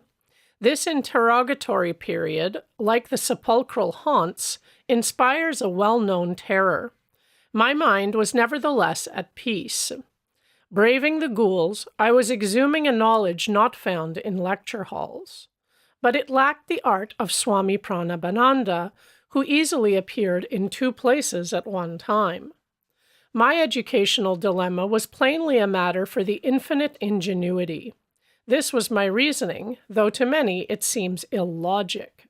The devotee's irrationality springs from 1,000 inexplicable demonstrations of God's instancy in trouble. "Hello, Mukunda. I catch hardly a glimpse of you these days." A classmate accosted me one afternoon on Gurpar Road. "Hello, Nantu. My invisibility at school has actually placed me there in a decidedly awkward position." I unburdened myself under his friendly gaze. Nantu, who was a brilliant student, laughed heartily. My predicament was not without a comic aspect. "You are utterly unprepared for the finals. I suppose it is up to me to help you." The simple words conveyed divine promise to my ears. With alacrity, I visited my friend's home. He kindly outlined the solutions to various problems he considered likely to be set by the instructors. "These questions are the bait which will catch many trusting boys in the examination trap. Remember my answers, and you will escape without injury." The night was far gone when I departed. Bursting with unseasoned erudition, I devoutly prayed it would remain for the next few critical days. Nantu had coached me in my various subjects, but, under press of time, had forgotten my course in Sanskrit. Fervently, I reminded God of the oversight. I set out on a short walk the next morning, assimilating my new knowledge to the rhythm of swinging footsteps. As I took a shortcut through the weeds of a corner lot, my eye fell on a few loose printed sheets. A triumphant pounce proved them to be Sanskrit verse. I sought out a pundit for aid in my stumbling interpretation. His rich voice filled the air with the edgeless, honeyed beauty of the ancient tongue. "These exceptional stanzas cannot possibly be of aid in your Sanskrit test." The scholar dismissed them skeptically. But familiarity with that particular poem enabled me on the following day to pass the Sanskrit examination. Through the discerning help Nantu had given, I also attained the minimum grade for success in all my other subjects. Father was pleased that I had kept my word and concluded my secondary school course. My gratitude sped to the Lord, whose sole guidance I perceived in my visit to Nantu and my walk by the unhabitual route of the debris-filled lot. Playfully, he had given a dual expression to his timely design for my rescue. I came across the discarded book whose author had denied God precedence in the examination halls. I could not restrain a chuckle at my own silent comment. It would only add to this fellow's confusion if I were to tell him that divine meditation among the cadavers is a shortcut to a high school diploma. In my new dignity, I was now openly planning to leave home. Together with a young friend, Jitendra Mazumdar, I decided to join a Mahamandal Hermitage in Benares and receive its spiritual discipline. A desolation fell over me one morning at thought of separation from my family. Since Mother's death, my affection had grown especially tender for my two younger brothers, Sananda and Bishnu. I rushed to my retreat, the little attic which had witnessed so many scenes in my turbulent sadhana. After a 2-hour flood of tears, I felt singularly transformed, as by some alchemical cleanser. All attachment disappeared. My resolution to seek God as the friend of friends set like granite within me. I quickly completed my travel preparations. I make one last plea. Father was distressed as I stood before him for final blessing. Do not forsake me and your grieving brothers and sisters. Revered Father, how can I tell my love for you? But even greater is my love for the Heavenly Father, who has given me the gift of a perfect Father on earth. Let me go, that I may someday return with a more divine understanding. With reluctant parental consent, I set out to join Jitendra, already at Benares at the Hermitage. On my arrival, the young head Swami Dayananda greeted me cordially. Tall and thin, of thoughtful mien, he impressed me favorably. His fair face had a Buddha-like composure. I was pleased that my new home possessed an attic, where I managed to spend the dawn and morning hours. The ashram members, knowing little of meditation practices, thought I should employ my whole time in organizational duties. They gave me praise for my afternoon work in their office. "Don't try to catch God so soon." This ridicule from a fellow resident accompanied one of my early departures toward the attic. I went to Dayananda, busy in his small sanctum overlooking the Ganges. "Swamiji, I don't understand what is required of me here. I am seeking direct perception of God. Without him, I cannot be satisfied with affiliation or creed or performance of good works." The orange-robed ecclesiastic gave me an affectionate pat. Staging a mock rebuke, he admonished a few nearby disciples. "Don't bother Mukunda. He will learn our ways." I politely concealed my doubt. The students left the room, not overly bent with their chastisement. Dayananda had further words for me. "Mukunda, I see your father is regularly sending you money. Please return it to him. You require none here. A second injunction for your discipline concerns food. Even when you feel hunger, don't mention it." Whether famishment gleamed in my eye, I knew not. That I was hungry, I knew only too well. The invariable hour for the first Hermitage meal was 12 noon. I had been accustomed in my own home to a large breakfast at 9 o'clock. The 3-hour gap became daily more interminable. Gone were the Calcutta years when I could rebuke the cook for a 10-minute delay. Now I tried to control my appetite. One day I undertook a 24-hour fast. With double zest, I awaited the following midday. "Dayanandaji's train is late. We are not going to eat until he arrives." Jitendra brought me this devastating news. As gesture of welcome to the Swami, who had been absent for 2 weeks, many delicacies were in readiness. An appetizing aroma filled the air. Nothing else offering, what could be swallowed except pride over yesterday's achievement of a fast? Lord, hasten the train. The heavenly provider, I thought, was hardly included in the interdiction with which Dayananda had silenced me. Divine attention was elsewhere, however. The plodding clock covered the hours.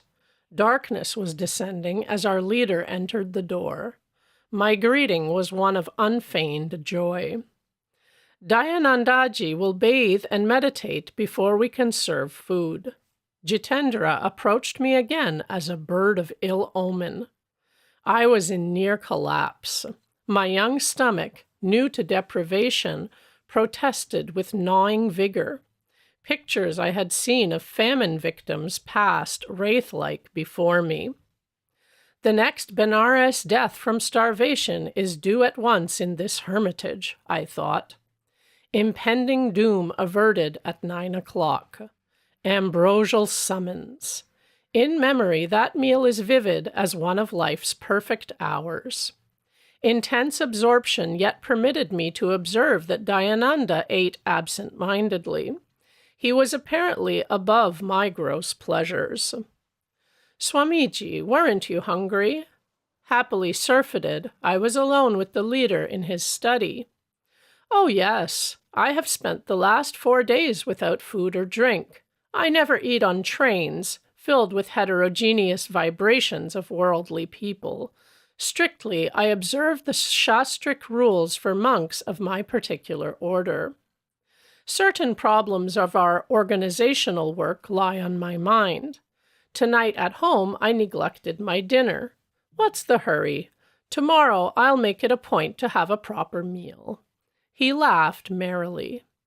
Shame spread within me like a suffocation. But the past day of my torture was not easily forgotten. I ventured a further remark.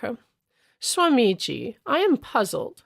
Following your instruction, Suppose I never asked for food and nobody gives me any. I should starve to death. Die then. This alarming counsel split the air. Die if you must, Mukunda. Never admit that you live by the power of food and not by the power of God. He who has created every form of nourishment, he who has bestowed appetite, will certainly see that his devotee is sustained. Do not imagine that rice maintains you, or that money or men support you. Could they aid if the Lord withdraws your life breath? They are his indirect instruments merely. Is it by any skill of yours that food digests in your stomach? Use the sword of your discrimination, Mukunda. Cut through the chains of agency and perceive the single cause. I found his incisive words entering some deep marrow. Gone was an age-old delusion by which bodily imperatives outwit the soul. There and then I tasted the Spirit's all-sufficiency. In how many strange cities, in my later life of ceaseless travel, did occasion arise to prove the serviceability of this lesson in a Benares hermitage. The sole treasure which had accompanied me from Calcutta was the sadhu's silver amulet bequeathed to me by Mother.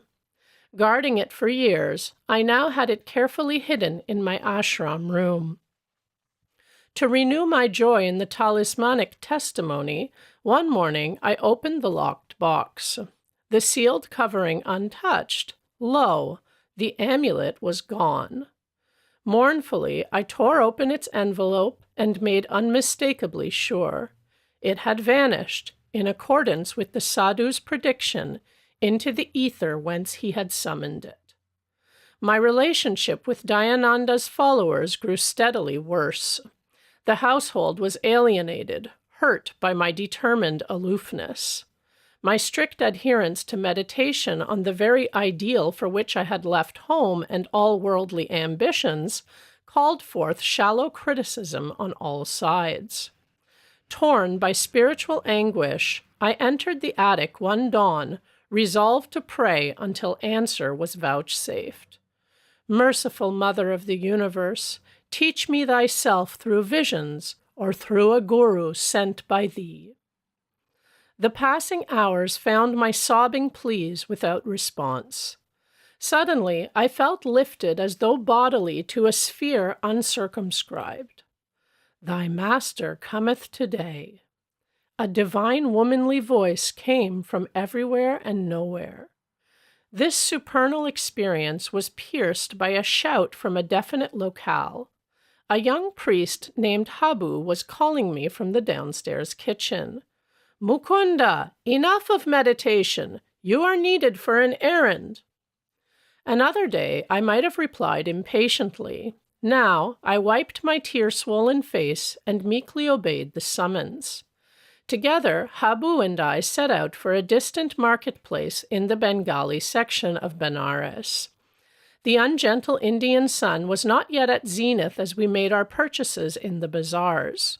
We pushed our way through the colorful medley of housewives, guides, priests, simply clad widows, dignified Brahmins, and the ubiquitous holy bulls.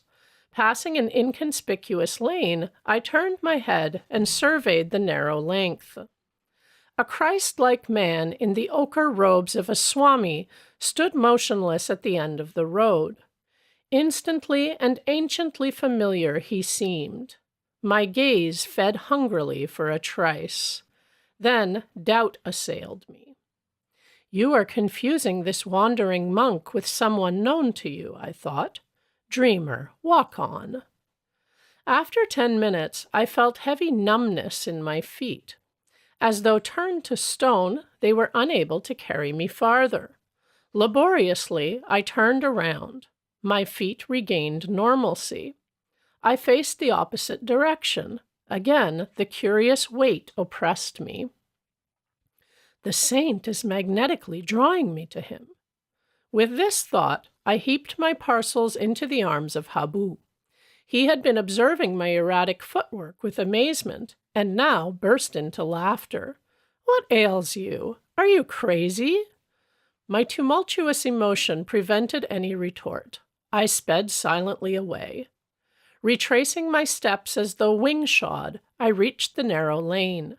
My quick glance revealed the quiet figure, steadily gazing in my direction. A few eager steps, and I was at his feet. Gurudeva. The divine face was none other than he of my 1,000 visions. These halcyon eyes, in leonine head with pointed beard and flowing locks, had oft peered through gloom of my nocturnal reveries, holding a promise I had not fully understood. "Oh, my own, you have come to me." My guru uttered the words again and again in Bengali, his voice tremulous with joy. "How many years I have waited for you." We entered a oneness of silence. Words seemed the rankest superfluities. Eloquence flowed in soundless chant from heart of master to disciple. With an antenna of irrefragable insight, I sensed that my guru knew God and would lead me to him. The obscuration of this life disappeared in a fragile dawn of prenatal memories. Dramatic time. Past, present, and future are its cycling scenes. This was not the first sun to find me at these holy feet. My hand in his, my guru led me to his temporary residence in the Rana Mahal section of the city. His athletic figure moved with firm tread. Tall, erect, about 55 at this time, he was active and vigorous as a young man. His dark eyes were large, beautiful with plumbless wisdom. Slightly curly hair softened a face of striking power. Strength mingled subtly with gentleness. As we made our way to the stone balcony of a house overlooking the Ganges, he said affectionately, "I will give you my hermitages and all I possess." "Sir, I come for wisdom and God contact. Those are your treasure troves I am after." The swift Indian twilight had dropped its half-curtain before my master spoke again. His eyes held unfathomable tenderness. "I give you my unconditional love." Precious words. A quarter-century elapsed before I had another auricular proof of his love. His lips were strange to ardor. Silence became his oceanic heart. "Will you give me the same unconditional love?" He gazed at me with childlike trust. "I will love you eternally, Gurudeva." Ordinary love is selfish, darkly rooted in desires and satisfactions. Divine love is without condition, without boundary, without change. The flux of the human heart is gone forever at the transfixing touch of pure love. He added humbly, "If ever you find me falling from a state of God realization, please promise to put my head on your lap and help to bring me back to the cosmic beloved we both worship." He rose then in the gathering darkness and guided me to an inner room. As we ate mangoes and almond sweetmeats, he unobtrusively wove into his conversation an intimate knowledge of my nature. I was awestruck at the grandeur of his wisdom, exquisitely blended with an innate humility. "Do not grieve for your amulet. It has served its purpose." Like a divine mirror, my guru apparently had caught a reflection of my whole life. "The living reality of your presence, Master, is joy beyond any symbol. It is time for a change, inasmuch as you are unhappily situated in the Hermitage." I had made no references to my life. They now seemed superfluous. By his natural, unemphatic manner, I understood that he wished no astonished ejaculations at his clairvoyance. "You should go back to Calcutta. Why exclude relatives from your love of humanity?" His suggestion dismayed me. My family was predicting my return, though I had been unresponsive to many pleas by letter. "Let the young bird fly in the metaphysical skies," Ananta had remarked. "His wings will tire in the heavy atmosphere. We shall yet see him swoop toward home, fold his pinions, and humbly rest in our family nest." This discouraging simile fresh in my mind, I was determined to do no swooping in the direction of Calcutta. "Sir, I am not returning home, but I will follow you anywhere. Please give me your address and your name." "Swami Sri Yukteswar Giri. My chief hermitage is in Serampore on Raigat Lane. I am visiting my mother here for only a few days." I wondered at God's intricate play with his devotees. Serampore is but 12 miles from Calcutta, yet in those regions I had never caught a glimpse of my guru. We had to travel for our meeting to the ancient city of Kasi, Benares, hallowed by memories of Lahiri Mahasaya. Here, too, the feet of Buddha, Sankaracharya, and other yogi Christs had blessed the soil. "You will come to me in 4 weeks." For the first time, Sri Yukteswar's voice was stern. "Now I have told my eternal affection and have shown my happiness at finding you.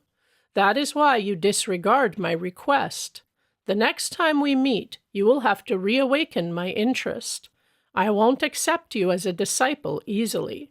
There must be complete surrender by obedience to my strict training." I remained obstinately silent. My guru easily penetrated my difficulty. "Do you think your relatives will laugh at you?" "I will not return." "You will return in 30 days." "Never."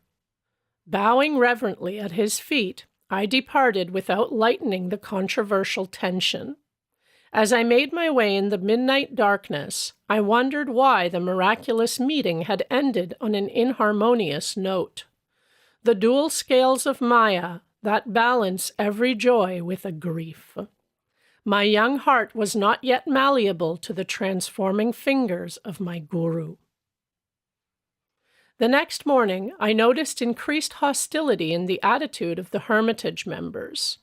My days became spiked with invariable rudeness. In 3 weeks, Dayananda left the ashram to attend a conference in Bombay. Pandemonium broke over my hapless head. Mukunda is a parasite, accepting Hermitage hospitality without making proper return. Overhearing this remark, I regretted for the first time that I had obeyed the request to send back my money to father. With heavy heart, I sought out my soul friend, Jitendra. "I am leaving. Please convey my respectful regrets to Dayanandaji when he returns." "I will leave also. My attempts to meditate here meet with no more favor than your own." Jitendra spoke with determination. "I have met a Christ-like saint. Let us visit him in Serampore." And so the bird prepared to swoop perilously close to Calcutta.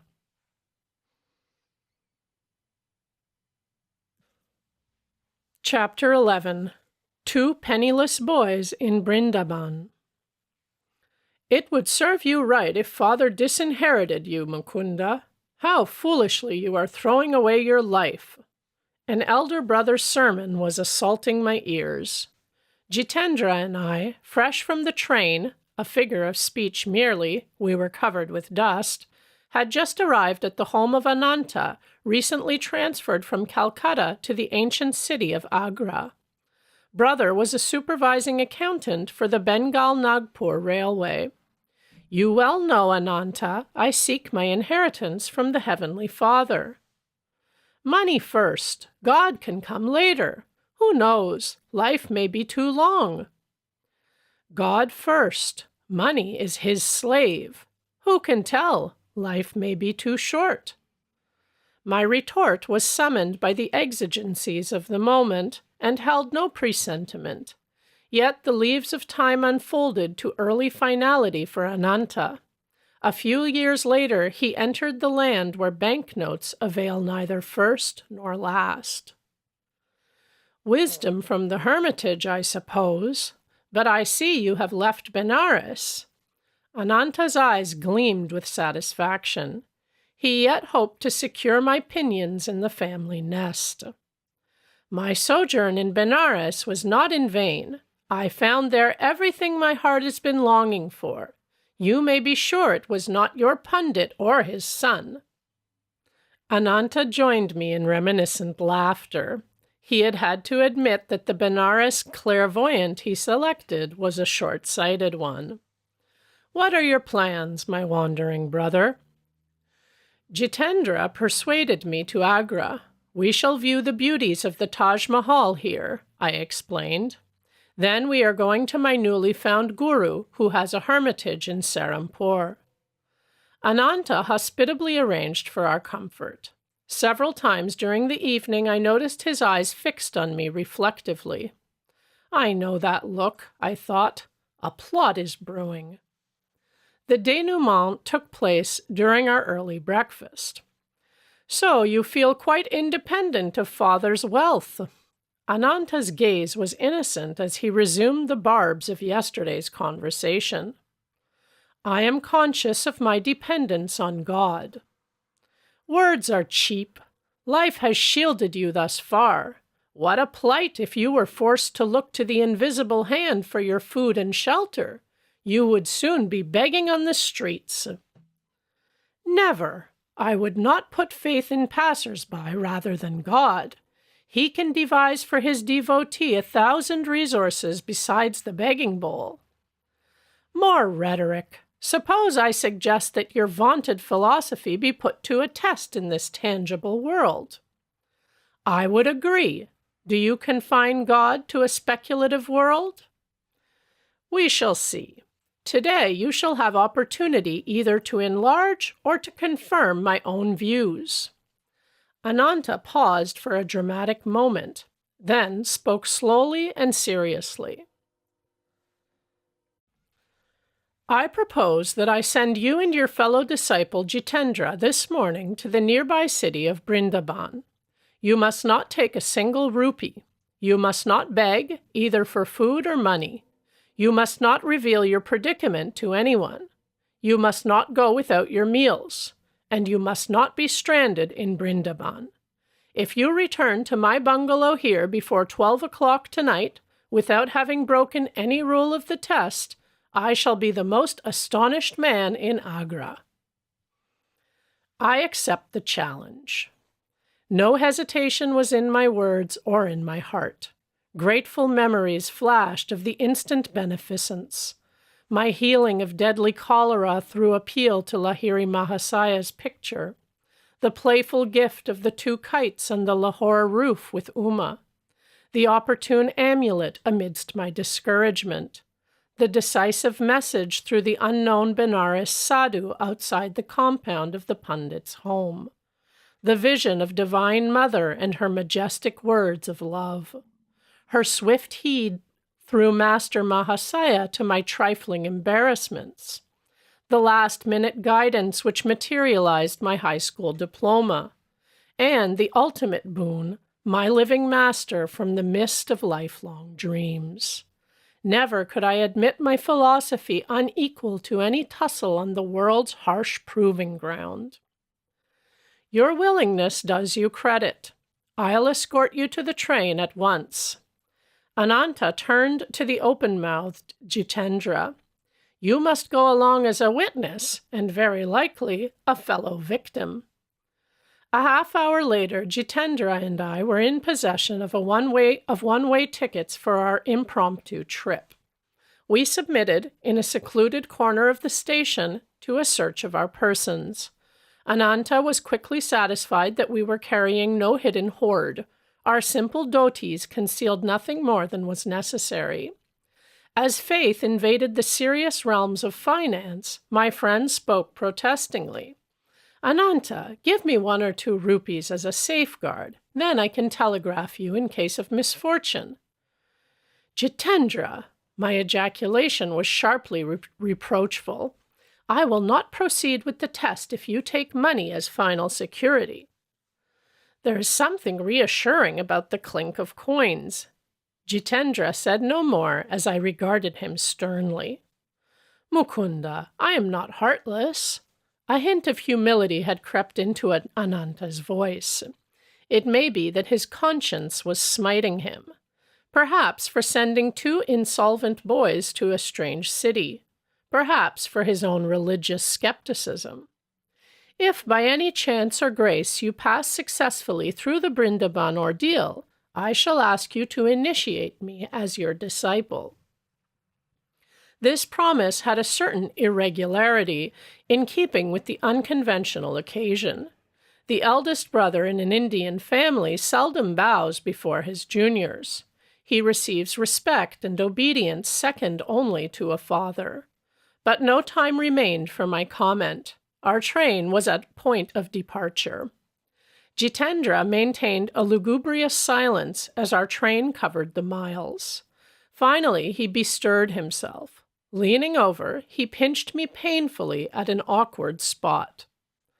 I see no sign that God is going to supply our next meal. Be quiet, doubting Thomas. The Lord is working with us. Can you also arrange that he hurry? Already I'm famished merely at the prospect before us. I left Benares to view the Taj's mausoleum, not to enter my own. Cheer up, Jitendra. Are we not to have our first glimpse of the sacred wonders of Brindaban? I am in deep joy at the thought of treading the ground hallowed by the feet of Lord Krishna. The door of our compartment opened. Two men seated themselves. The next train stop would be the last. Young lads, do you have friends in Brindaban? The stranger opposite me was taking a surprising interest. None of your business. Rudely, I averted my gaze. You are probably flying away from your families under the enchantment of the stealer of hearts. I am of devotional temperament myself. I will make it my positive duty to see that you receive food and shelter from this overpowering heat. No, sir, let us alone. You are very kind, but you are mistaken in judging us to be truants from home. No further conversation ensued. The train came to a halt. As Jitendra and I descended to the platform, our chance companions linked arms with us and summoned a horse cab. We alit before a stately hermitage, set amidst the evergreen trees of well-kept grounds. Our benefactors were evidently known here. A smiling lad led us without comment to a parlor. We were soon joined by an elderly woman of dignified bearing. Gauri Ma, the princes could not come. One of the men addressed the ashram hostess. At the last moment, their plans went awry. They send deep regrets. But we have brought two other guests. As soon as we met on the train, I felt drawn to them as devotees of Lord Krishna. Goodbye, young friends. Our two acquaintances walked to the door. We shall meet again, if God be willing. You are welcome here. Gauri Ma smiled in motherly fashion on her two unexpected charges. You could not have come on a better day. I was expecting two royal patrons of this hermitage. What a shame if my cooking had found none to appreciate it. These appetizing words had disastrous effect on Jitendra. He burst into tears. The prospect he had feared in Brindaban was turning out as royal entertainment. His sudden mental adjustment proved too much for him. Our hostess looked at him with curiosity, but without remark. Perhaps she was familiar with adolescent quirks. Lunch was announced. Gauri Ma led the way to a dining patio, spicy with savory odors. She vanished into an adjoining kitchen. I had been premeditating this moment. Selecting the appropriate spot on Jitendra's anatomy, I administered a pinch as resounding as the one he had given me on the train. Doubting Thomas, the Lord works. In a hurry, too. The hostess re-entered with a punka.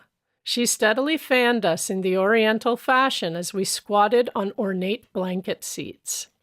Ashram disciples passed to and fro with some 30 courses. Rather than meal, the description can only be sumptuous repast. Since arriving on this planet, Jitendra and I had never before tasted such delicacies. Dishes fit for princes indeed, honored mother. What your royal patrons could have found more urgent than attending this banquet, I cannot imagine. You have given us a memory for a lifetime. Silenced as we were by Ananta's requirement, we could not explain to the gracious lady that our thanks held a double significance. Our sincerity, at least, was patent. We departed with her blessing and an attractive invitation to revisit the Hermitage. The heat outdoors was merciless. My friend and I made for the shelter of a lordly kadamba tree at the ashram gate. Sharp words followed. Once again, Jitendra was beset with misgivings. "A fine mess you have got me into. Our luncheon was only accidental good fortune.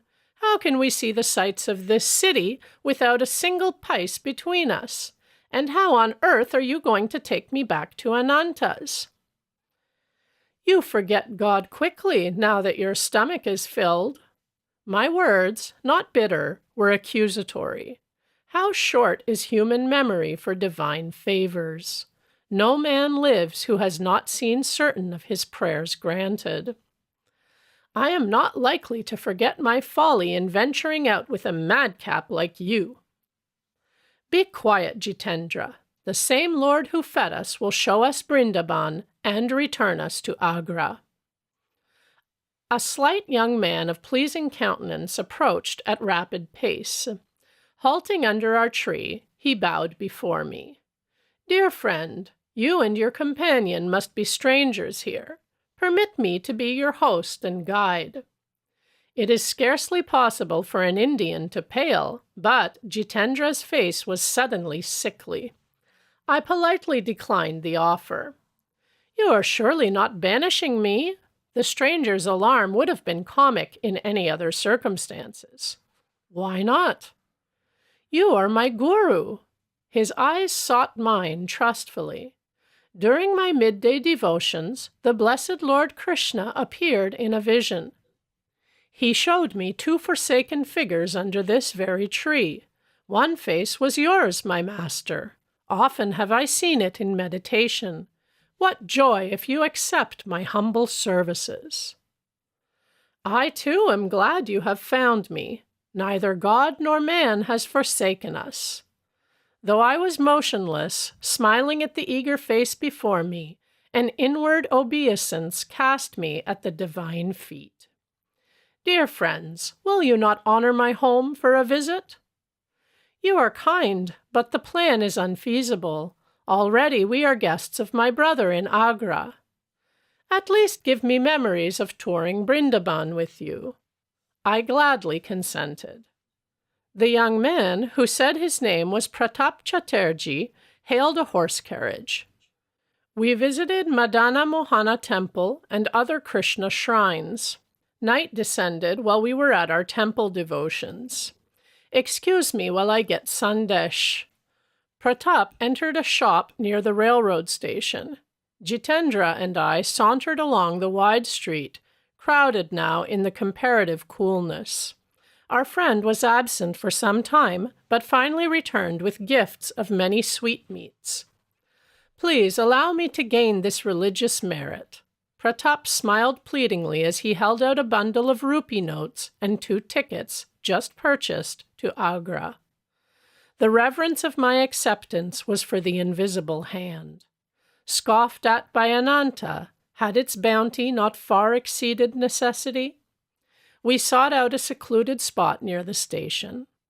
"Pratap, I will instruct you in the Kriya of Lahiri Mahasaya, the greatest yogi of modern times.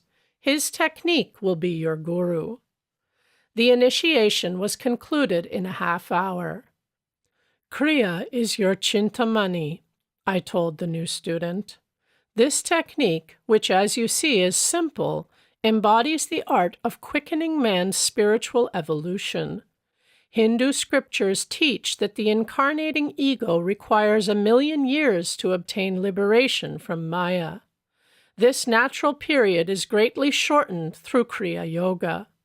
Just as Jagadish Chandra Bose has demonstrated that plant growth can be accelerated far beyond its normal rate, so man's psychological development can also be speeded by an inner science. Be faithful in your practice. You will approach the guru of all gurus. I am transported to find this yogic key long sought. Pratap spoke thoughtfully. Its unshackling effect on my sensory bonds will free me for higher spheres. The vision today of Lord Krishna could only mean my highest good. We sat a while in silent understanding, then walked slowly to the station. Joy was within me as I boarded the train, but this was Jitendra's day for tears. My affectionate farewell to Pratap had been punctuated by stifled sobs from both my companions. The journey once more found Jitendra in a welter of grief. Not for himself this time, but against himself. How shallow my trust! My heart has been stone. Never in future shall I doubt God's protection. Midnight was approaching. The two Cinderellas, sent forth penniless, entered Ananta's bedroom. His face, as he had promised, was a study in astonishment. Silently, I showered the table with rupees. Jitendra, the truth! Ananta's tone was jocular. Has not this youngster been staging a hold-up? But as the tale was unfolded, my brother turned sober, then solemn.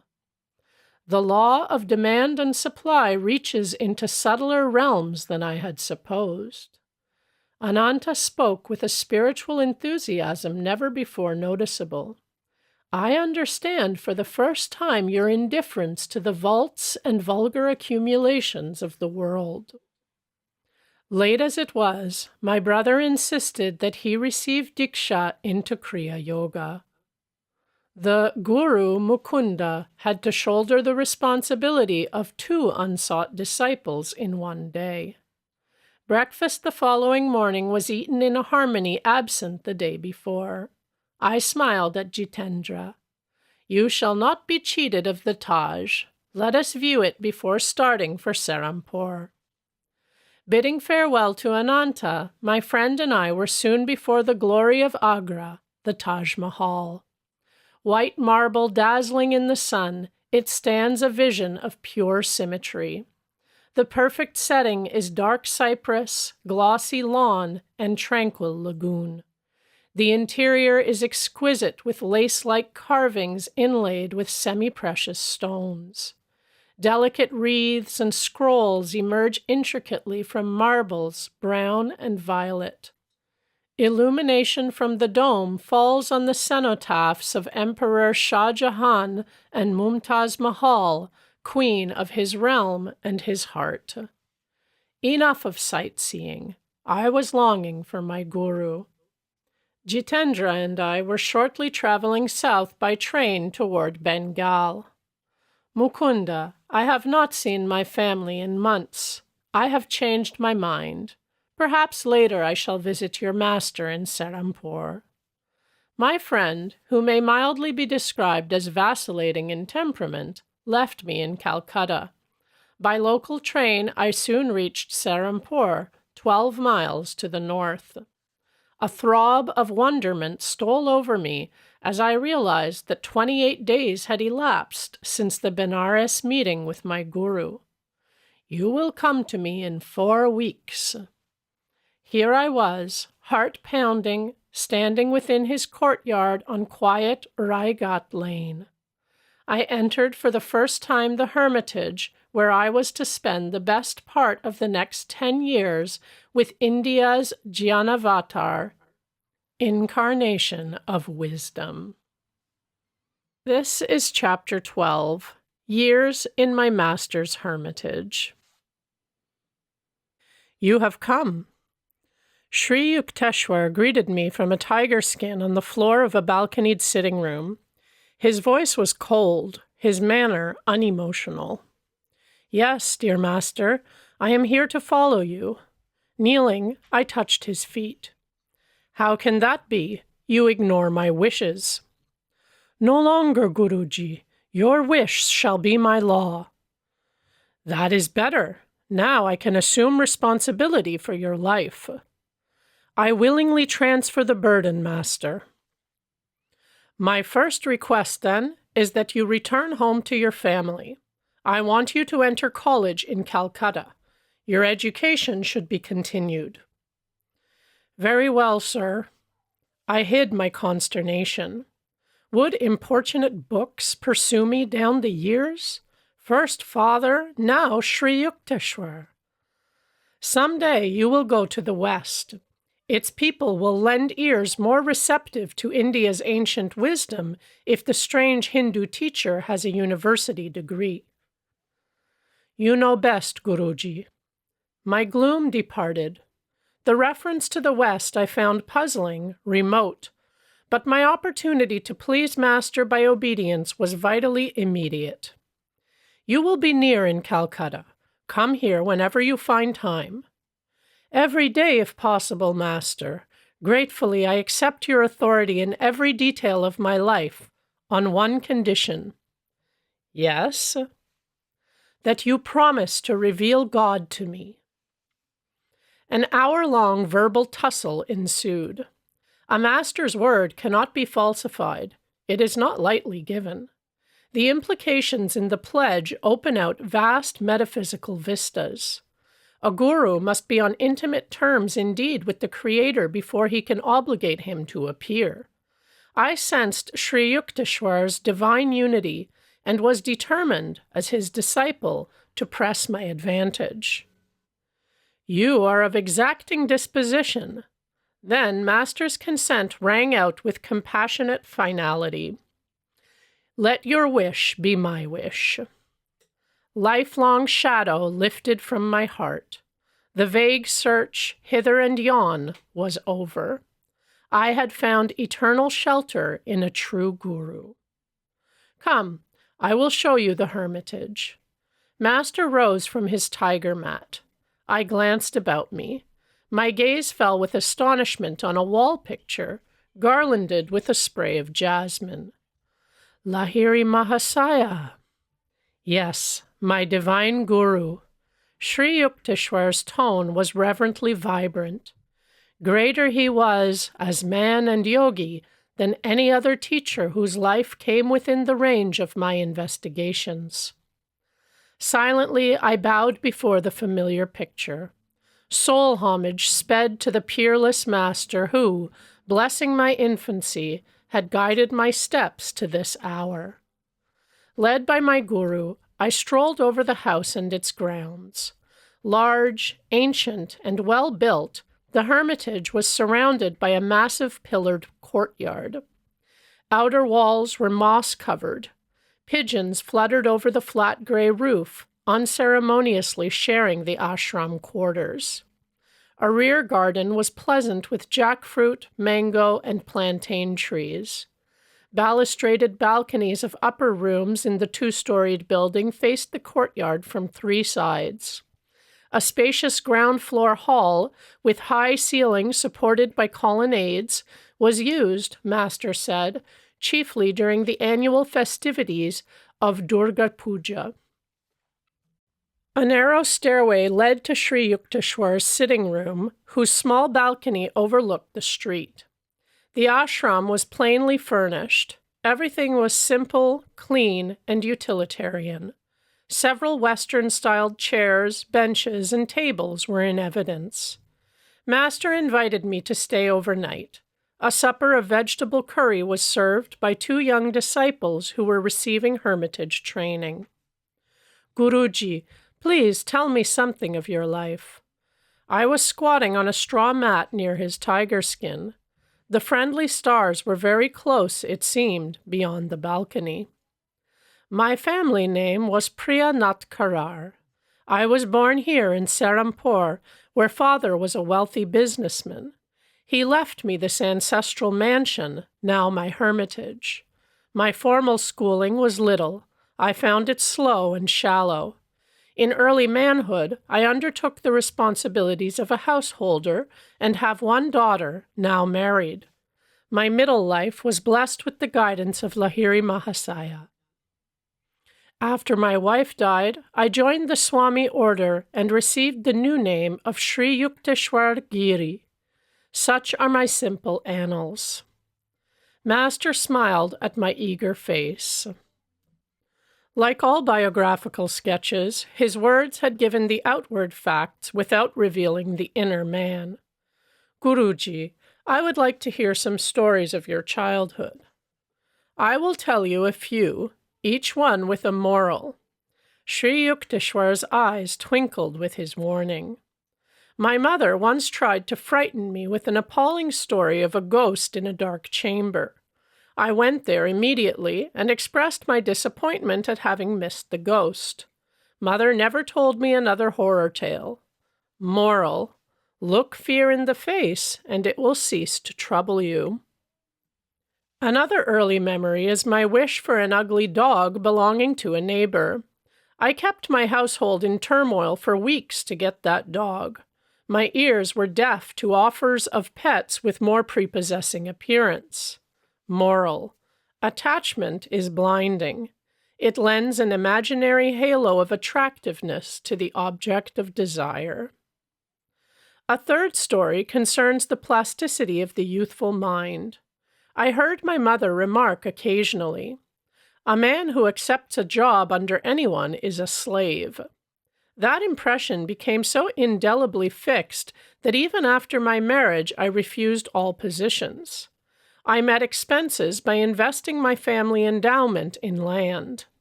Moral: good and positive suggestions should instruct the sensitive ears of children. Their early ideas long remain sharply etched.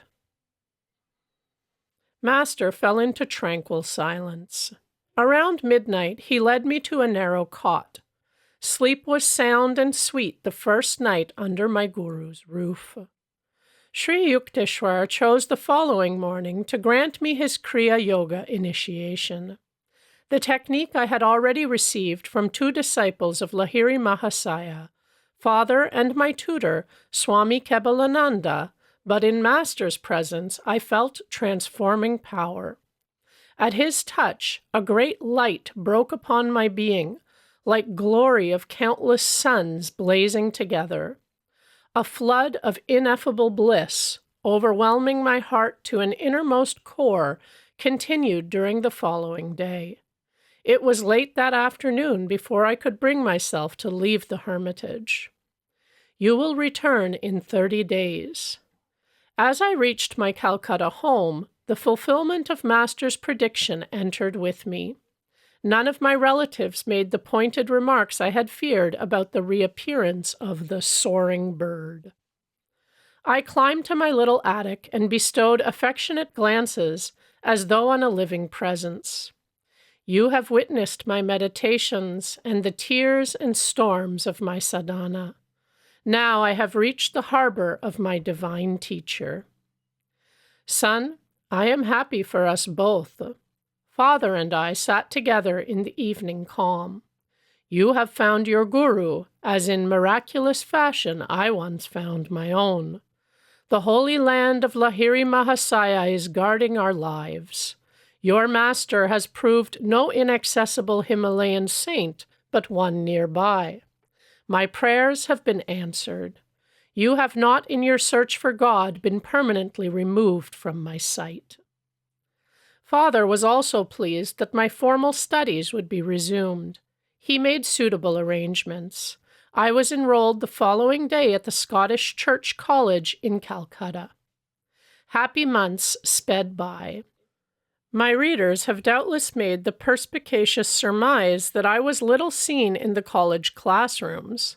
The Serampore Hermitage held a lure too irresistible. Master accepted my ubiquitous presence without comment. To my relief, he seldom referred to the halls of learning. Though it was plain to all that I was never cut out for a scholar, I managed to attain minimum passing grades from time to time. Daily life at the ashram flowed smoothly, infrequently varied. My guru awoke before dawn. Lying down, or sometimes sitting on the bed, he entered a state of samadhi. It was simplicity itself to discover when Master had awakened. Abrupt halt of stupendous snores. A sigh or two, perhaps a bodily movement. Then a soundless state of breathlessness. He was in deep yogic joy. Breakfast did not follow. First came a long walk by the Ganges. Those morning strolls with my guru, how real and vivid still. In the easy resurrection of memory, I often find myself by his side. The early sun is warming the river. His voice rings out, rich with the authenticity of wisdom. A bath, then the midday meal. Its preparation, according to Master's daily directions, had been the careful task of young disciples. My guru was a vegetarian. Before embracing monkhood, however, he had eaten eggs and fish. His advice to students was to follow any simple diet which proved suited to one's constitution. Master ate little, often rice, colored with turmeric or juice of beets or spinach, and lightly sprinkled with buffalo ghee or melted butter. Another day he might have lentil dal or chana curry with vegetables. For dessert, mangoes or oranges with rice pudding or jackfruit juice. Visitors appeared in the afternoons. A steady stream poured from the world into the Hermitage tranquility. Everyone found in Master an equal courtesy and kindness. To a man who has realized himself as a soul, not the body or the ego, the rest of humanity assumes a striking similarity of aspect. The impartiality of saints is rooted in wisdom. Masters have escaped Maya. Its alternating faces of intellect and idiocy no longer cast an influential glance.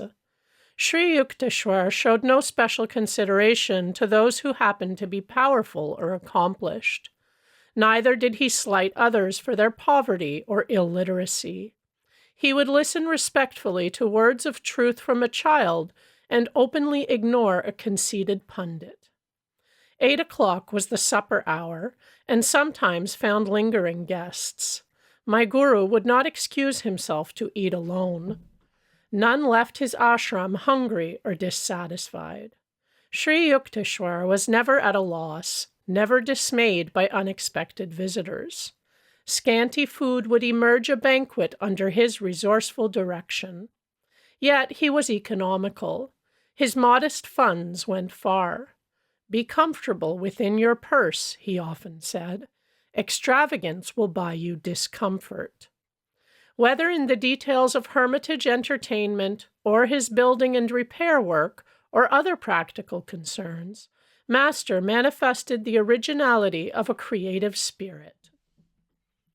Quiet evening hours often brought one of my guru's discourses, Treasures Against Time.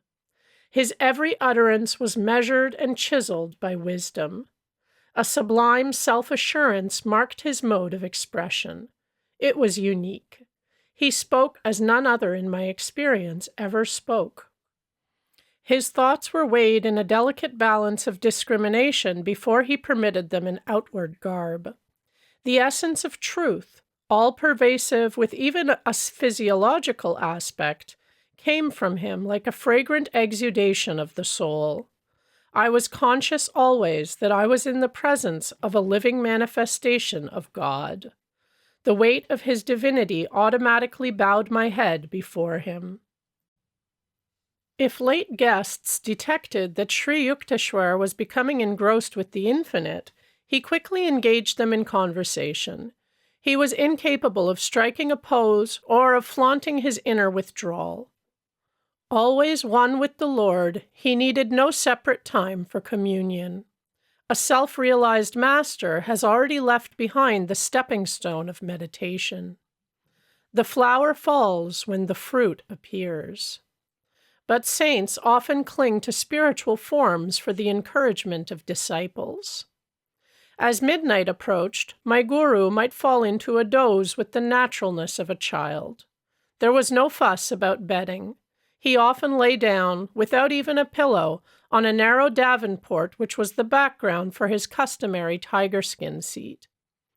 A night-long philosophical discussion was not rare. Any disciple could summon it by intensity of interest. I felt no tiredness then, no desire for sleep. Master's living words were sufficient. "Oh, it is dawn. Let us walk by the Ganges." So ended many of my periods of nocturnal edification. My early months with Sri Yukteswar culminated in a useful lesson: how to outwit a mosquito. At home, my family always used protective curtains at night. I was dismayed to discover that in the Serampore Hermitage this prudent custom was honored in the breach. Yet the insects were in full residency. I was bitten from head to foot. My guru took pity on me. "Buy yourself a curtain, and also one for me." He laughed and added, "If you buy only one for yourself, all mosquitoes will concentrate on me." I was more than thankful to comply. Every night that I spent in Serampore, my guru would ask me to arrange the bedtime curtains.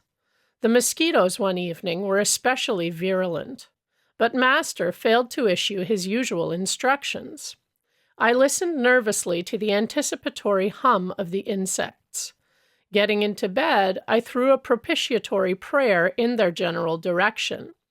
A half hour later, I coughed pretentiously to attract my guru's attention. I thought I would go mad with the bites and especially the singing drone as the mosquitoes celebrated bloodthirsty rites. No responsive stir from Master. I approached him cautiously. He was not breathing. This was my first observation of him in the yogic trance. It filled me with fright. His heart must have failed. I placed a mirror under his nose. No breath vapor appeared. To make doubly certain, for minutes I closed his mouth and nostrils with my fingers. His body was cold and motionless. In a daze, I turned toward the door to summon help. "So, a budding experimentalist! My poor nose!" Master's voice was shaky with laughter. "Why don't you go to bed? Is the whole world going to change for you? Change yourself. Be rid of the mosquito consciousness." Meekly, I returned to my bed. Not one insect ventured near. I realized that my guru had previously agreed to the curtains only to please me. He had no fear of mosquitoes. His yogic power was such that he either could will them not to bite or could escape to an inner invulnerability. He was giving me a demonstration, I thought. That is the yogic state I must strive to attain. A yogi must be able to pass into and continue in the superconsciousness, regardless of multitudinous distractions never absent from this earth.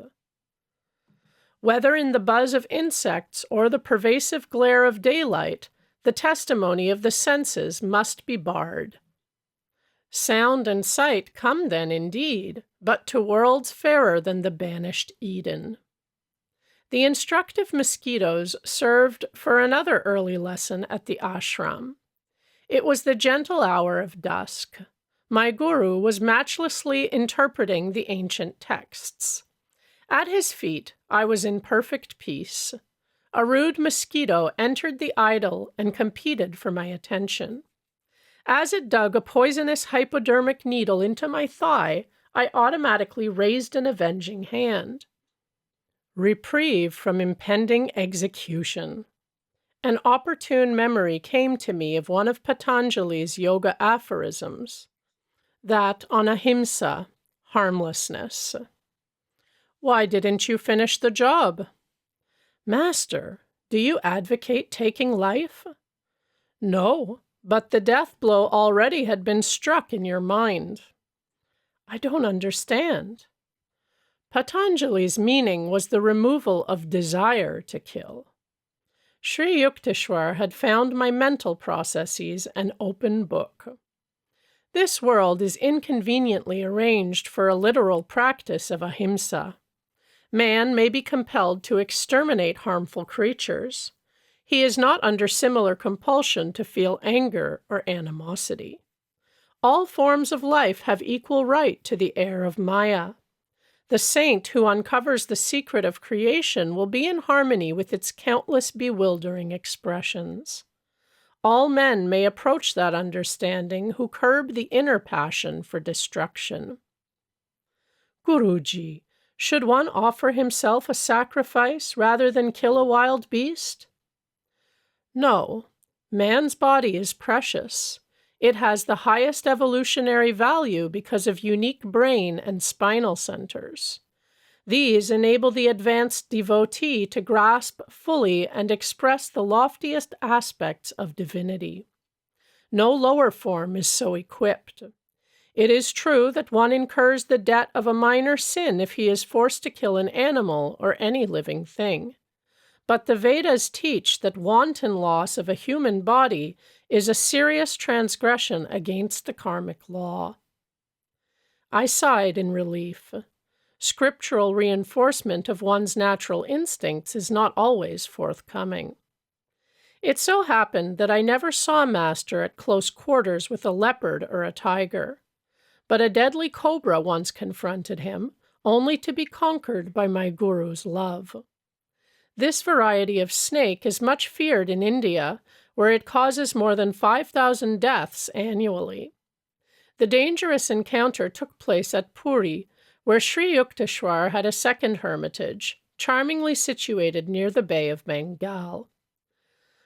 Prafulla, a young disciple of later years, was with Master on this occasion. We were seated outdoors near the ashram, Prafulla told me. A cobra appeared nearby, a 4-foot length of sheer terror. Its hood was angrily expanded as it raced toward us. My guru gave a welcoming chuckle, as though to a child. I was beside myself with consternation to see Master engage in a rhythmical clapping of hands. He was entertaining the dread visitor. I remained absolutely quiet, inwardly ejaculating what fervent prayers I could muster. The serpent, very close to my guru, was now motionless, seemingly magnetized by his caressing attitude. The frightful hood gradually contracted. The snake slithered between Master's feet and disappeared into the bushes. Why my guru would move his hands and why the cobra would not strike them were inexplicable to me then, Prafulla concluded. I have since come to realize that my divine Master is beyond fear of hurt from any living creature. One afternoon during my early months at the ashram, found Sri Yukteswar's eyes fixed on me piercingly. You are too thin, Mukunda. His remark struck a sensitive point. That my sunken eyes and emaciated appearance were far from my liking was testified to by rows of tonics in my room at Calcutta. Nothing availed. Chronic dyspepsia had pursued me since childhood. My despair reached an occasional zenith when I asked myself if it were worthwhile to carry on this life with a body so unsound. Medicines have limitations. The creative life force has none. Believe that. You shall be well and strong. Sri Yukteswar's words aroused a conviction of personally applicable truth which no other healer, and I had tried many, had been able to summon within me. Day by day, behold, I waxed. 2 weeks after Master's hidden blessing, I had accumulated the invigorating weight which eluded me in the past. My persistent stomach ailments vanished with a lifelong permanency. On later occasions, I witnessed my guru's instantaneous divine healings of persons suffering from ominous disease tuberculosis, diabetes, epilepsy, or paralysis. Not one could have been more grateful for his cure than I was at sudden freedom from my cadaverous aspect. Years ago, I too was anxious to put on weight, Sri Yukteswar told me. During convalescence after a severe illness, I visited Lahiri Mahasaya in Benares. Sir, I have been sick and lost many pounds. I see, Yukteswar. You made yourself unwell, and now you think you are thin. This reply was far from the one I had expected.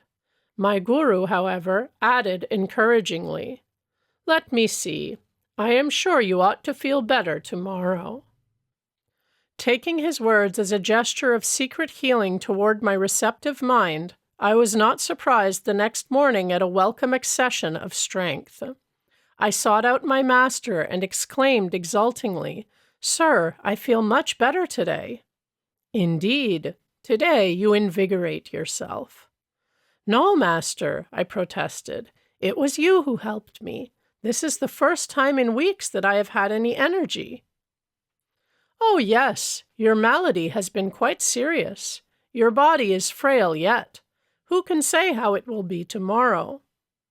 The thought of possible return of my weakness brought me a shudder of cold fear.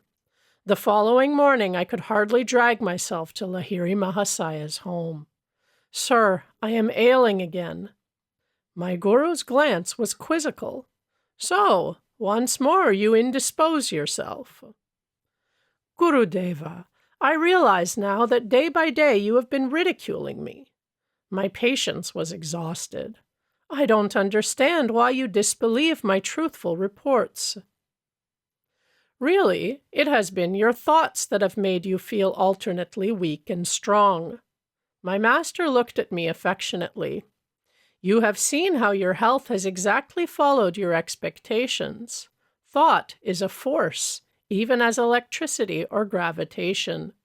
The human mind is a spark of the almighty consciousness of God. I could show you that whatever your powerful mind believes very intensely would instantly come to pass." Knowing that Lahiri Mahasaya never spoke idly, I addressed him with great awe and gratitude. "Master, if I think I am well and have regained my former weight, shall that happen?" "It is so, even at this moment." My guru spoke gravely, his gaze concentrated on my eyes. Lo, I felt an increase not alone of strength, but of weight. Lahiri Mahasaya retreated into silence. After a few hours at his feet, I returned to my mother's home, where I stayed during my visits to Benares. "My son, what is the matter? Are you swelling with dropsy?" Mother could hardly believe her eyes. My body was now of the same robust dimensions it had possessed before my illness. I weighed myself and found that in one day I had gained 50 pounds. They remained with me permanently. Friends and acquaintances who had seen my thin figure were aghast with wonderment. A number of them changed their mode of life and became disciples of Lahiri Mahasaya as a result of this miracle. My guru, awake in God, knew this world to be nothing but an objectivized dream of the Creator. Because he was completely aware of his unity with the divine dreamer, Lahiri Mahasaya could materialize or dematerialize or make any change he wished in the cosmic vision. All creation is governed by law, Sri Yukteswar concluded. The ones which manifest in the outer universe, discoverable by scientists, are called natural laws. But there are subtler laws ruling the realms of consciousness which can be known only through the inner science of yoga. The hidden spiritual planes also have their natural and lawful principles of operation. It is not the physical scientist, but the fully self-realized master who comprehends the true nature of matter. Thus, Christ was able to restore the servant's ear after it had been severed by one of the disciples. Sri Yukteswar was a peerless interpreter of the scriptures. Many of my happiest moments are centered in his discourses. But his jeweled thoughts were not cast into ashes of heedlessness or stupidity. One restless movement of my body, or my slight lapse into absent-mindedness, sufficed to put an abrupt period to Master's exposition. "You are not here." Master interrupted himself one afternoon with this disclosure. As usual, he was keeping track of my attention with a devastating immediacy. "Guruji," my tone was a protest. "I have not stirred. My eyelids have not moved. I can repeat each word you have uttered." "Nevertheless, you were not fully with me. Your objection forces me to remark that in your mental background you were creating 3 institutions. One was a sylvan retreat on a plain, another on a hilltop, a third by the ocean." Those vaguely formulated thoughts had indeed been present almost subconsciously. I glanced at him apologetically. What can I do with such a master who penetrates my random musings? "You have given me that right. The subtle truths I am expounding cannot be grasped without your complete concentration. Unless necessary, I do not invade the seclusion of others' minds. Man has the natural privilege of roaming secretly among his thoughts. The unbidden Lord does not enter there. Neither do I venture intrusion." "You are ever welcome, Master." "Your architectural dreams will materialize later. Now is the time for study." Thus, incidentally, my guru revealed in his simple way the coming of 3 great events in my life. Since early youth, I had had enigmatic glimpses of 3 buildings, each in a different setting. In the exact sequence Sri Yukteswar had indicated, these visions took ultimate form. First came my founding of a boys' yoga school on the Ranchi Plain, then my American headquarters on a Los Angeles hilltop, finally a hermitage in Southern California by the vast Pacific. Master never arrogantly asserted, "I prophesy that such and such an event shall occur." He would rather hint, "Don't you think it may happen?" But his simple speech hid Vedic power. There was no recanting. Never did his slightly veiled words prove false. Sri Yukteswar was reserved and matter-of-fact in demeanor. There was naught of the vague or daft visionary about him. His feet were firm on the earth, his head in the haven of heaven. Practical people aroused his admiration. Saintliness is not dumbness. Divine perceptions are not incapacitating, he would say. The active expression of virtue gives rise to the keenest intelligence. In Master's life, I fully discovered the cleavage between spiritual realism and the obscure mysticism that spuriously passes as a counterpart. My guru was reluctant to discuss the superphysical realms. His only marvelous aura was one of perfect simplicity. In conversation, he avoided startling references. In action, he was freely expressive. Others talked of miracles, but could manifest nothing. Sri Yukteswar seldom mentioned the subtle laws, but secretly operated them at will. A man of realization does not perform any miracle until he receives an inward sanction, Master explained. God does not wish the secrets of his creation revealed promiscuously. Also, every individual in the world has inalienable right to his free will. A saint will not encroach upon that independence. The silence habitual to Sri Yukteswar was caused by his deep perceptions of the infinite. No time remained for the interminable revelations that occupy the days of teachers without self-realization. In shallow men, the fish of little thoughts cause much commotion. In oceanic minds, the whales of inspiration make hardly a ruffle. This observation from the Hindu scriptures is not without discerning humor. Because of my guru's unspectacular guise, only a few of his contemporaries recognized him as a Superman. The popular adage, "He is a fool that cannot conceal his wisdom," could never be applied to Sri Yukteswar. Though born a mortal like all others, Master had achieved identity with the ruler of time and space. In his life, I perceived a godlike unity. He had not found any insuperable obstacle to mergence of human with divine. No such barrier exists, I came to understand, save in man's spiritual unadventurousness. I always thrilled at the touch of Sri Yukteswar's holy feet.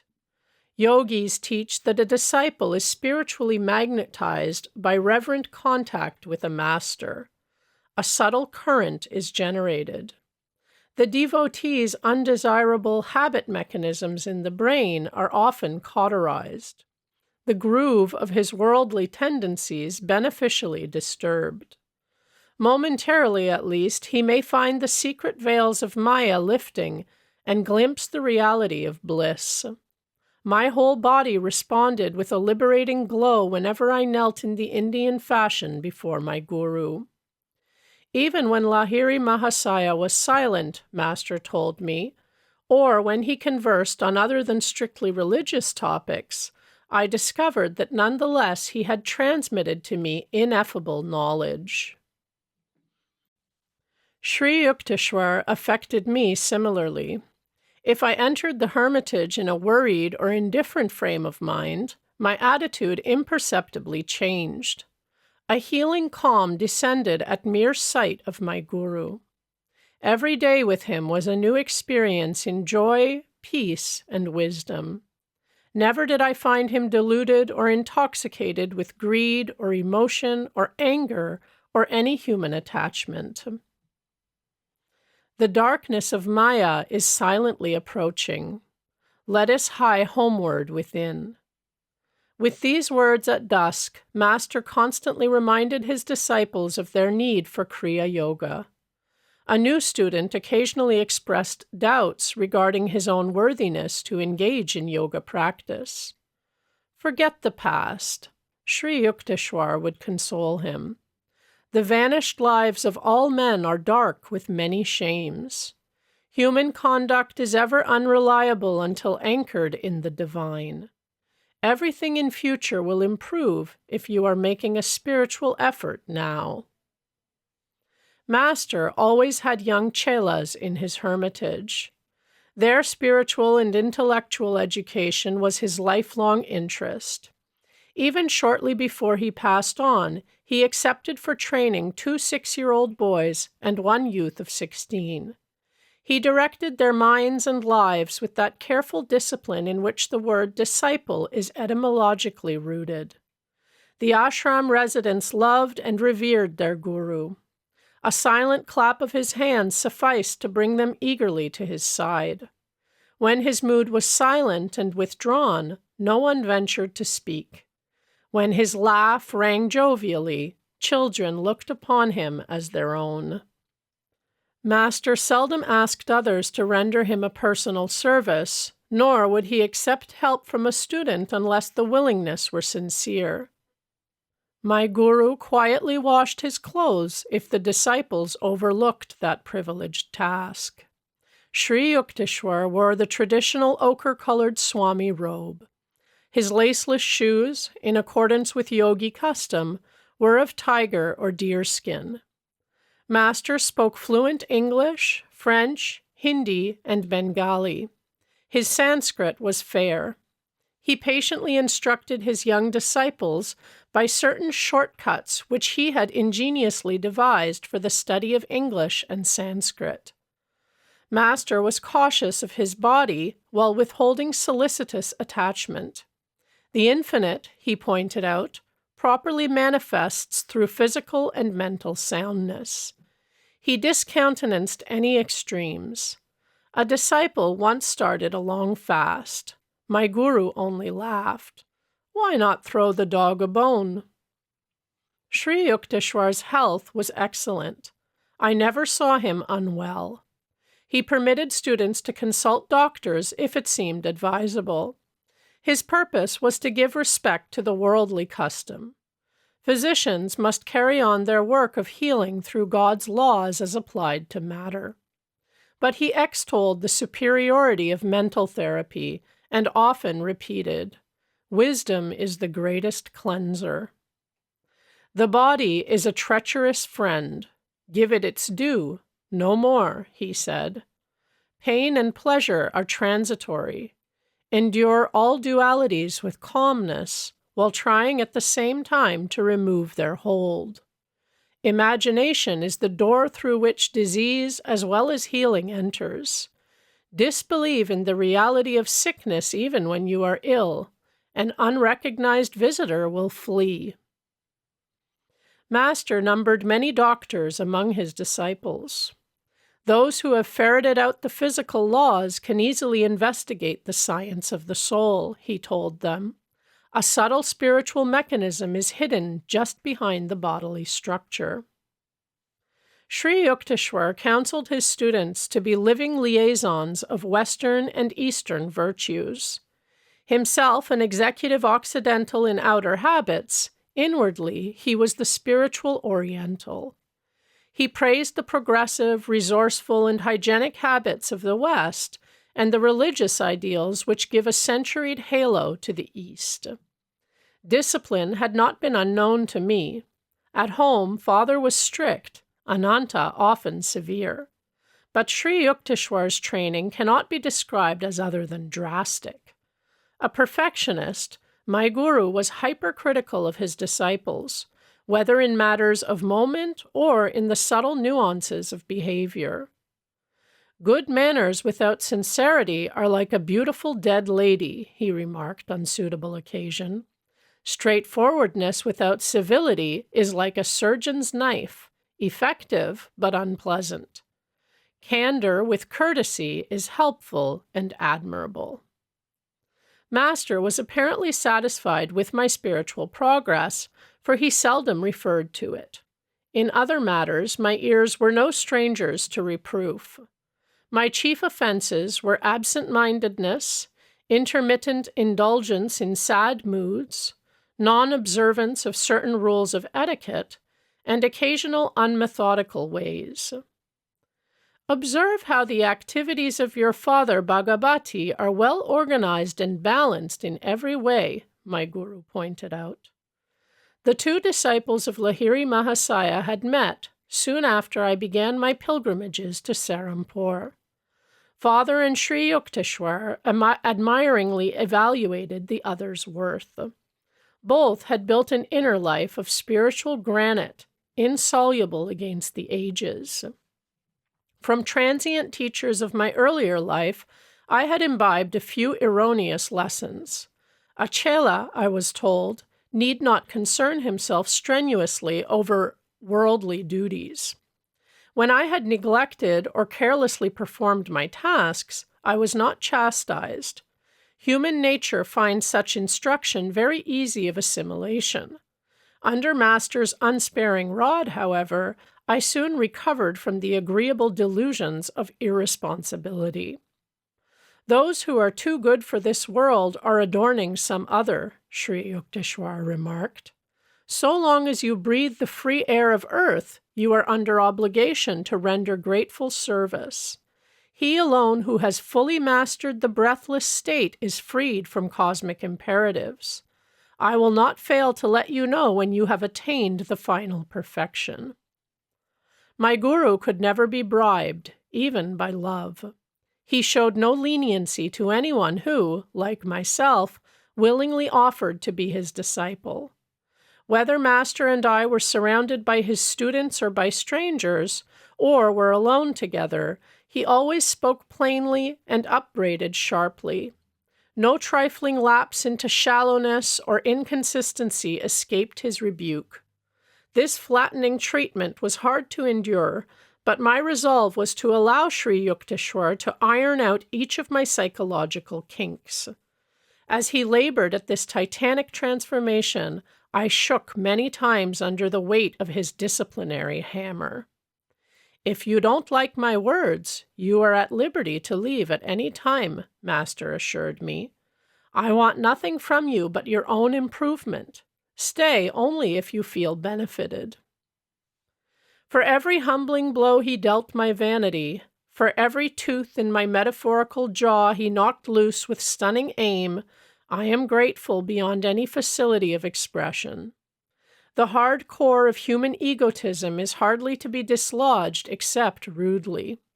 With its departure, the divine finds at last an unobstructed channel. In vain it seeks to percolate through flinty hearts of selfishness. Sri Yukteswar's wisdom was so penetrating that, heedless of remarks, he often replied to one's unspoken observation. What a person imagines he hears, and what the speaker has really implied, may be poles apart, he said. Try to feel the thoughts behind the confusion of men's verbiage. But divine insight is painful to worldly ears. Master was not popular with superficial students. The wise, always few in number, deeply revered him. I dare say Sri Yukteswar would have been the most sought-after guru in India had his words not been so candid and so censorious. "I am hard on those who come for my training," he admitted to me. "That is my way. Take it or leave it. I will never compromise. But you will be much kinder to your disciples. That is your way. I try to purify only in the fires of severity, searing beyond the average toleration. The gentle approach of love is also transfiguring. The inflexible and the yielding methods are equally effective if applied with wisdom. You will go to foreign lands where blunt assaults on the ego are not appreciated. A teacher could not spread India's message in the West without an ample fund of accommodative patience and forbearance." I refuse to state the amount of truth I later came to find in Master's words. Though Sri Yukteswar's undissembling speech prevented a large following during his years on earth, nevertheless his living spirit manifests today over the world through sincere students of his Kriya Yoga and other teachings. He has further dominion in men's souls than ever Alexander dreamed of in the soil. Father arrived one day to pay his respects to Sri Yukteswar. My parent expected, very likely, to hear some words in my praise. He was shocked to be given a long account of my imperfections. It was Master's practice to recount simple, negligible shortcomings with an air of portentous gravity. Father rushed to see me. "From your guru's remarks, I thought to find you a complete wreck." My parent was between tears and laughter. The only cause of Sri Yukteswar's displeasure at the time was that I had been trying, against his gentle hint, to convert a certain man to the spiritual path. With indignant speed, I sought out my guru. He received me with downcast eyes, as though conscious of guilt. It was the only time I ever saw the divine lion meek before me. The unique moment was savored to the full. "Sir, why do you judge me so mercilessly before my astounded father? Was that just?" "I will not do it again." Master's tone was apologetic. Instantly I was disarmed. How readily the great man admitted his fault. Though he never again upset Father's peace of mind, Master relentlessly continued to dissect me whenever and wherever he chose. New disciples often joined Sri Yukteswar in exhaustive criticism of others. Wise like the guru. Models of flawless discrimination. But he who takes the offensive must not be defenseless. The same carping students fled precipitantly as soon as Master publicly unloosed in their direction a few shafts from his analytical quiver. Tender inner weaknesses, revolving at mild touches of censure, are like diseased parts of the body, recoiling before even delicate handling. This was Sri Yukteswar's amused comment on the flighty ones. There are disciples who seek a guru made in their own image. Such students often complain that they did not understand Sri Yukteswar. Neither do you comprehend God, I retorted on one occasion. When a saint is clear to you, you will be one. Among the trillion mysteries, breathing every second the inexplicable air, who may venture to ask that the fathomless nature of a master be instantly grasped? Students came and generally went. Those who craved a path of oily sympathy and comfortable recognitions did not find it at the Hermitage. Master offered shelter and shepherding for the eons, but many disciples miserly demanded ego balm as well. They departed, preferring life's countless humiliations before any humility. Master's blazing rays, the open penetrating sunshine of his wisdom, were too powerful for their spiritual sickness. They sought some lesser teacher who, shading them with flattery, permitted the fitful sleep of ignorance. During my early months with Master, I had experienced a sensitive fear of his reprimands. These were reserved, I soon saw, for disciples who had asked for his verbal vivisection. If any writhing student made a protest, Sri Yukteswar would become unoffendedly silent.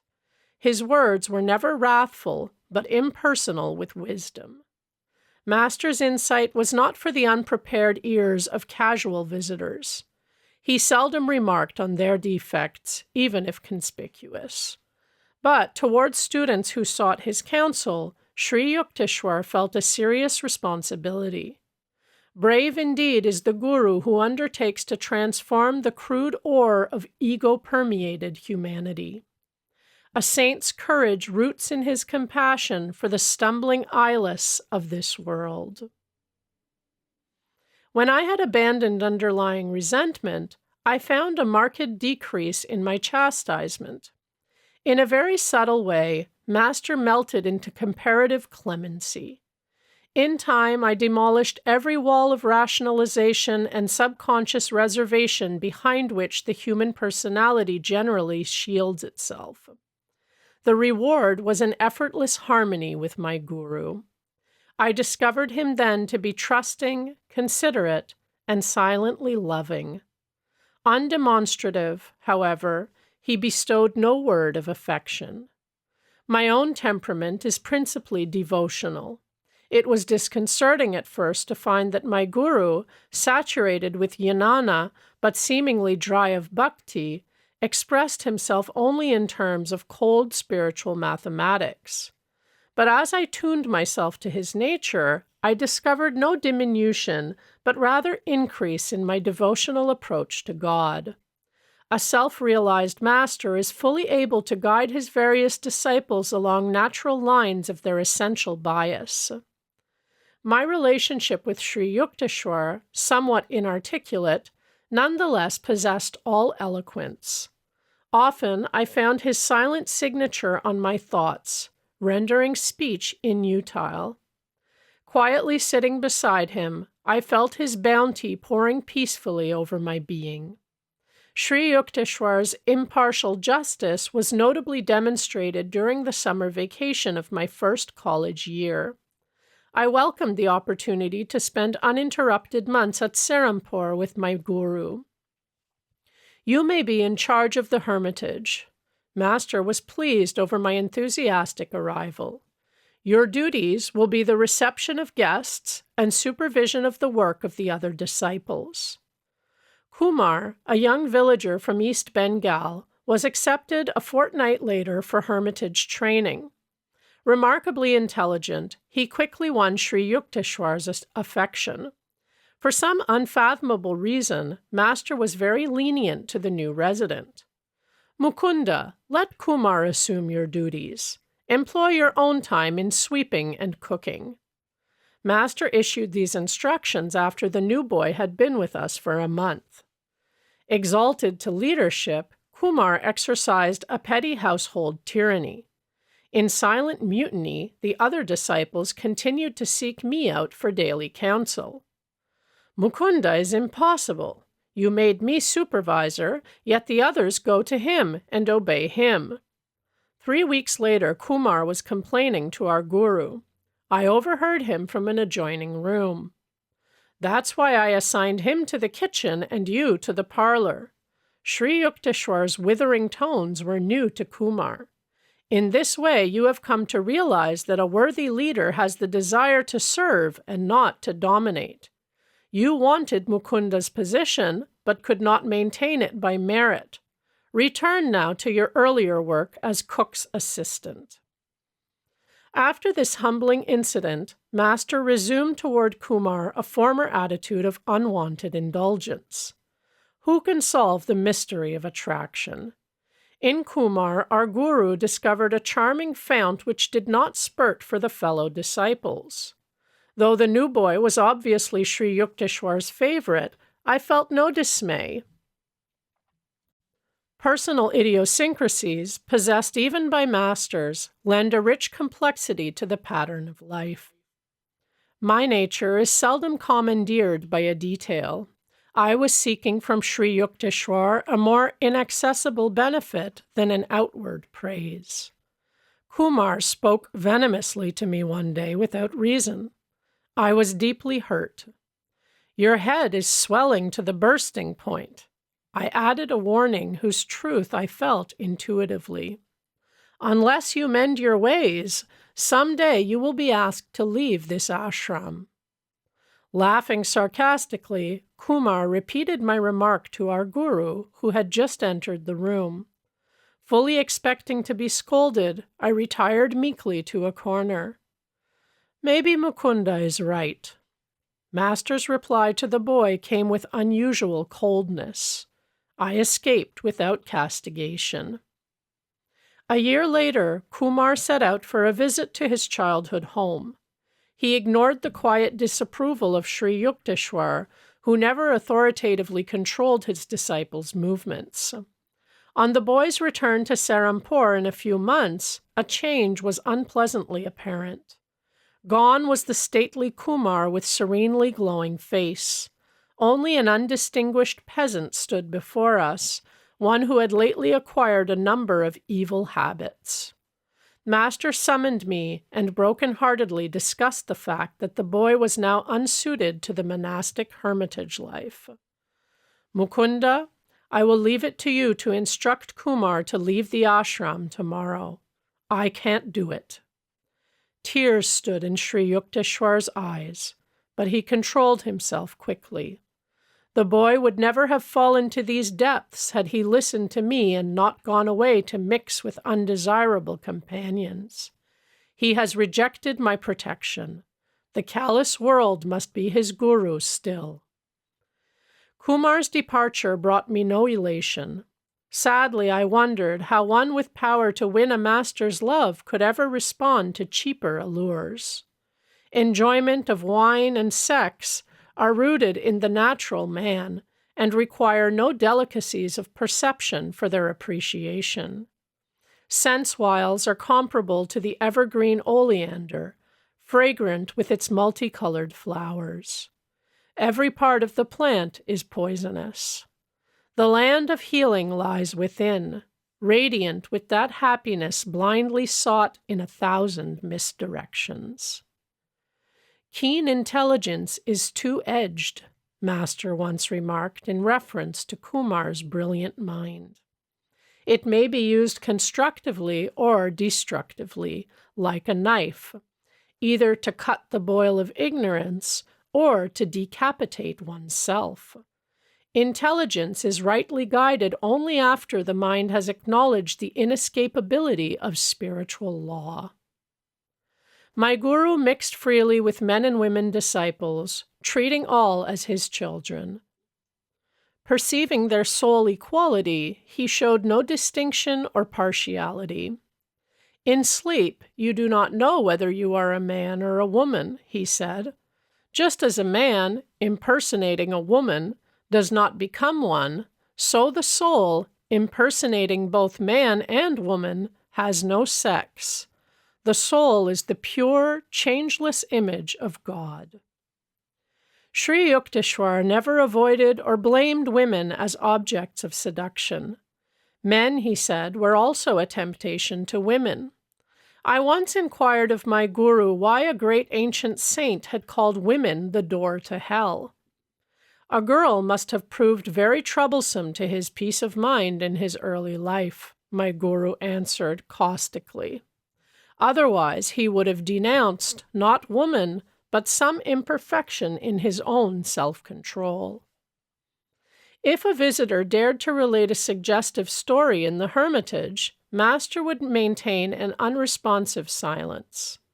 Do not allow yourself to be thrashed by the provoking whip of a beautiful face, he told the disciples.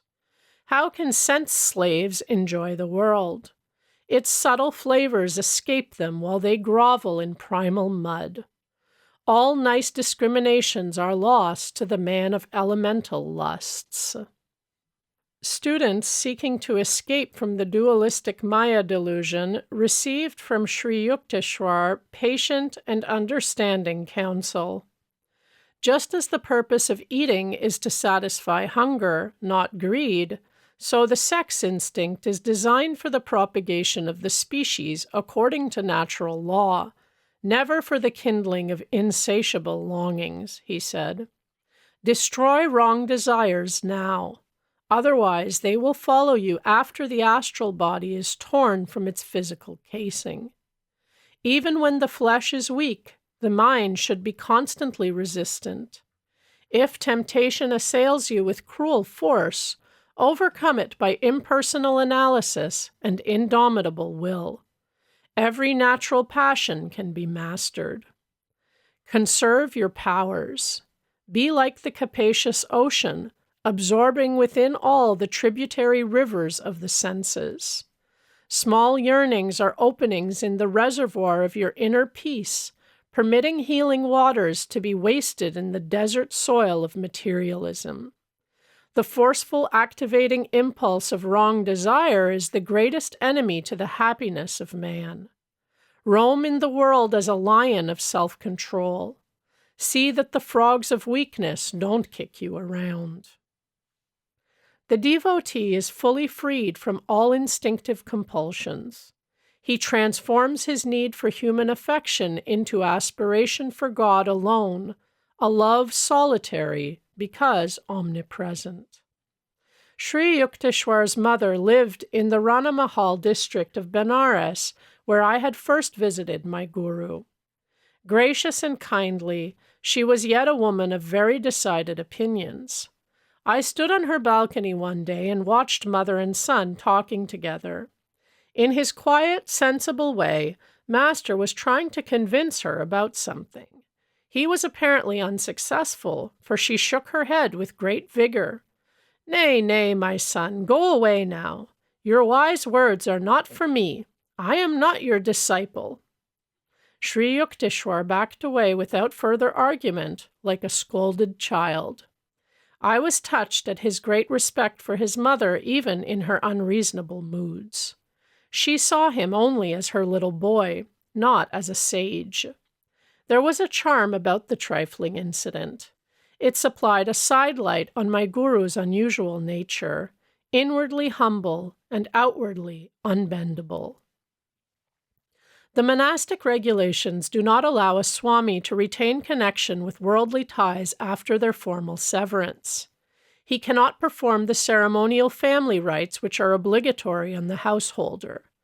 Yet Shankara, the ancient founder of the Swami order, disregarded the injunctions. At the death of his beloved mother, he cremated her body with heavenly fire which he caused to spurt from his upraised hand. Sri Yukteswar also ignored the restrictions in a fashion less spectacular. When his mother passed on, he arranged the crematory services by the holy Ganges in Benares and fed many Brahmins in conformance with age-old custom. The Shastric prohibitions were intended to help Swamis overcome narrow identifications. Shankara and Sri Yukteswar had wholly merged their beings in the impersonal spirit. They needed no rescue by rule. Sometimes, too, a master purposely ignores a canon in order to uphold its principle as superior to and independent of form. Thus, Jesus plucked ears of corn on the day of rest. To the inevitable critics, he said, "The Sabbath was made for man, and not man for the Sabbath." Outside of the scriptures, seldom was a book honored by Sri Yukteswar's perusal. Yet he was invariably acquainted with the latest scientific discoveries and other advancements of knowledge. A brilliant conversationalist, he enjoyed an exchange of views on countless topics with his guests. My guru's ready wit and rollicking laugh enlivened every discussion. Often grave, Master was never gloomy. To seek the Lord, one need not disfigure his face, he would remark. Remember that finding God will mean the funeral of all sorrows. Among the philosophers, professors, lawyers, and scientists who came to the Hermitage, a number arrived for their first visit with the expectation of meeting an orthodox religionist. A supercilious smile or a glance of amused tolerance occasionally betrayed that the newcomers anticipated nothing more than a few pious platitudes. Yet their reluctant departure would bring an expressed conviction that Sri Yukteswar had shown precise insight into their specialized fields. My guru ordinarily was gentle and affable to guests. His welcome was given with charming cordiality. Yet inveterate egotists sometimes suffered an invigorating shock. They confronted in Master either a frigid indifference or a formidable opposition.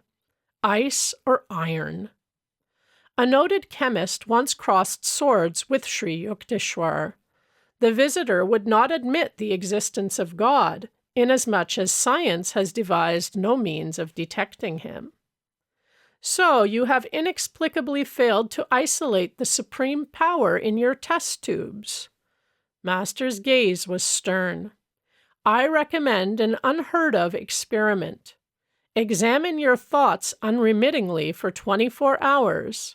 Then wonder no longer at God's absence. A celebrated pundit received a similar jolt. With ostentatious zeal, the scholar shook the ashram rafters with scriptural lore. Resounding passages poured from the Mahabharata, the Upanishads, the Bhashyas of Shankara.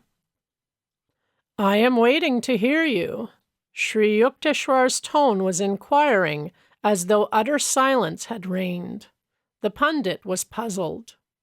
Quotations there have been in superabundance. Master's words convulsed me with mirth as I squatted in my corner at a respectful distance from the visitor.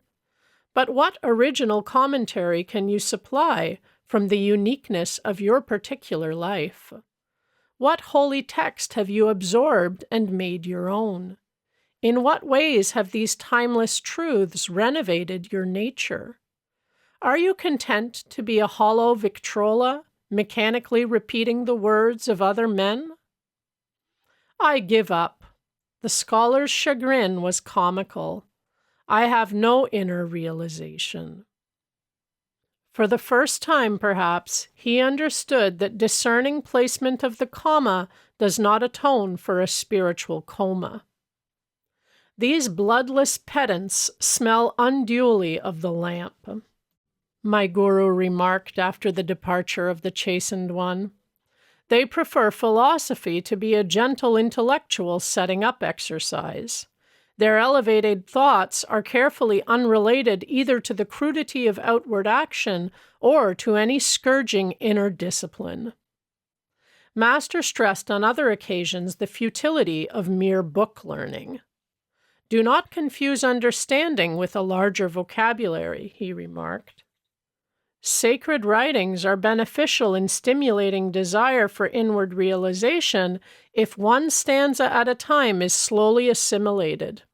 Continual intellectual study results in vanity and the false satisfaction of an undigested knowledge. Sri Yukteswar related one of his own experiences in scriptural edification. The scene was a forest hermitage in eastern Bengal, where he observed the procedure of a renowned teacher, Dabru. His method, at once simple and difficult, was common in ancient India. Dabru had gathered his disciples around him in the sylvan solitudes. The holy Bhagavad Gita was open before them. Steadfastly they looked at one passage for half an hour, then closed their eyes. Another half hour slipped away. The master gave a brief comment. Motionless, they meditated again for an hour. Finally, the guru spoke. "Have you understood?" "Yes, sir." One in the group ventured this assertion. "No, not fully.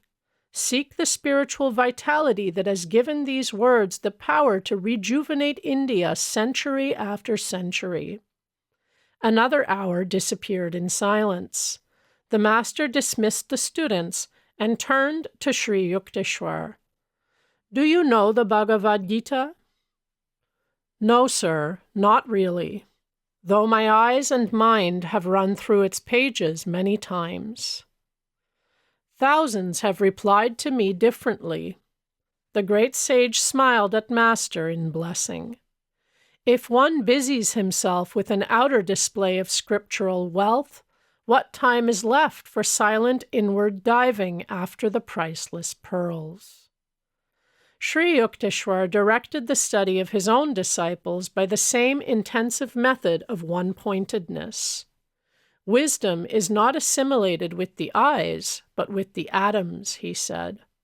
"When your conviction of a truth is not merely in your brain, but in your being, you may diffidently vouch for its meaning." He discouraged any tendency a student might have to construe book knowledge as a necessary step to spiritual realization. The rishis wrote in one sentence profundities that commentating scholars busy themselves over for generations, he remarked. Endless literary controversy is for sluggard minds.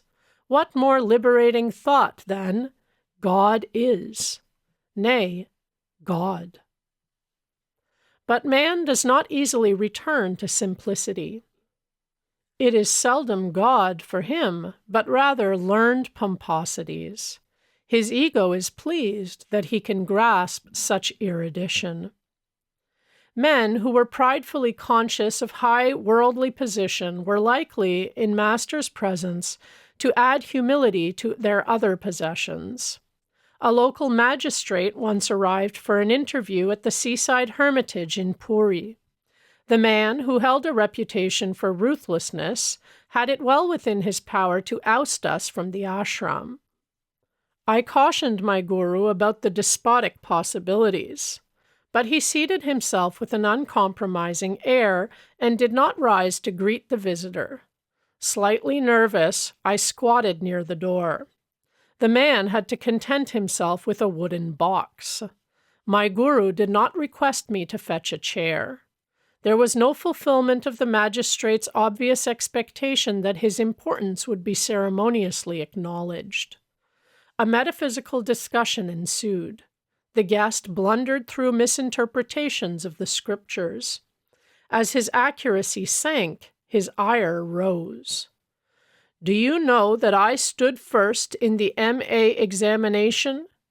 Reason had forsaken him, but he could still shout. "Mr. Magistrate, you forget that this is not your courtroom," Master replied evenly. "From your childish remarks, I would have surmised that your college career was unremarkable. A university degree, in any case, is not remotely related to Vedic realization. Saints are not produced in batches every semester like accountants." After a stunned silence, the visitor laughed heartily. "This is my first encounter with a heavenly magistrate," he said. Later, he made a formal request, couched in the legal terms which were evident part and parcel of his being, to be accepted as a probationary disciple. My guru personally attended to the details connected with the management of his property. unscrupulous persons on various occasions attempted to secure possession of Master's ancestral land. With determination and even by instigating lawsuits, Sri Yukteswar outwitted every opponent. He underwent these painful experiences from a desire never to be a begging guru or a burden on his disciples. His financial independence was one reason why my alarmingly outspoken master was innocent of the cunnings of diplomacy. Unlike those teachers who have to flatter their supporters, my guru was impervious to the influences, open or subtle, of others' wealth.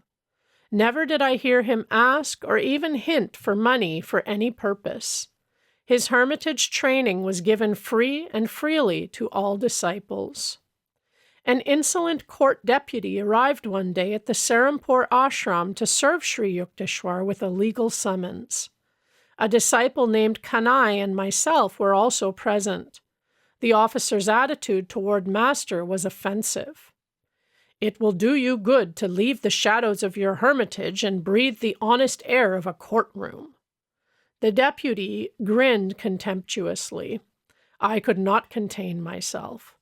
"Another word of your impudence and you will be on the floor," I advanced threateningly. "You wretch!" Kanai's shout was simultaneous with my own. "Dare you bring your blasphemies into this sacred ashram?" But Master stood protectingly in front of his abuser. "Don't get excited over nothing. This man is only doing his rightful duty." The officer, dazed at his varying reception, respectfully offered a word of apology and sped away. Amazing it was to find that a master with such a fiery will could be so calm within. He fitted the Vedic definition of a man of God.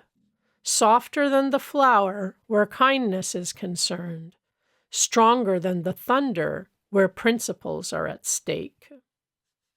There are always those in the world who, in Browning's words, endure no light, being themselves obscure.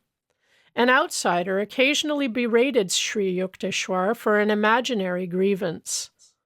My imperturbable guru listened politely, analyzing himself to see if any shred of truth lay within the denunciation. These scenes would bring to my mind one of Master's inimitable observations. Some people try to be tall by cutting off the heads of others. The unfailing composure of a saint is impressive beyond any sermon. He that is slow to anger is better than the mighty, and he that ruleth his spirit than he that taketh a city.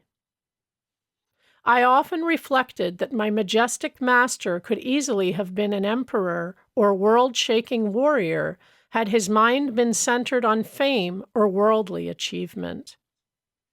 He had chosen instead to storm those inner citadels of wrath and egotism whose fall is the height of a man.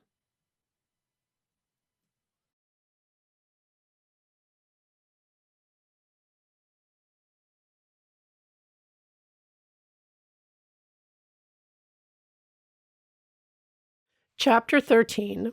The Sleepless Saint.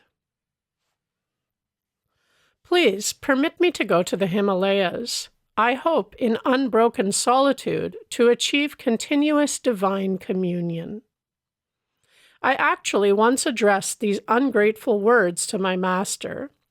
Seized by one of the unpredictable delusions which occasionally assail the devotee, I felt a growing impatience with hermitage duties and college studies.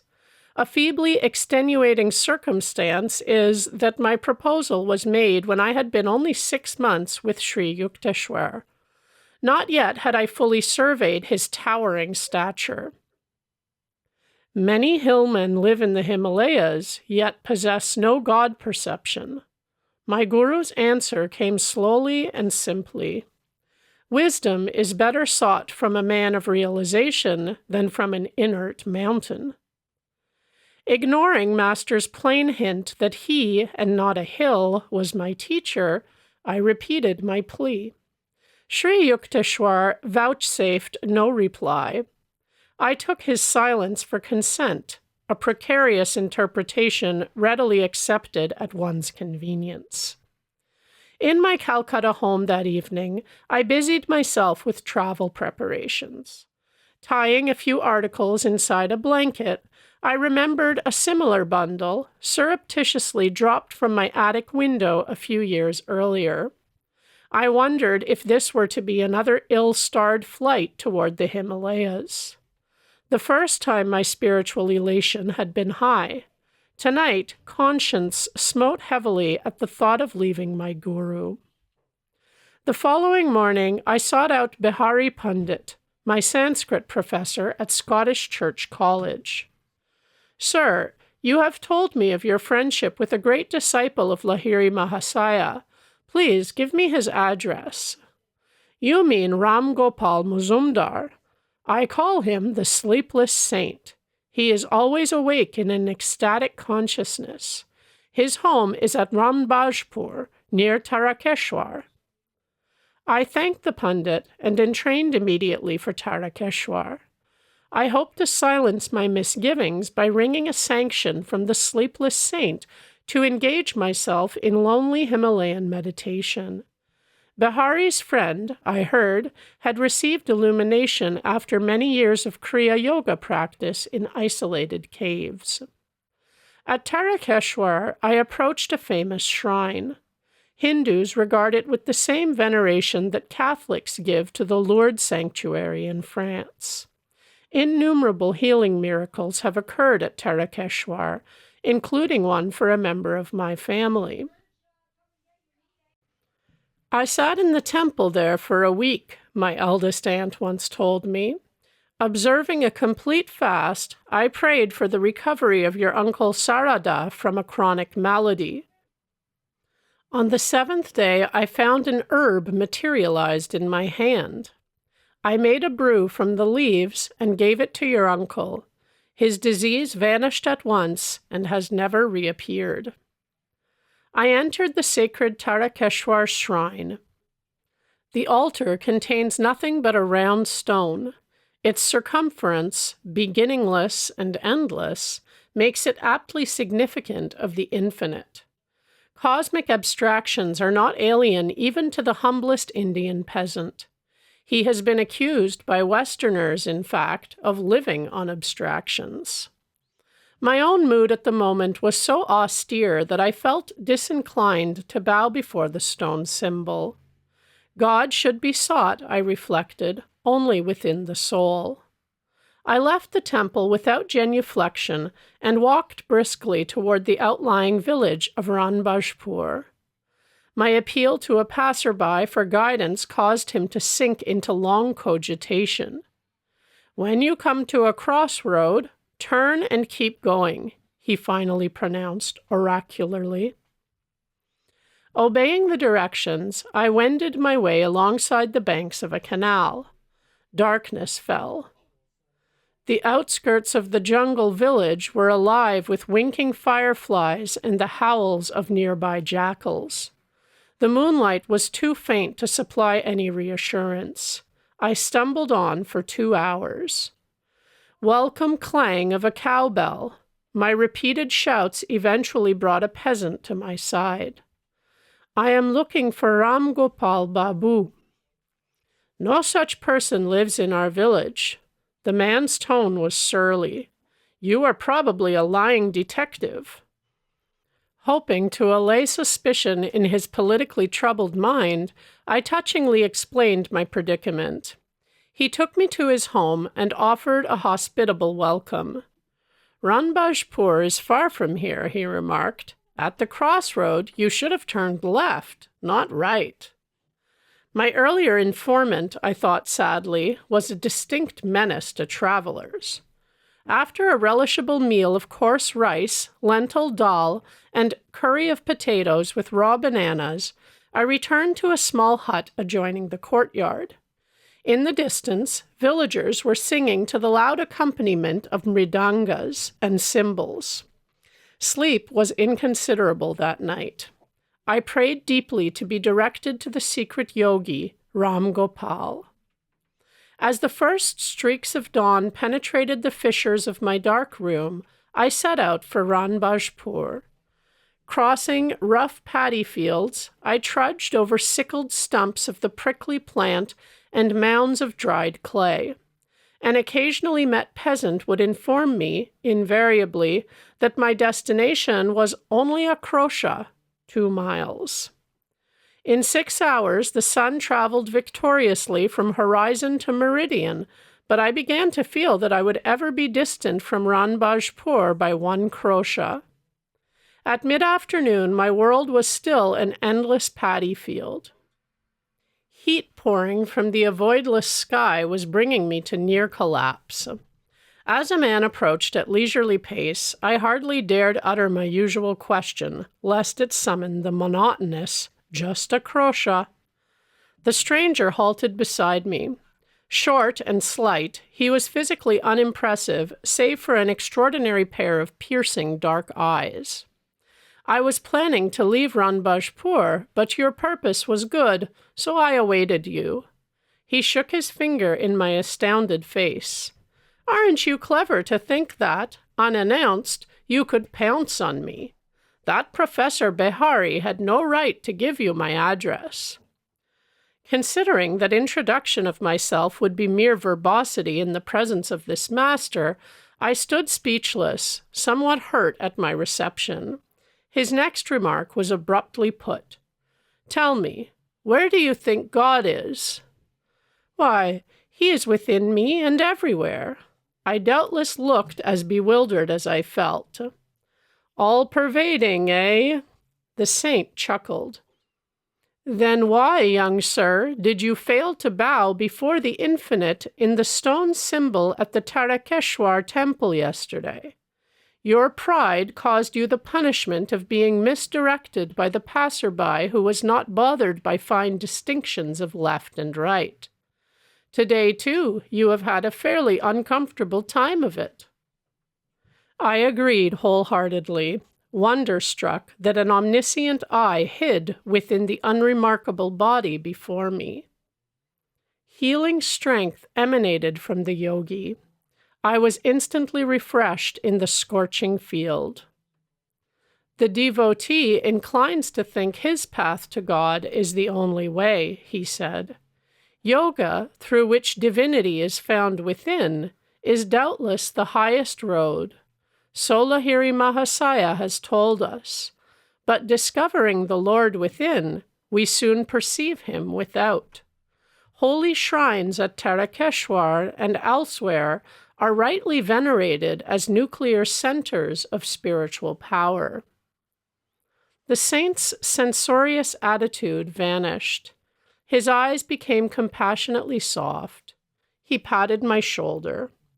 "Young yogi, I see you are running away from your master. He has everything you need. You must return to him. Mountains cannot be your guru." Ram Gopal was repeating the same thought which Sri Yukteswar had expressed at our last meeting. Masters are under no cosmic compulsion to limit their residence. My companion glanced at me quizzically. The Himalayas in India and Tibet have no monopoly on saints. What one does not trouble to find within will not be discovered by transporting the body hither and yon. As soon as the devotee is willing to go even to the ends of the earth for spiritual enlightenment, his guru appears nearby. I silently agreed, recalling my prayer in the Benares Hermitage, followed by the meeting with Sri Yukteswar in a crowded lane. "Are you able to have a little room where you can close the door and be alone?" "Yes." I reflected that this saint descended from the general to the particular with disconcerting speed. "That is your cave." The yogi bestowed on me a gaze of illumination which I have never forgotten. "That is your sacred mountain. That is where you will find the kingdom of God." His simple words instantaneously banished my lifelong obsession for the Himalayas. In a burning paddy field, I awoke from the monticulous dreams of eternal snows. Young sir, your divine thirst is laudable. I feel great love for you. Ram Gopal took my hand and led me to a quaint hamlet. The adobe houses were covered with coconut leaves and adorned with rustic entrances. The saint seated me on the umbrageous bamboo platform of his small cottage. After giving me sweetened lime juice and a piece of rock candy, he entered his patio and assumed the lotus posture. In about 4 hours, I opened my meditative eyes and saw that the moonlit figure of the yogi was still motionless. As I was sternly reminding my stomach that man does not live by bread alone, Ram Gopal approached me. I see you are famished. Food will be ready soon. A fire was kindled under a clay oven on the patio. Rice and dal were quickly served on large banana leaves. My host courteously refused my aid in all cooking chores. The guest is God. A Hindu proverb has commanded devout observance from time immemorial. In my later world travels, I was charmed to see that a similar respect for visitors is manifested in rural sections of many countries. The city dweller finds the keen edge of hospitality blunted by superabundance of strange faces. The marts of men seemed remotely dim as I squatted by the yogi in the isolation of the tiny jungle village. The cottage room was mysterious with a mellow light. Ram Gopal arranged some torn blankets on the floor for my bed and seated himself on a straw mat. Overwhelmed by his spiritual magnetism, I ventured a request. Sir, why don't you grant me a samadhi? Dear one, I would be glad to convey the divine contact, but it is not my place to do so. The saint looked at me with half-closed eyes. Your master will bestow that experience shortly. Your body is not tuned just yet. As a small lamp cannot withstand excessive electrical voltage, so your nerves are unready for the cosmic current. If I gave you the infinite ecstasy right now, you would burn as if every cell were on fire. You are asking illumination from me, the yogi continued musingly, while I am wondering, inconsiderable as I am, and with the little meditation I have done, if I have succeeded in pleasing God, and what worth I may find in his eyes at the final reckoning. Sir, have you not been single-heartedly seeking God for a long time? I have not done much. Behari must have told you something of my life. For 20 years I occupied a secret grotto, meditating 18 hours a day. Then I moved to a more inaccessible cave and remained there for 25 years, entering the yoga union for 20 hours daily. I did not need sleep, for I was ever with God. My body was more rested in the complete calmness of the superconsciousness than it could be by the partial peace of the ordinary subconscious state. The muscles relax during sleep, but the heart, lungs, and circulatory system are constantly at work. They get no rest. In superconsciousness, the internal organs remain in a state of suspended animation, electrified by the cosmic energy. By such means, I have found it unnecessary to sleep for years. The time will come when you too will dispense with sleep. My goodness! You have meditated for so long, and yet are unsure of the Lord's favor. I gazed at him in astonishment. Then what about us poor mortals? Well, don't you see, my dear boy, that God is eternity itself? To assume that one can fully know him by 45 years of meditation is rather a preposterous expectation. Babaji assures us, however, that even a little meditation saves one from the dire fear of death and after-death states. Do not fix your spiritual ideal on a small mountain, but hitch it to the star of unqualified divine attainment. If you work hard, you will get there." Enthralled by the prospect, I asked him for further enlightening words. He related a wondrous story of his first meeting with Lahiri Mahasaya's guru, Babaji. Around midnight, Ram Gopal fell into silence, and I lay down on my blankets. Closing my eyes, I saw flashes of lightning. The vast space within me was a chamber of molten light.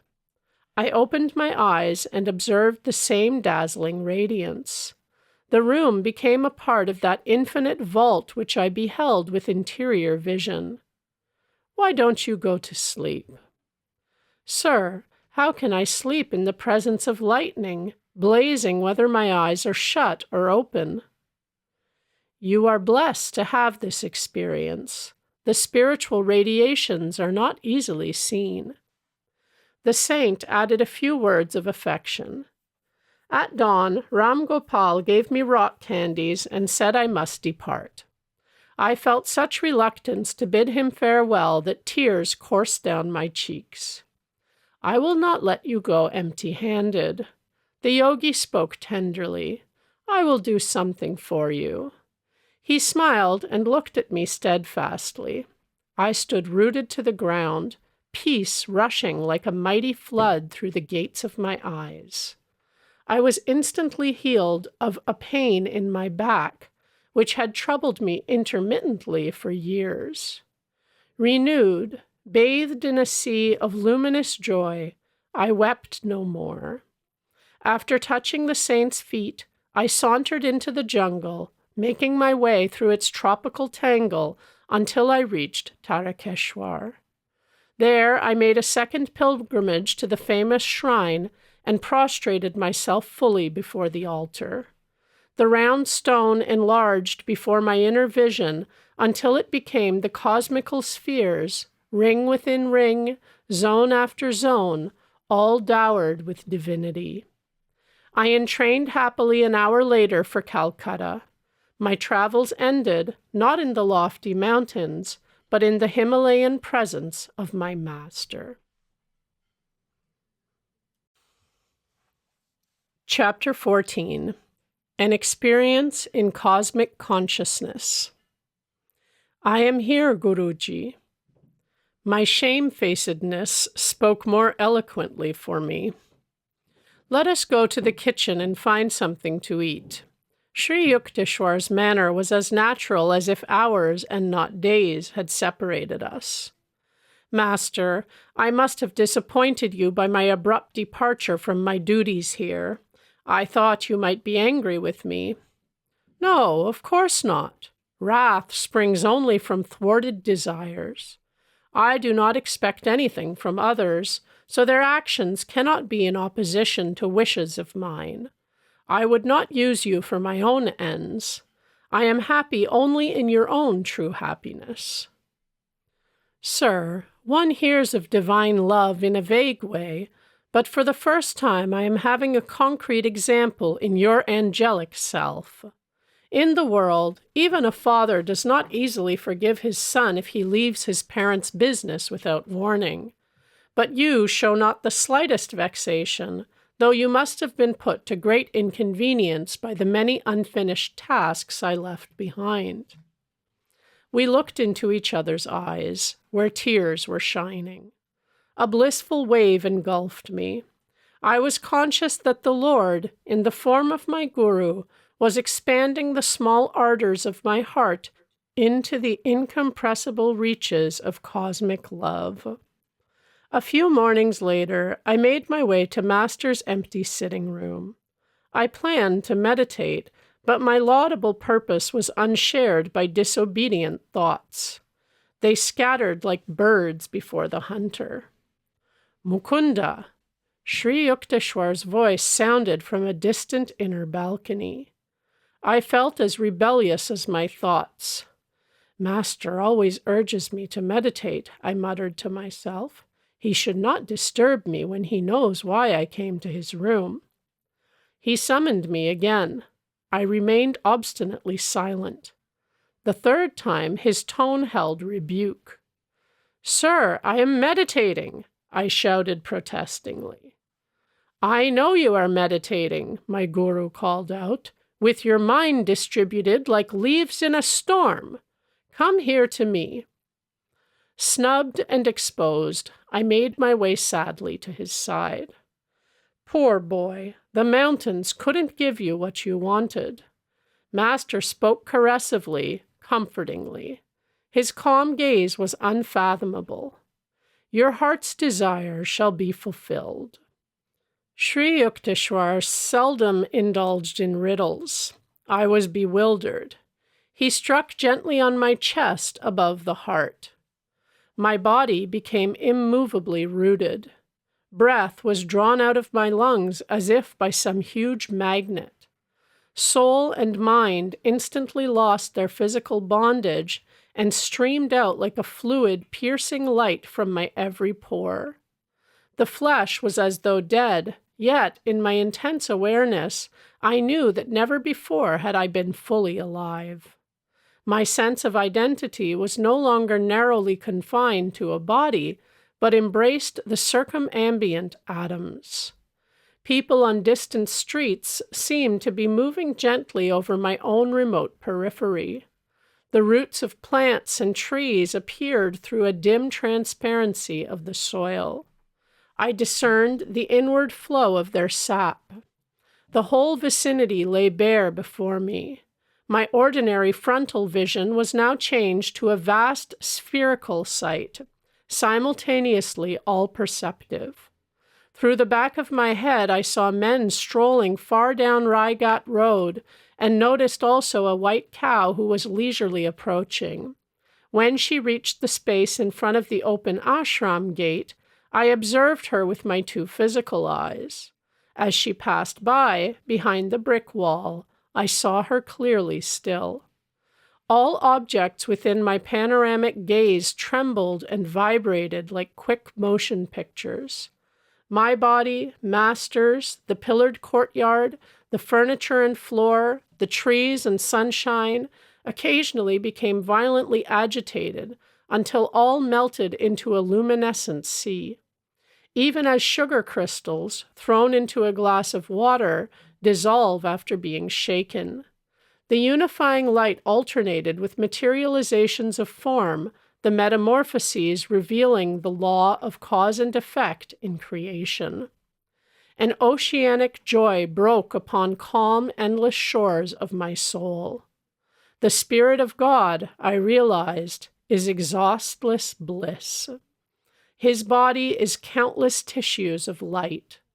A swelling glory within me began to envelop towns, continents, the earth, solar and stellar systems, tenuous nebulae, and floating universes.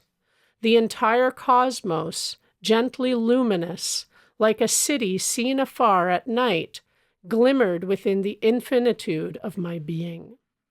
The sharply etched global outlines faded somewhat at the farthest edges. There I could see a mellow radiance, ever undiminished. It was indescribably subtle. The planetary pictures were formed of a grosser light. The divine dispersion of rays poured from an eternal source, blazing into galaxies, transfigured with ineffable auras. Again and again I saw the creative beams condense into constellations, then resolve into sheets of transparent flame. By rhythmic reversion, sextillion worlds passed into diaphanous luster. Fire became firmament. I cognized the center of the empyrean as a point of intuitive perception in my heart. Irradiating splendor issued from my nucleus to every part of the universal structure. Blissful Amrita, the nectar of immortality, pulsed through me with a quicksilver-like fluidity. The creative voice of God I heard resounding as Aum, the vibration of the cosmic motor. Suddenly, the breath returned to my lungs. With a disappointment almost unbearable, I realized that my infinite immensity was lost. Once more I was limited to the humiliating cage of a body, not easily accommodative to the spirit. Like a prodigal child, I had run away from my macrocosmic home and imprisoned myself in a narrow microcosm. My guru was standing motionless before me. I started to drop at his holy feet in gratitude for the experience in cosmic consciousness, which I had long passionately sought. He held me upright and spoke calmly, unpretentiously. You must not get overdrunk with ecstasy. Much work yet remains for you in the world. Come, let us sweep the balcony floor. Then we shall walk by the Ganges. I fetched a broom. Master, I knew, was teaching me the secret of balanced living. The soul must stretch over the cosmogonic abysses, while the body performs its daily duty. When we set out later for a stroll, I was still entranced in unspeakable rapture. I saw our bodies as two astral pictures, moving over a road by the river whose essence was sheer light. It is the Spirit of God that actively sustains every form and force in the universe. Yet he is transcendental and aloof in the blissful, uncreated void beyond the worlds of vibratory phenomena, Master explained. Saints who realize their divinity even while in the flesh know a similar twofold existence. Conscientiously engaging in earthly work, they yet remain immersed in an inward beatitude. The Lord has created all men from the limitless joy of his being. Though they are painfully cramped by the body, God nevertheless expects that souls made in his image shall ultimately rise above all sense identifications and reunite with him. The cosmic vision left many permanent lessons. By daily stilling my thoughts, I could win release from the delusive conviction that my body was a mass of flesh and bones, traversing the hard soil of matter. The breath and the restless mind, I saw, were like storms which lashed the ocean of light into waves of material forms. Earth, sky, human beings, animals, birds, trees. No perception of the infinite as one light could be had except by calming those storms. As often as I silenced the two natural tumults, I beheld the multitudinous waves of creation melt into one lucent sea, even as the waves of the ocean, their tempests subsiding, serenely dissolved into unity. A master bestows the divine experience of cosmic consciousness when his disciple, by meditation, has strengthened his mind to a degree where the vast vistas would not overwhelm him. The experience can never be given through one's mere intellectual willingness or open-mindedness. Only adequate enlargement by yoga practice and devotional bhakti can prepare the mind to absorb the liberating shock of omnipresence. It comes with a natural inevitability to the sincere devotee. His intense craving begins to pull at God with an irresistible force. The Lord, as the cosmic vision, is drawn by the seeker's magnetic ardor into his range of consciousness. I wrote, in my later years, the following poem, Samadhi, endeavoring to convey the glory of its cosmic state. Vanished the veils of light and shade, lifted every vapor of sorrow, sailed away all dawns of fleeting joy, gone the dim sensory mirage.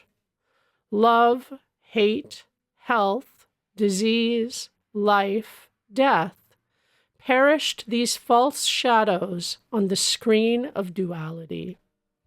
Waves of laughter, skillas of sarcasm, melancholic whirlpools, melting in the vast sea of bliss. The storm of Maya stilled by magic wand of intuition deep. The universe, forgotten dream, subconsciously lurks, ready to invade my newly wakened memory divine. I live without the cosmic shadow, but it is not bereft of me. As the sea exists without the waves, but they breathe not without the sea.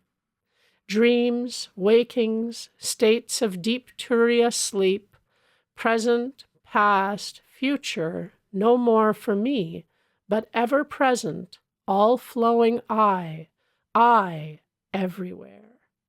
Planets, stars, stardust, earth, volcanic bursts of doomsday cataclysms, creation's molding furnace, glaciers of silent X-rays, burning electron floods, thoughts of all men, past, present, to come, every blade of grass, myself, mankind, each particle of universal dust, anger, greed, good, bad, salvation, lust, I swallowed, transmuted all into a vast ocean of blood of my own one being. Smoldering joy, oft puffed by meditation, blinding my tearful eyes, burst into immortal flames of bliss, consumed my tears, my frame, my all. Thou art I am thou, knowing, knower, known as one. Tranquil, unbroken thrill, eternally living, ever new peace. Enjoyable beyond imagination of expectancy, samadhi bliss. Not an unconscious state or mental chloroform without willful return. Samadhi but extends my conscious realm beyond limits of the mortal frame to farthest boundary of eternity, where I, the cosmic sea, watch the little ego floating in me. The sparrow, each grain of sand, fall not without my sight. All space floats like an iceberg in my mental sea. Colossal container, I, of all things made. By deeper, longer, thirsty, guru-given meditation comes this celestial samadhi. Mobile murmurs of atoms are heard, the dark earth, mountains, vales, low, molten liquid. Flowing seas change into vapors of nebulae. Aum blows upon vapors, opening wondrously their veils. Oceans stand revealed, shining electrons, till, at last sound of the cosmic drum, vanish the grosser lights into eternal rays of all-pervading bliss. From joy I came, for joy I live, in sacred joy I melt. Ocean of mind, I drink all creation's waves. Four veils of solid, liquid, vapor, light, lift aright. Myself in everything enters the great myself. Gone forever, fitful, flickering shadows of mortal memory. Spotless is my mental sky, below, ahead, and high above. Eternity and I, one united ray. A tiny bubble of laughter, I am become the sea of mirth itself. Sri Yukteswar taught me how to summon the blessed experience at will, and also how to transmit it to others if their intuitive channels were developed. For months, I entered the ecstatic union, comprehending why the Upanishads say God is rasa, the most relishable. One day, however, I took a problem to master. I want to know, sir, when shall I find God? You have found him. Oh, no, sir, I don't think so. My guru was smiling. I am sure you aren't expecting a venerable personage, adorning a throne in some antiseptic corner of the cosmos. I see, however, that you are imagining that the possession of miraculous powers is knowledge of God. One might have the whole universe and find the Lord elusive still. Spiritual advancement is not measured by one's outward powers, but only by the depth of his bliss in meditation. Ever new joy is God. He is inexhaustible. As you continue your meditations during the years, he will beguile you with an infinite ingenuity. Devotees like yourself who have found the way to God never dream of exchanging him for any other happiness. He is seductive beyond thought of competition. How quickly we weary of earthly pleasures. Desire for material things is endless.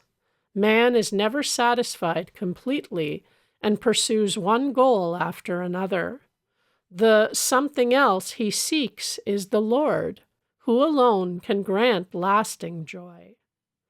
Outward longings drive us from the Eden within. They offer false pleasures which only impersonate soul happiness. The lost paradise is quickly regained through divine meditation. As God is unanticipatory ever-newness, we never tire of him. Can we be surfeited with bliss, delightfully varied throughout eternity? I understand now, sir, why saints call the Lord unfathomable. Even everlasting life could not suffice to appraise him. That is true, but he is also near and dear. After the mind has been cleared by Kriya Yoga of sensory obstacles, meditation furnishes a twofold proof of God. Ever new joy is evidence of his existence, convincing to our very atoms. Also, in meditation, one finds his instant guidance, his adequate response to every difficulty. I see, Guruji, you have solved my problem. I smiled gratefully. I do realize now that I have found God, for whenever the joy of meditation has returned subconsciously during my active hours, I have been subtly directed to adopt the right course in everything, even details. Human life is beset with sorrow until we know how to tune in with the divine will, whose right course is often baffling to the egoistic intelligence. God bears the burden of the cosmos. He alone can give unerring counsel. Chapter 15.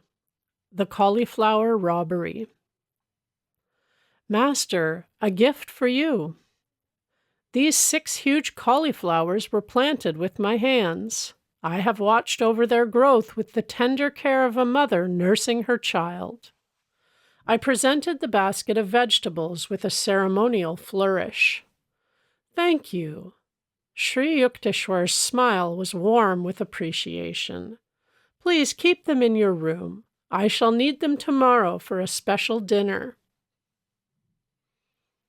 A steady stream of visitors poured from the world into the Hermitage tranquility.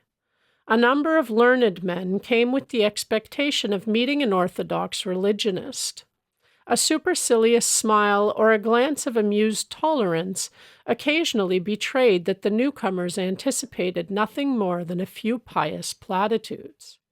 Yet their reluctant departure would bring an expressed conviction that Sri Yukteswar had shown precise insight into their specialized fields of knowledge.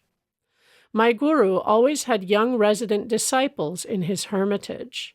He directed their minds and lives with that careful discipline in which the word disciple is etymologically rooted. I had just arrived in Puri to spend my college summer vacation with my guru at his seaside hermitage. Built by Master and his disciples, the cheerful little 2-storied retreat fronts on the Bay of Bengal. I awoke early the following morning, refreshed by the salty sea breezes and the charm of my surroundings. Sri Yukteswar's melodious voice was calling. I took a look at my cherished cauliflowers and stowed them neatly under my bed. Come, let us go to the beach. Master led the way. Several young disciples and myself followed in a scattered group. Our guru surveyed us in mild criticism. When our Western brothers walk, they usually take pride in unison. Now, please march in 2 rows. Keep rhythmic step with one another. Sri Yukteswar watched as we obeyed. He began to sing. Boys go to and fro in a pretty little row.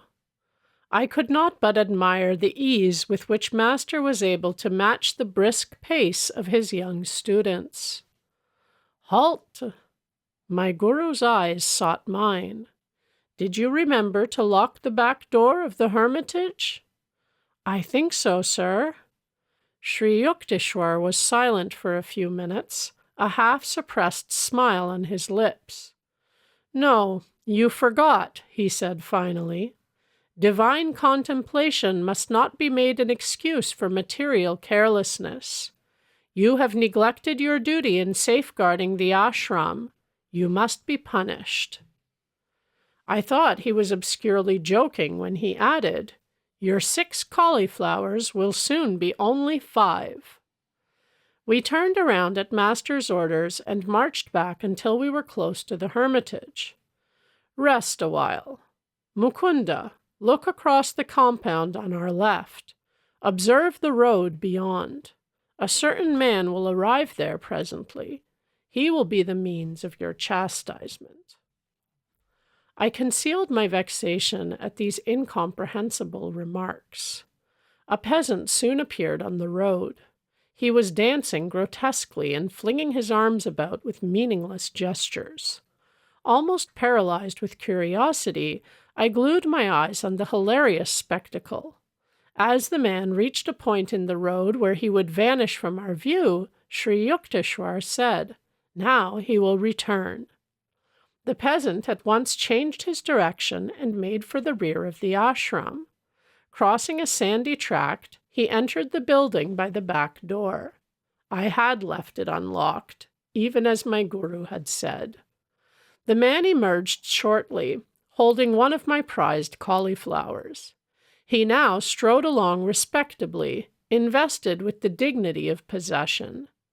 The unfolding farce, in which my role appeared to be that of bewildered victim, was not so disconcerting that I failed in indignant pursuit.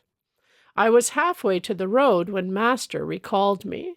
He was shaking from head to foot with laughter. That poor crazy man has been longing for a cauliflower, he explained between outbursts of mirth. I thought it would be a good idea if he got one of yours, so ill-guarded. I dashed to my room, where I found that the thief, evidently one with a vegetable fixation, had left untouched my gold rings, watch, and money, all lying openly on the blanket. He had crawled instead under the bed, where, completely hidden from casual sight, one of my cauliflowers had aroused his single-hearted desire. I asked Sri Yukteswar that evening to explain the incident, which had, I thought, a few baffling features. My guru shook his head slowly. You will understand it some day. Science will soon discover a few of these hidden laws. When the wonders of radio burst some years later on an astounded world, I remembered Master's prediction. Age-old concepts of time and space were annihilated. No peasant's home so narrow that London or Calcutta could not enter. The dullest intelligence enlarged before indisputable proof of one aspect of man's omnipresence. The plot of the Cauliflower comedy can be best understood by a radio analogy. Sri Yukteswar was a perfect human radio. Thoughts are no more than very gentle vibrations moving in the ether. Just as a sensitized radio picks up a desired musical number out of thousands of other programs from every direction, so my guru had been able to catch the thought of the half-witted man who hankered for a cauliflower out of the countless thoughts of broadcasting human wills in the world. By his powerful will, Master was also a human broadcasting station, and had successfully directed the peasant to reverse his steps and go to a certain room for a single cauliflower. Intuition is soul guidance, appearing naturally in man during those instants when his mind is calm. Nearly everyone has had the experience of an inexplicably correct hunch, or has transferred his thoughts effectively to another person. The human mind, free from the static of restlessness, can perform through its antenna of intuition all the functions of complicated radio mechanisms, sending and receiving thoughts, and tuning out undesirable ones. As the power of a radio depends on the amount of electrical current it can utilize, so the human radio is energized according to the power of will possessed by each individual. All thoughts vibrate eternally in the cosmos. By deep concentration, a master is able to detect the thoughts of any mind, living or dead. Thoughts are universally and not individually rooted. A truth cannot be created, but only perceived. The erroneous thoughts of man result from imperfections in his discernment. The goal of yoga science is to calm the mind, that without distortion it may mirror the divine vision in the universe. Radio and television have brought the instantaneous sound and sight of remote persons to the firesides of millions. The first faint scientific intimations that man is an all-pervading spirit. Not a body confined to a point in space, but the vast soul, which the ego in most barbaric modes conspires in vain to cramp.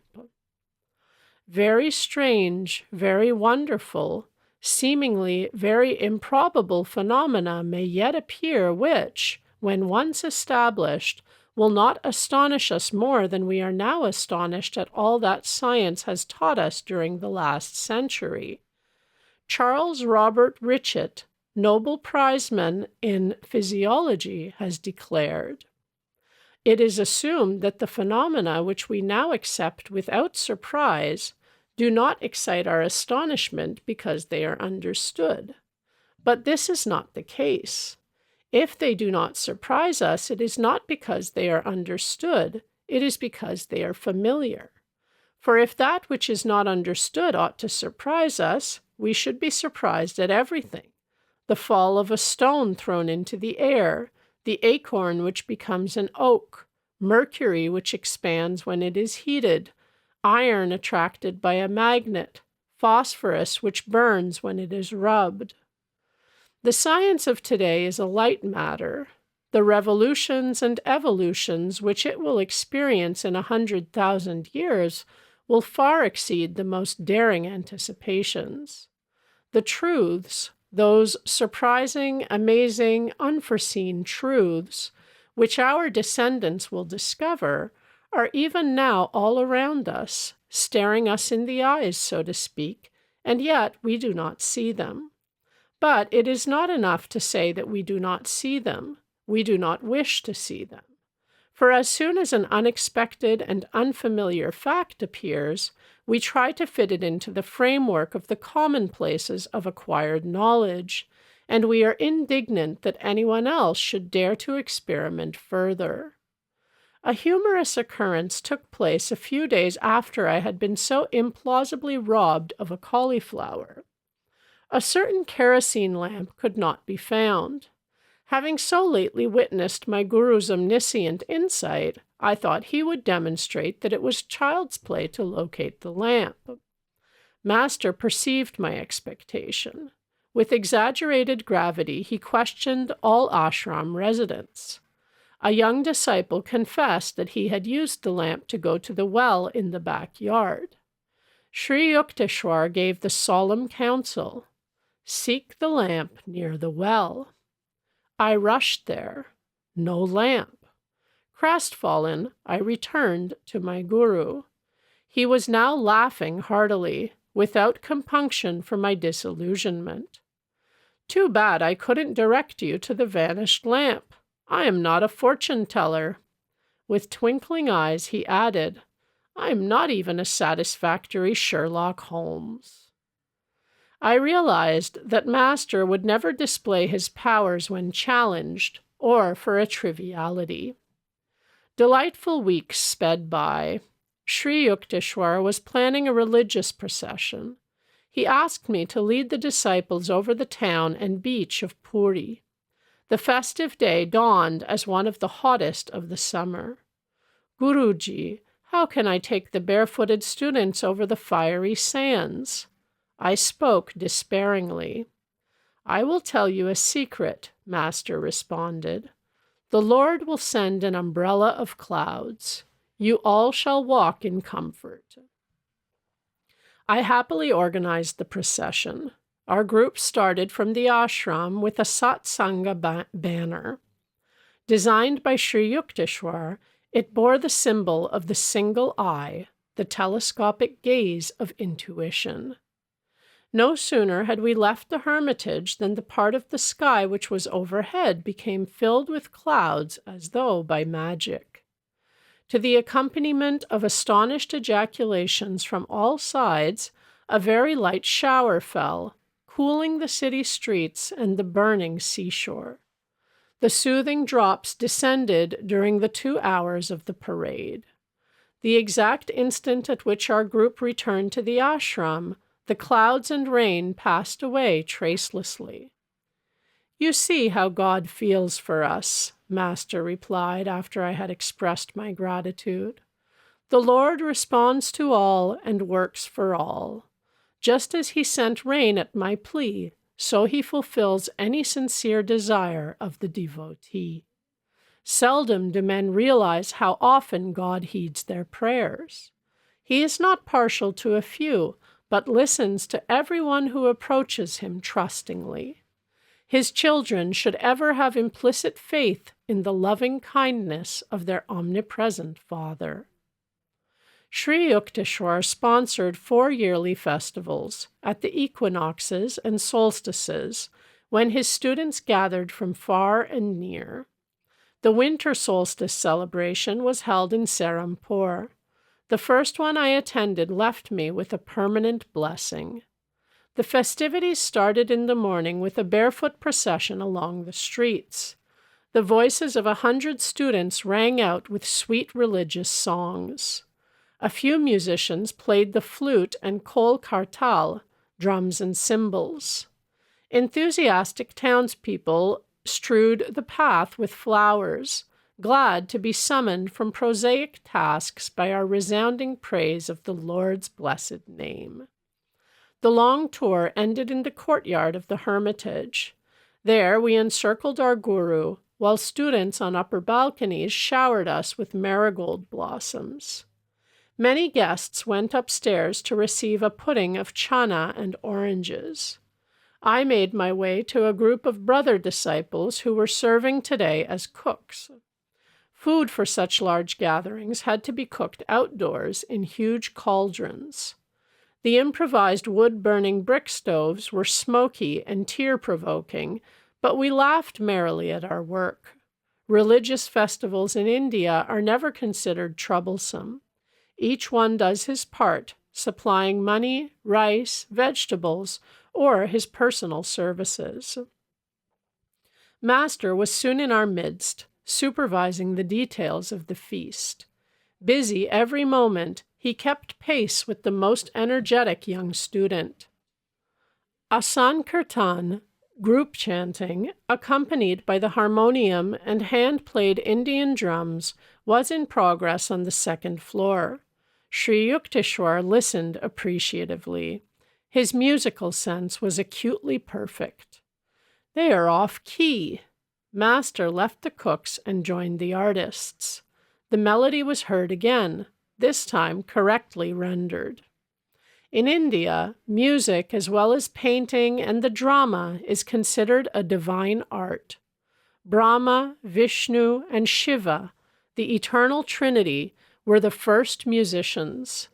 The divine dancer Shiva is scripturally represented as having worked out the infinite modes of rhythm in his cosmic dance of universal creation, preservation, and dissolution, while Brahma accentuated the time beat with the clanging cymbals, and Vishnu sounded the holy mridanga or drum. Krishna, an incarnation of Vishnu, is always shown in Hindu art with a flute, on which he plays the enrapturing song that recalls to their true home the human souls wandering in Maya, delusion.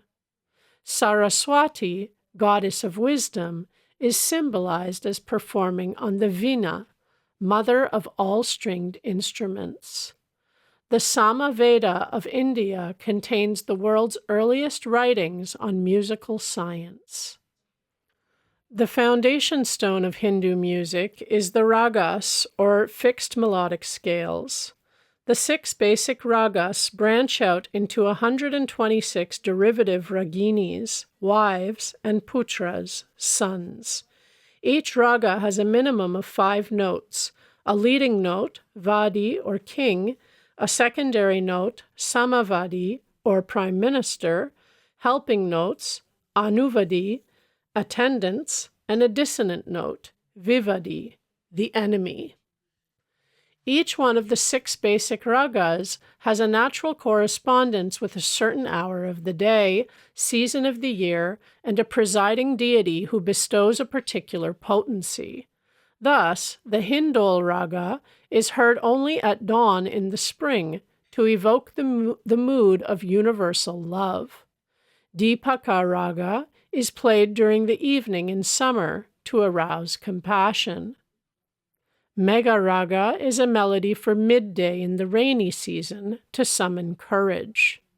Bhairava raga is played in the mornings of August, September, October to achieve tranquility. Shri raga is reserved for autumn twilights to attain pure love. Malkusna raga is heard at midnights in winter for valor. The ancient rishis discovered these laws of sound alliance between nature and man. Because nature is an objectification of Aum, the primal sound or vibratory word, man can obtain control over all natural manifestations through the use of certain mantras or chants. Historical documents tell of the remarkable powers possessed by Mian Tan Sen, 16th century court musician for Akbar the Great.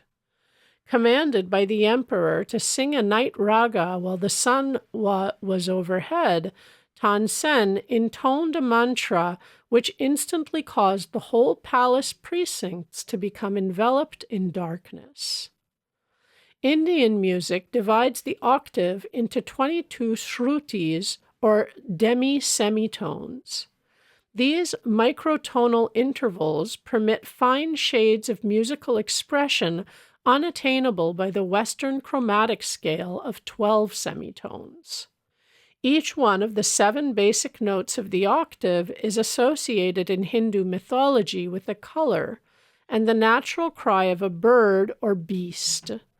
Do with green and the peacock, Re with red and the skylark, Mi with golden and the goat, Fa with the yellowish white and the heron, Sol with black and the nightingale, La with yellow and the horse, Si with a combination of all colors and the elephant.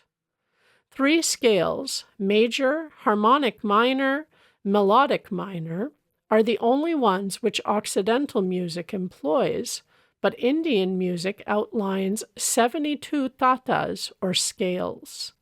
The musician has a creative scope for endless improvisation around the fixed traditional melody or raga.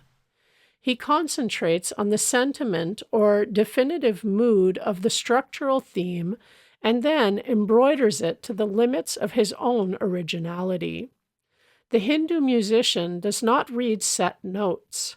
He clothes anew at each playing the bare skeleton of the raga, often confining himself to a single melodic sequence, stressing by repetition all its subtle microtonal and rhythmic variations. Bach, among Western composers, had an understanding of the charm and power of repetitious sound slightly differentiated in 100 complex ways.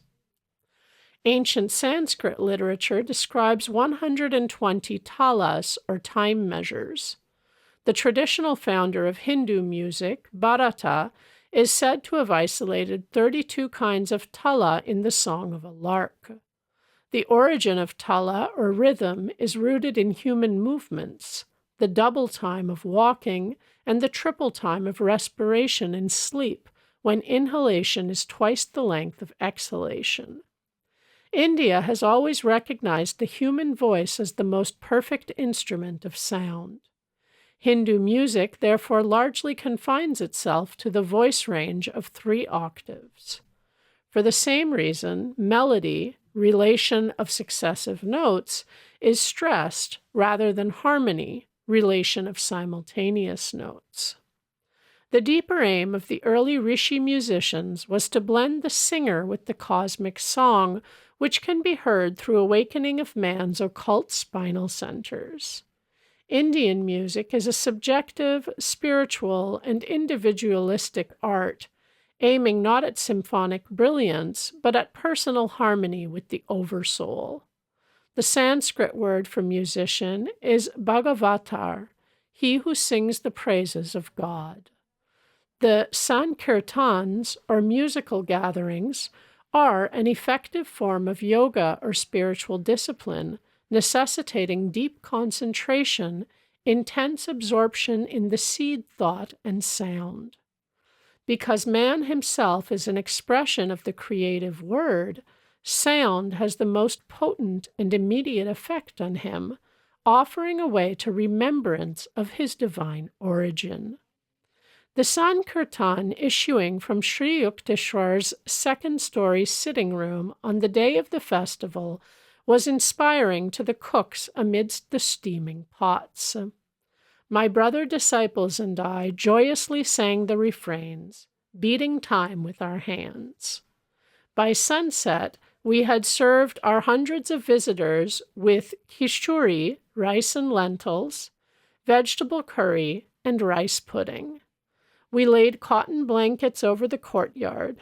Soon the assemblage was squatting under the starry vault, quietly attentive to the wisdom pouring from Sri Yukteswar's lips. His public speeches emphasized the value of Kriya Yoga and a life of self-respect, calmness, determination, simple diet, and regular exercise. A group of very young disciples then chanted a few sacred hymns. The meeting concluded with Sankirtan. From 10 o'clock until midnight, the ashram residents washed pots and pans and cleared the courtyard. My guru called me to his side. I am pleased over your cheerful labors today and during the past week of preparations. I want you with me. You may sleep in my bed tonight. This was a privilege I had never thought would fall to my lot. We sat a while in a state of intense divine tranquility. Hardly 10 minutes after we had gotten into bed, Master rose and began to dress. "What is the matter, sir?" I felt a tinge of unreality in the unexpected joy of sleeping beside my guru.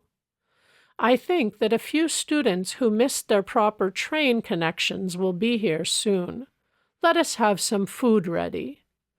Guruji, no one would come at 1 o'clock in the morning. Stay in bed. You've been working very hard, but I'm going to cook. At Sri Yukteswar's resolute tone, I jumped up and followed him to the small daily used kitchen adjacent to the second-floor inner balcony.